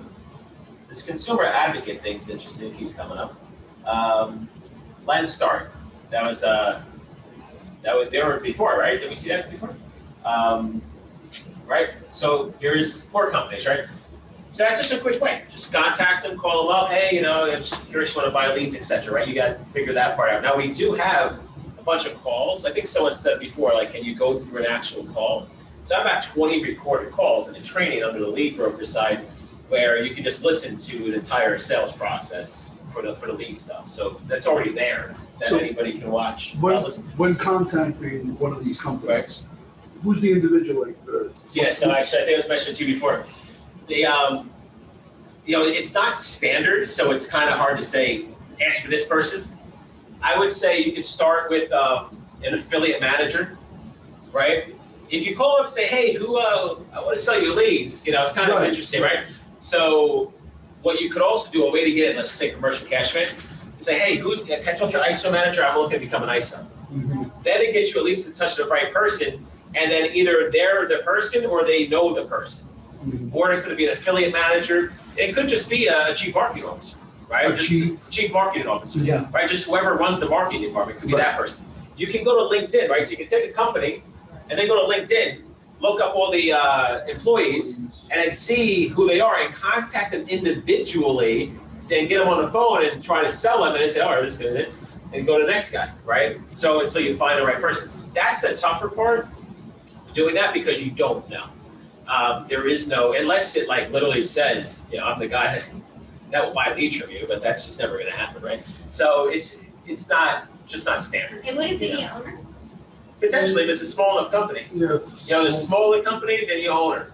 One thing I've learned with selling leads, when you deal with the owner, it's definitely, because it's his or her money, right? It's that person's money. So it's a different relationship. When you deal with an employee, all right, yeah, we'll buy some leads. Yeah, they're working. I think kind of working. Yeah, we'll continue. It's fine. Let's just try it again. Or leads ain't working, man. Why should I keep buying leads? It's because it's the person's money versus the employee. That part doesn't really give a shit at the end of the day, right? And they're just looking to just get through the day. I need some leads. They tell me to buy leads. All right, I'll buy leads. So the bigger the company, the better off you are, because you're not dealing with the actual person that's actually paying you, right? So that's how I learned. Like, I've gotten away with a lot of stuff, and like, there's companies that I was selling leads to that I knew for a fact weren't making money because they were so disorganized and they had no clue what's going on, but I wasn't dealing with the owner. Like Loan Me, there's a company that I'm like dealing with them. They were good when they did, but I was like, these guys making any money? Like, I haven't talked to anybody in a year and a half. Like, they just take all the leads. You know what I mean? It was really interesting, like how some of these companies work, but they're making so much money overall that they kind of just don't even care. And they're not even detailed enough to know who is the one that's giving us the best leads and how am I figuring this out. We're making money as a company, and it's fine. Like, I've seen that. It's really interesting. Sometimes you get lucky, right? Like, this guy's on this street. I don't even know if they're making any money, but they keep buying leads. They do like tens of thousands a month. I'll take it, right? But you hope that it's working, right? So this is a very simplified way to just contact companies that are doing it. Now, I mentioned affiliate marketing. So another thing I did that I would do is I would go to like affiliate summit. I would go to their website and I looked to see, because I wasn't going to events, right? And what I did was I would go to their website and I would go to their exhibit and sponsor list. This is how I first started doing this, because I didn't really want to travel. And I would just search up all the companies that were there. However you want to search it up. So let's just do it all. So now I'd be like, all right, who can I contact? Who is like an affiliate network? Who's doing what? And I would contact typically the affiliate networks. Clearly this is legal leads, right? They obviously sell leads. You have, this is probably more like a company that you pay to do your marketing for you type of thing, like an ad network. Let's just try to find. anybody. You know, chargeback gurus, they're not gonna buy leads, but you can start learning about companies in the industry, you know, just by doing your own research. The more you know, the better. Let's see. So this is most likely, yes, obviously it's a media company, but they could potentially be somebody that would, that could have lead buyers for you. So they're a performance-based marketing company, drives traffic and delivers customers to grow the business. So they're a typical lead gen company, right? Some of these companies, not all, will flip your traffic. So I can contact them if they're in my space and be like, listen, I have these leads, I'll send them through you, and I'll just resell my stuff. That could be a possibility. You won't know until you contact them. Or the other strategy is contact them and say, what's hot right now? What are you guys doing that's hot? How could I flip your leads? What do you know, what's your best vertical? And there's certain companies, they just, somebody's might be the EDU industry or the EDU vertical, which is college leads. Yes. Right? So just people that want to go to college, which is bigger online now, right? So that's a big market itself. So there's certain companies that just target, like Concussion Media just lives in the auto loan space. Another company I knew in like Maryland or whatever, wherever they were, they just did EDU. You know, then you have another company that just does mortgages. And they're companies doing tens of millions of dollars a year in one vertical. You never even heard of them before. You know what I mean? It's not like it's Chase Bank, you know what I mean? It's crazy on how much money you can make in any one of these verticals. So you're gonna start doing mortgage loans, aren't you? We started playing around with that. I think we got a cost per lead down like $7. Are you gonna be focusing on pre-foreclosures at the second quarter next year? Yeah, because what's like 30% of people are behind the mortgage right now. So Yeah, next yeah, year is that's looking my right. vertical. The government will bail now. No, they- Well, then you go now you do loan mod leads. Right. Right. So there's always a vertical, right? So it's like, oh, okay, let's do loan mod. Forget about foreclosures or whatever. So here's one that's more like an affiliate network. You know, Flex offers, right? So they have a ton of offers. So you go sign up an account, thousands and thousands of offers, and you just have to basically go in. They give you stats and what's working better or not than some of them. But so that's just an affiliate network. Affiliate network is just a company that that just has a lot. They either deal with both sides, a lot of companies that buy leads, a lot of companies sell leads, or they work with a lot of companies that buy leads, right? Maybe they generate their own stuff. So Fluent is kind of like that. Fluent's a company, they got sold for $100 million, okay? They are big in the subprime space. Not subprime space. Well, they are big in subprime, but they do more co-reg. So co-registration leads. Co-registration leads are the win the $1,000 Walmart gift card, and then all of a sudden you got to do a survey, you know, something like that. These guys generate millions upon millions of leads. They make pennies a lead, but they generate they like cycle through the U.S. like multiple times a year. You know, like you probably are on their list and you don't even realize it. The amount of money. That's why they got sold for $100 million, right?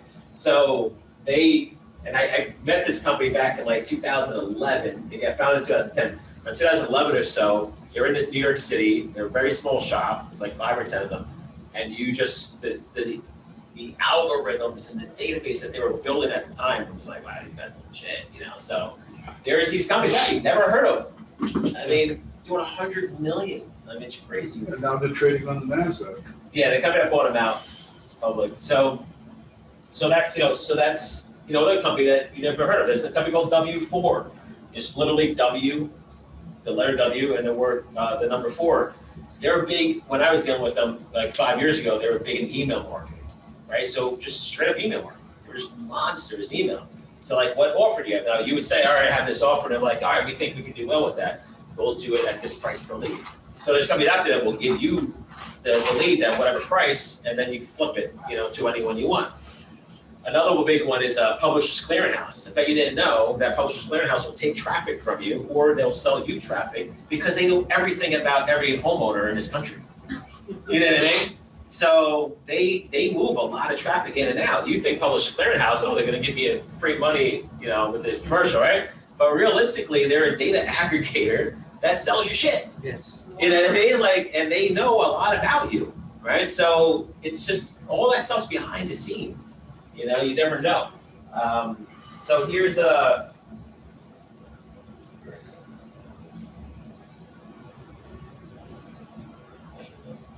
So here's like commission junction. Like here's, you know, somebody I do with GoDaddy, just on like the back end.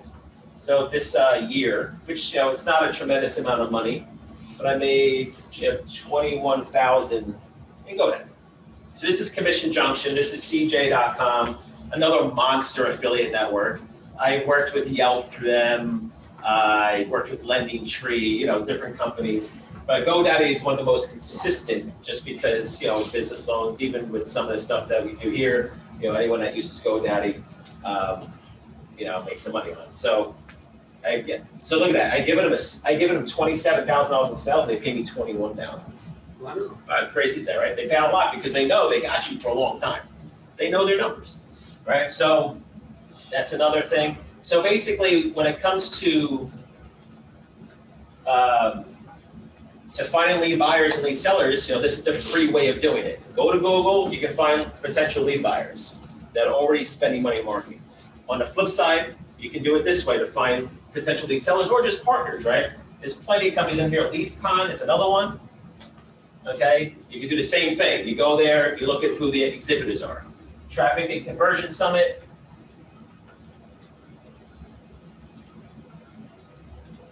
Yeah, that's next month. Actually, it's in December. They're only doing it digital this year.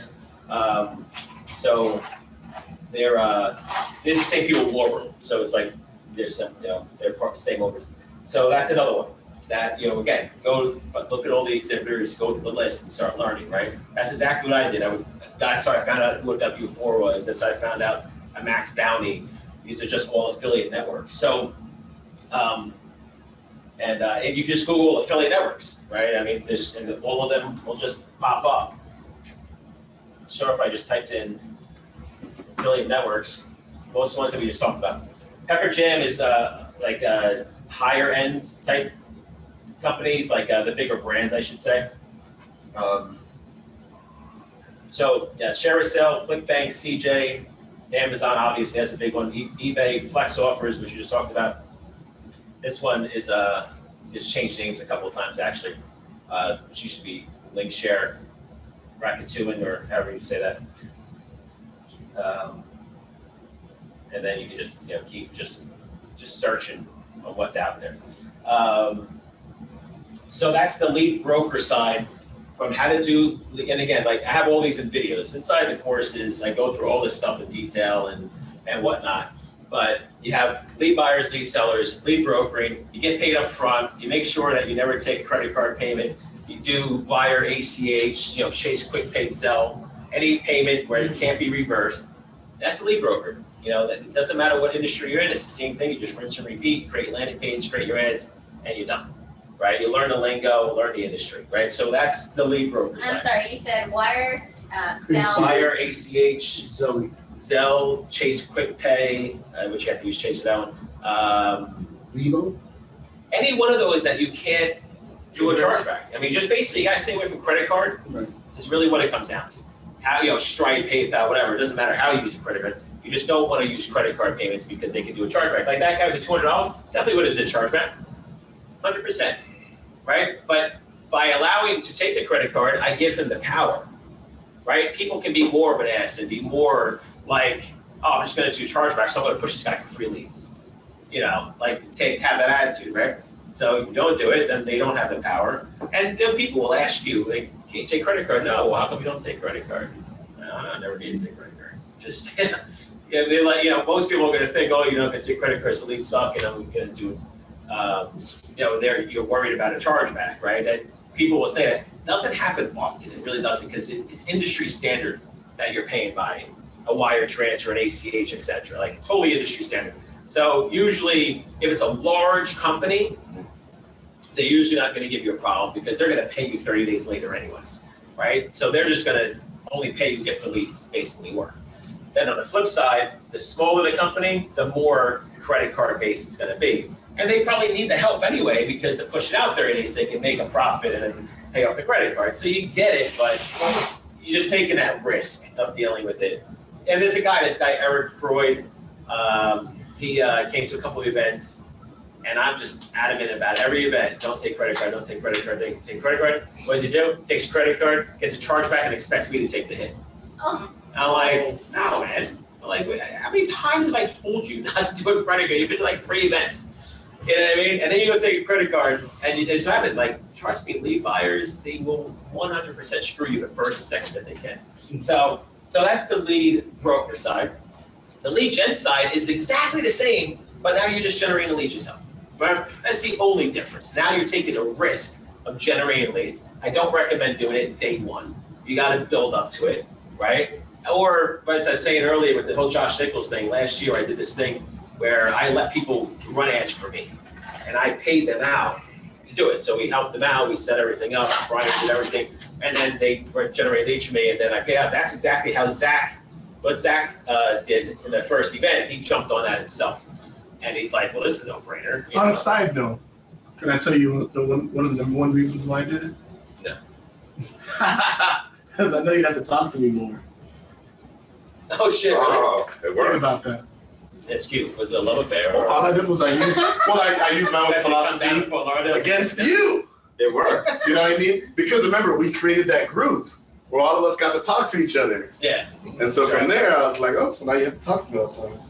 It worked. Because Phil had this thing where you're not allowed to get his phone number. That's true. So- Yeah, I have it for the right price. I'll give it back. So do So I text That's the bot? actually why I'm here. You know, that's why I came to the event, not necessarily to absorb all this amount of content in Yeah. one day, but to meet you in person, to meet Zach in person, because It's funny because locally, like, because you're local, hit us up, say, hey, man, come out there or whatever, let's do lunch for a day. Brooklyn, I'll do that anytime you want. Brennan call. We'll Brennan call. I'll drive. he doesn't sound like he likes to Oh, you travel. have a new Mercedes, right? What's that? You have a new Mercedes? Sure. Sure, We'll go with that. whatever you want. No, that's Phil's new Mercedes. Oh, it's still. I actually haven't promoted And it. it is beautiful. Oh, I just Wait, did it the came one- in? But yeah, I got Mercedes like you wanted to go. I No, don't know you. Unbelievably nice. Yeah, but I didn't know. I thought it was coming in. Oh, no. No, It was there. It's What the nicest model? Mercedes Yeah. you've ever seen. What model? it's the S65. There's only like how many? It's the Yeah. nicest Mercedes you've It ever was seen. 4. It's like literally right under a Maybach, basically. I don't even understand how it is under a It's the nicest No, it's way nicer car than you've ever Maybach. seen. It's But So You did this is say- what happened. So I was looking at, so you gotta understand, like, Ferraris. because I'm doing this business, it comes with the whole, you gotta, like, show off a little bit. Market yourself. The Lamborghini, I never would have got it if this business didn't exist. If I wasn't doing this business, I just never would have got the car. But no joke, Billie Jean is marketing, that guy. And we're at War Room, we're talking, and he goes, the my Ferrari videos are way better than my Bentley videos. And he basically said, he goes, man, just trust me. He goes, it's the amount of money you save in marketing because the lead cost drops, it'll just pay for the car. The car, he's like, the car's only going to cost like $3,000 a month. So make $3,000 back in the marketing that you're going to save, it just pays for the car, right? So I'm like, all right. I'm like, I really want to deal with the wife, whatever. So obviously it happened, but, and he was right. I mean, instantly I was saving like $2 to $3 a lead. Times that by 200 to 300 a day or whatever it is, I mean, it just pays for itself, right? And so then I was like, okay, that's working. Then I was like, all right, well, that was last year, January of 19. I was like, all right, let's do a Bentley. My wife would not let me get a Bentley or Rolls Royce. She's like, we're not being seen in that car. There's no way, it ain't happening. Like, We test drove some nice so we Rolls did Royces. videos and Yeah, those- test drove them and all that Yeah. stuff. I love Rolls. So let's have the Yeah. Lambo, She would but not. not the Bentley. Right. Wow. So Lambo, because it's The not Bentley was gonna be an everyday car where they had to drive the kids around in it. Yeah. I was gonna say, Like Mr. Drummer. you put a car seat Yeah. in And there? we don't live in a town that, Flashy town. we don't live in a town that has $1 million Beverly houses. Hills. It's not Yeah, like we, that. we don't, it's just not where, and I don't even feel comfortable like living in a type of town, to be honest with you. But we live in the same town as she went to high school and she wanted to go back to it, whatever. But, the average house in my town is $450,000. And it's just not that type of house. Our house is you know, I don't even know what it's worth today, but we probably have one of the more expensive houses in the town. But that's just because I wouldn't allow us to get. It took us 3 years to find a house. I was so picky, and because I already had a house. So the next house with the kids, I wanted to make sure is exactly what I wanted. And like we say, like, we're like, and I said to her, and she knows this, like, even if we made 10 times what we made, nothing would change the life. Our daily life wouldn't change. I wouldn't go buy a bigger house. I might have another car or two, might go on more vacations, but our core lifestyle wouldn't change. She won't switch schools. Like, there's no way we're switching schools. And our town is so small. It's like there's like 200 kids in each class, you know, it's just not a big town. Where the next town over I went to school was 1,300 kids. So just to give you an example. So she will not let me get the car. It had nothing to do with the price of the car at all. It's just, I'm not being seen in the Bentley. The Mercedes is the same price as the Bentley, but she's totally fine with it because it's a Mercedes. And nobody knows, the average person will never know what that car is or how much it costs. They just wouldn't. They just say Let me it's a stop him Mercedes. real quick though. He was not going for a Mercedes. We found the Mercedes at the Ferrari dealership because that's what he was looking for. So yeah. Well, so what happened was, so Lamborghini called me up and said, we'll take your car back. We're short in supply. We'll take your car back. I'm like, well, that sounds freaking weird. This is I'm like, well, how much are you gonna give me?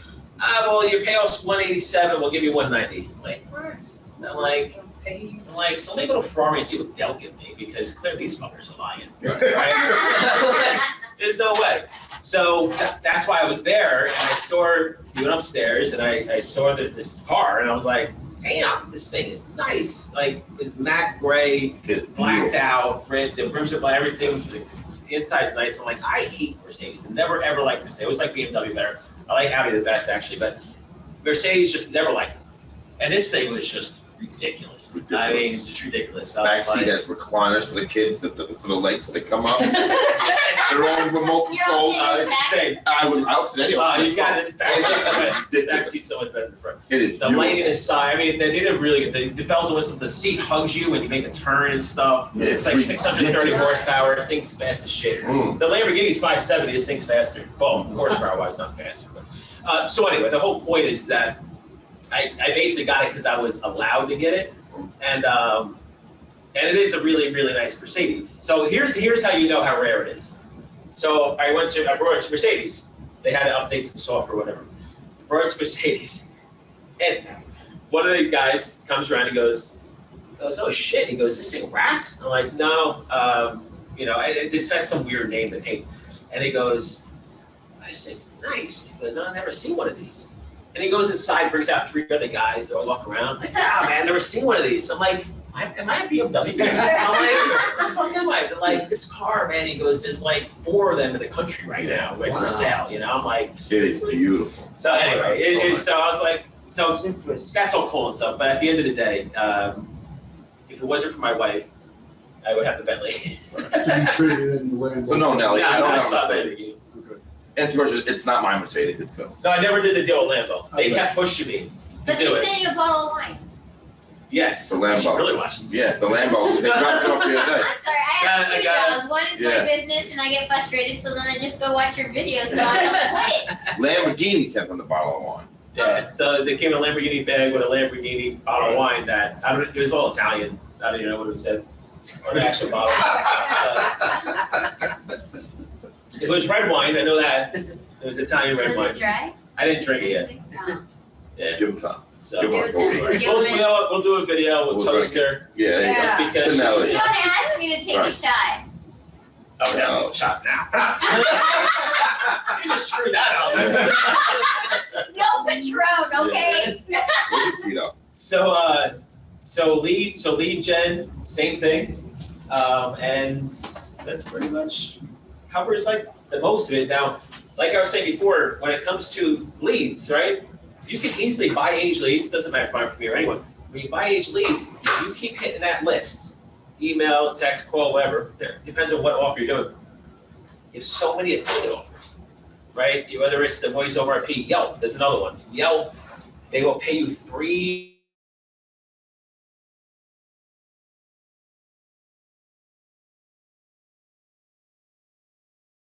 whatever, it's $200 or $300. If you get them somebody to try Yelp out, Yeah, I remember. Now, yeah, so that's a unique company. It has to be someone that works on Yelp, right? It's not everybody. Just because you have a company doesn't mean Yelp is a great place. You still have they get some free advertising, but you still have to eventually pay for it, right? So, but they will pay you for that, right? So there's so many of these B2B type offers, right? So you have the check companies that do the checks, right? The paper checks or whatever. You have so many QuickBooks. Yeah, and Everyone has so, QuickBooks. so what we do is we sign up with them, and then. Right, become an affiliate of them. And then what else does it entail? Well, then you'll get your links that you need to drive the traffic to. And then you just put that link out there for your marketing. So you can do one of two things. You can take the actual link that they give you, which is gonna look like an affiliate link, and some people don't like to click on those, right? So what I do sometimes is I'll take my site, like for example, I did this with Fiverr. You can shorten the link, right? You can shorten it, that's fine too. I did this. Right.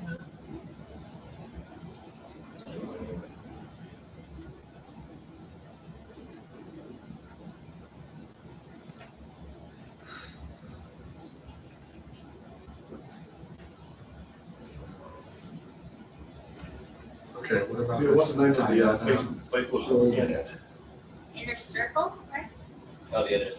Oh, yeah, that's in a circle. Okay. You'll email all the stuff to us, right? Yeah, so philipsmith.com/freelance, just as an example, goes to my Fiverr affiliate. Okay. So I'll send that an email Bye. to my list and say, hey, get freelancers for $5 to help grow your business, blah, blah, blah, or get any type of marketing done for $5 or as little as $5, whatever you want to say. I put my domain in there and then automatically pushes Trying to get this. you to get. Right, so that's another way you can hide your affiliate links. It doesn't look like an affiliate. Because they hover over, they can see it's fiverr.com/whatever. Like, oh, I'm just gonna go to Fiverr. Or they already know what the offer is. So you want to get them to click on a link when it comes to affiliate marketing. So you put it on your landing page? I'm sorry. Yeah, so I've just forwarded it. So this one was philipsmith.com/freelance. I know you can't see it because this thing. Oh, okay, and then they go into There you yours and then it forwards it. Yeah, so this is on my site, so it forwards it.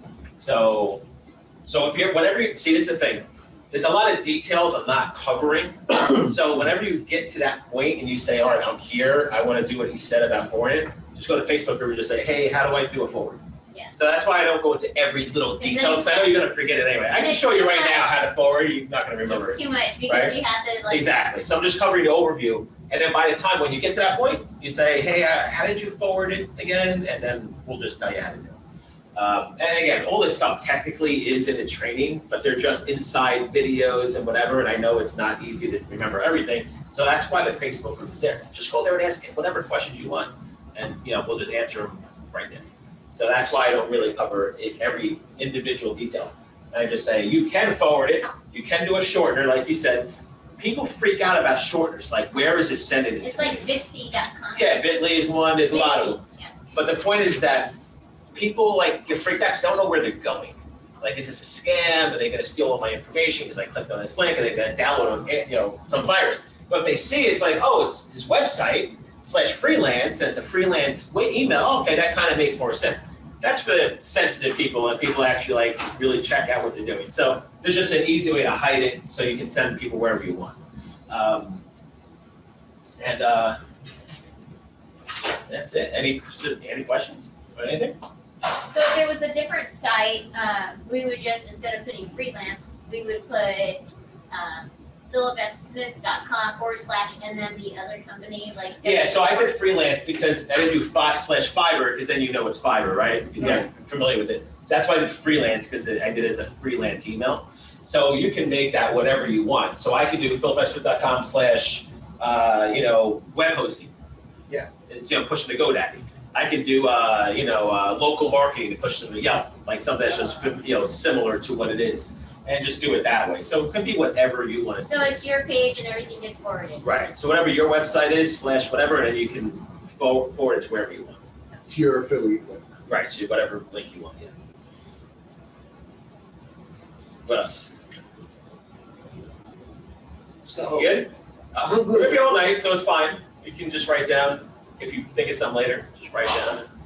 So Zach's gonna go for a couple of hours, then he's gonna get you to fucking start doing exercises. Cartwheels. So I'll be there. Like he said, the other room, the vodka's over there. Yeah, I'll be in the back. If anyone wants to do some shots of tequila, just come back. Oh, yeah. To the back of the room. It's where the fun is. Always. But, you know, if anybody has any questions like, all right, what other verticals can I do with this? Just, you know, whatever questions you have, you know, after you leave here, or when you start the process of doing this stuff. But anytime So- you have a vertical, you only want to utilize it 3 times, right? You don't want to. You don't want to really sell a lead more than like 3 times, right? Because you're going to get contacted too many times. Actually, that's a question that I had. What about those people that you speak to in terms of selling? Well, I only want exclusive. So they are exclusive. So I say, yes, they're exclusive for 30 days. So after 30 days, they become an age lead. That's how I do it. There's people that do it differently, but I just say it's exclusive for 30 days. And then after that, it becomes an age lead. You give them 30 days to close the deal. I mean, if they can't do it in 30 days. Yeah, but you were saying that you would sell the same lead to 3 different companies. So it's not really. So exclusive. it's exclusive to that industry, right? So like a lender merchant cash advance is different from a credit repair company. Sure. So the credit repair company's not selling that, and they're not selling them. So I it see. is not, it's exclusive to Okay. what they're selling. I got you. So currently today, right now today, I only do sell it once, but when I was selling it to 2 MCA companies, 24 hours apart, I just lied to them. And I just said they were exclusive. Because I knew that if they were good at what they did, they're making money anyway. If they're making a profit, like they said, they called me. And they can both continue to buy because they knew they were making a profit. That's all they care about at the end of the day. You know, so that was it. It's funny because the guy at Business Mounts actually withheld like 30 grand for me. And they bought out, and then Lendio, they switched over Lendio. And then I basically wouldn't sell a Lendio until they paid me the 30 grand, and they did. Oh. That's how bad they wanted the leads. 5, 1, So that's why I had a little bit of, 5, 3, you know, I was arrogant. 2, I 0, was like, 1, fuck you, 7, baby attitude, 0, because I 9, knew 2, 5. that they needed me. You know, so it's, you know, when you're in that position, not that you have to be like that, but when you're in that position, that's when you can make a ton of money. You know, in any industry, when you have the needs that companies need, you can make a ton of money. And it's only gonna go for so long. It doesn't last forever, right? What's great about the lead industry is that you can go from different vertical if needed, or do multiple verticals. This is always a vertical that's doing well, right? 100%. And you can always transition to a different product like you with mortgages. Yeah. Once you understand the concept, it's like that driving stick, right? Drive stick, you can drive stick in any car. If you're a car salesman and you're selling Lexus, you can sell a Ford, you can sell a BMW. You just gotta learn the car. So you can do any one of these verticals, you just gotta learn the industry and understand going prices, how does this work, how does that work, whatever. You just learn the industry, right? But it's the same concept. Lead gen's lead gen, lead brokering leads brokering. Like just lead business is lead business. Doesn't matter what industry you're in. Yeah, like the graph that you showed, you added in 680 FICO plus. That could be sold to the mortgage industry. Oh, of course. All I do is add one extra question. You know, are you interested in a mortgage or something? So we're running ads that was a real estate ad to sell a house. So we gave a ridiculous price on a really nice house to the point where it didn't matter where you lived in the country, it was a good deal, right? So then what we did was, it wasn't to buy the ad wasn't to go buy the house, that's what they thought. And the ad was to ask about the mortgage. So, a certain percentage of people said yes to mortgage. Mortgage companies will pay out like $30 or so for a lead. We're generating a lead for 7, and I forget the exact number, but it was, I think it was about like half we're paying. We're saying yes to the mortgage question. So you got a $14 lead. They can send to a mortgage site, and if you get, you know, half of those to actually go fill out the form, let's just say, now you're at $28 for a $30 to $35 lead, whatever it comes out to be, and then you go do $1,000 a day. And then you go and you say, oh, you want to sell your house? Do you have a house for sale? Yeah, sell that to a local real estate agent. Oh, you need credit fixed? Sell that for a few bucks. So now you go from making, let's say, a break even on a mortgage, then you make $2, $3, $4, right, on all the other stuff, and then you just scale it. Then you have to make sure that all your buyers can scale together, because as long as all the buyers can buy the same amount of leads, I had some of that issues. I had the one guy, I was his only lead provider out of Utah, a company called Central Business Funding. They're not in business anymore. And they were buying leads for $7 for a lead that had over 600 credit score. That's all I care about, 600 plus credit score. That was it, $7. That was a lot of money for that lead, right? Of course, I really gave him about 50 plus. He said he always getting 6. I like that. Let me just go down a little bit. I know, because what he's doing, he wants to push me up to get a better quality lead, right? It's like, yeah, I can really work. He's thinking I can work with 550. I know he can work with 550. He tells me 6 because he wants a better lead. But I really get him 550, right? So he leads for years, never had an issue, right? $7, crushed it. So that one, once he maxed out, my profit margin dropped considerably. That was free money, right? $7. I was paying $5 for the overall lead. He's paying me for 30% of them, $7, right? And then I'm selling MCA, I'm doing all the other stuff. My overall revenue per lead was like $15 to $18, right? But he was like $7 of that. If I took him out, I lost a lot. So once I exceeded his limit, my profit margin plummeted, right? And then what I did was I just would generate more leads to make it back in volume. So that's when I mentioned before how I have done it where it's very efficient. If I just ran enough leads per day just to max him out, that was my highest profitability, right? That was it, most profit I'm gonna make. But if I did 2-3 times that, I would just make back all the money in volume. It would be a much smaller profit. So it just depended on what was going on. The concussion guys, right? Losing money on an auto finance lead and then making an $8 profit on the back end. When I say losing money, probably $2-3. So they're really making 11, right? But to $2-3 breaking down to 8, they're doing like 3,000 a day at max. That's a bigger industry, right? It's more leads again. 3,000.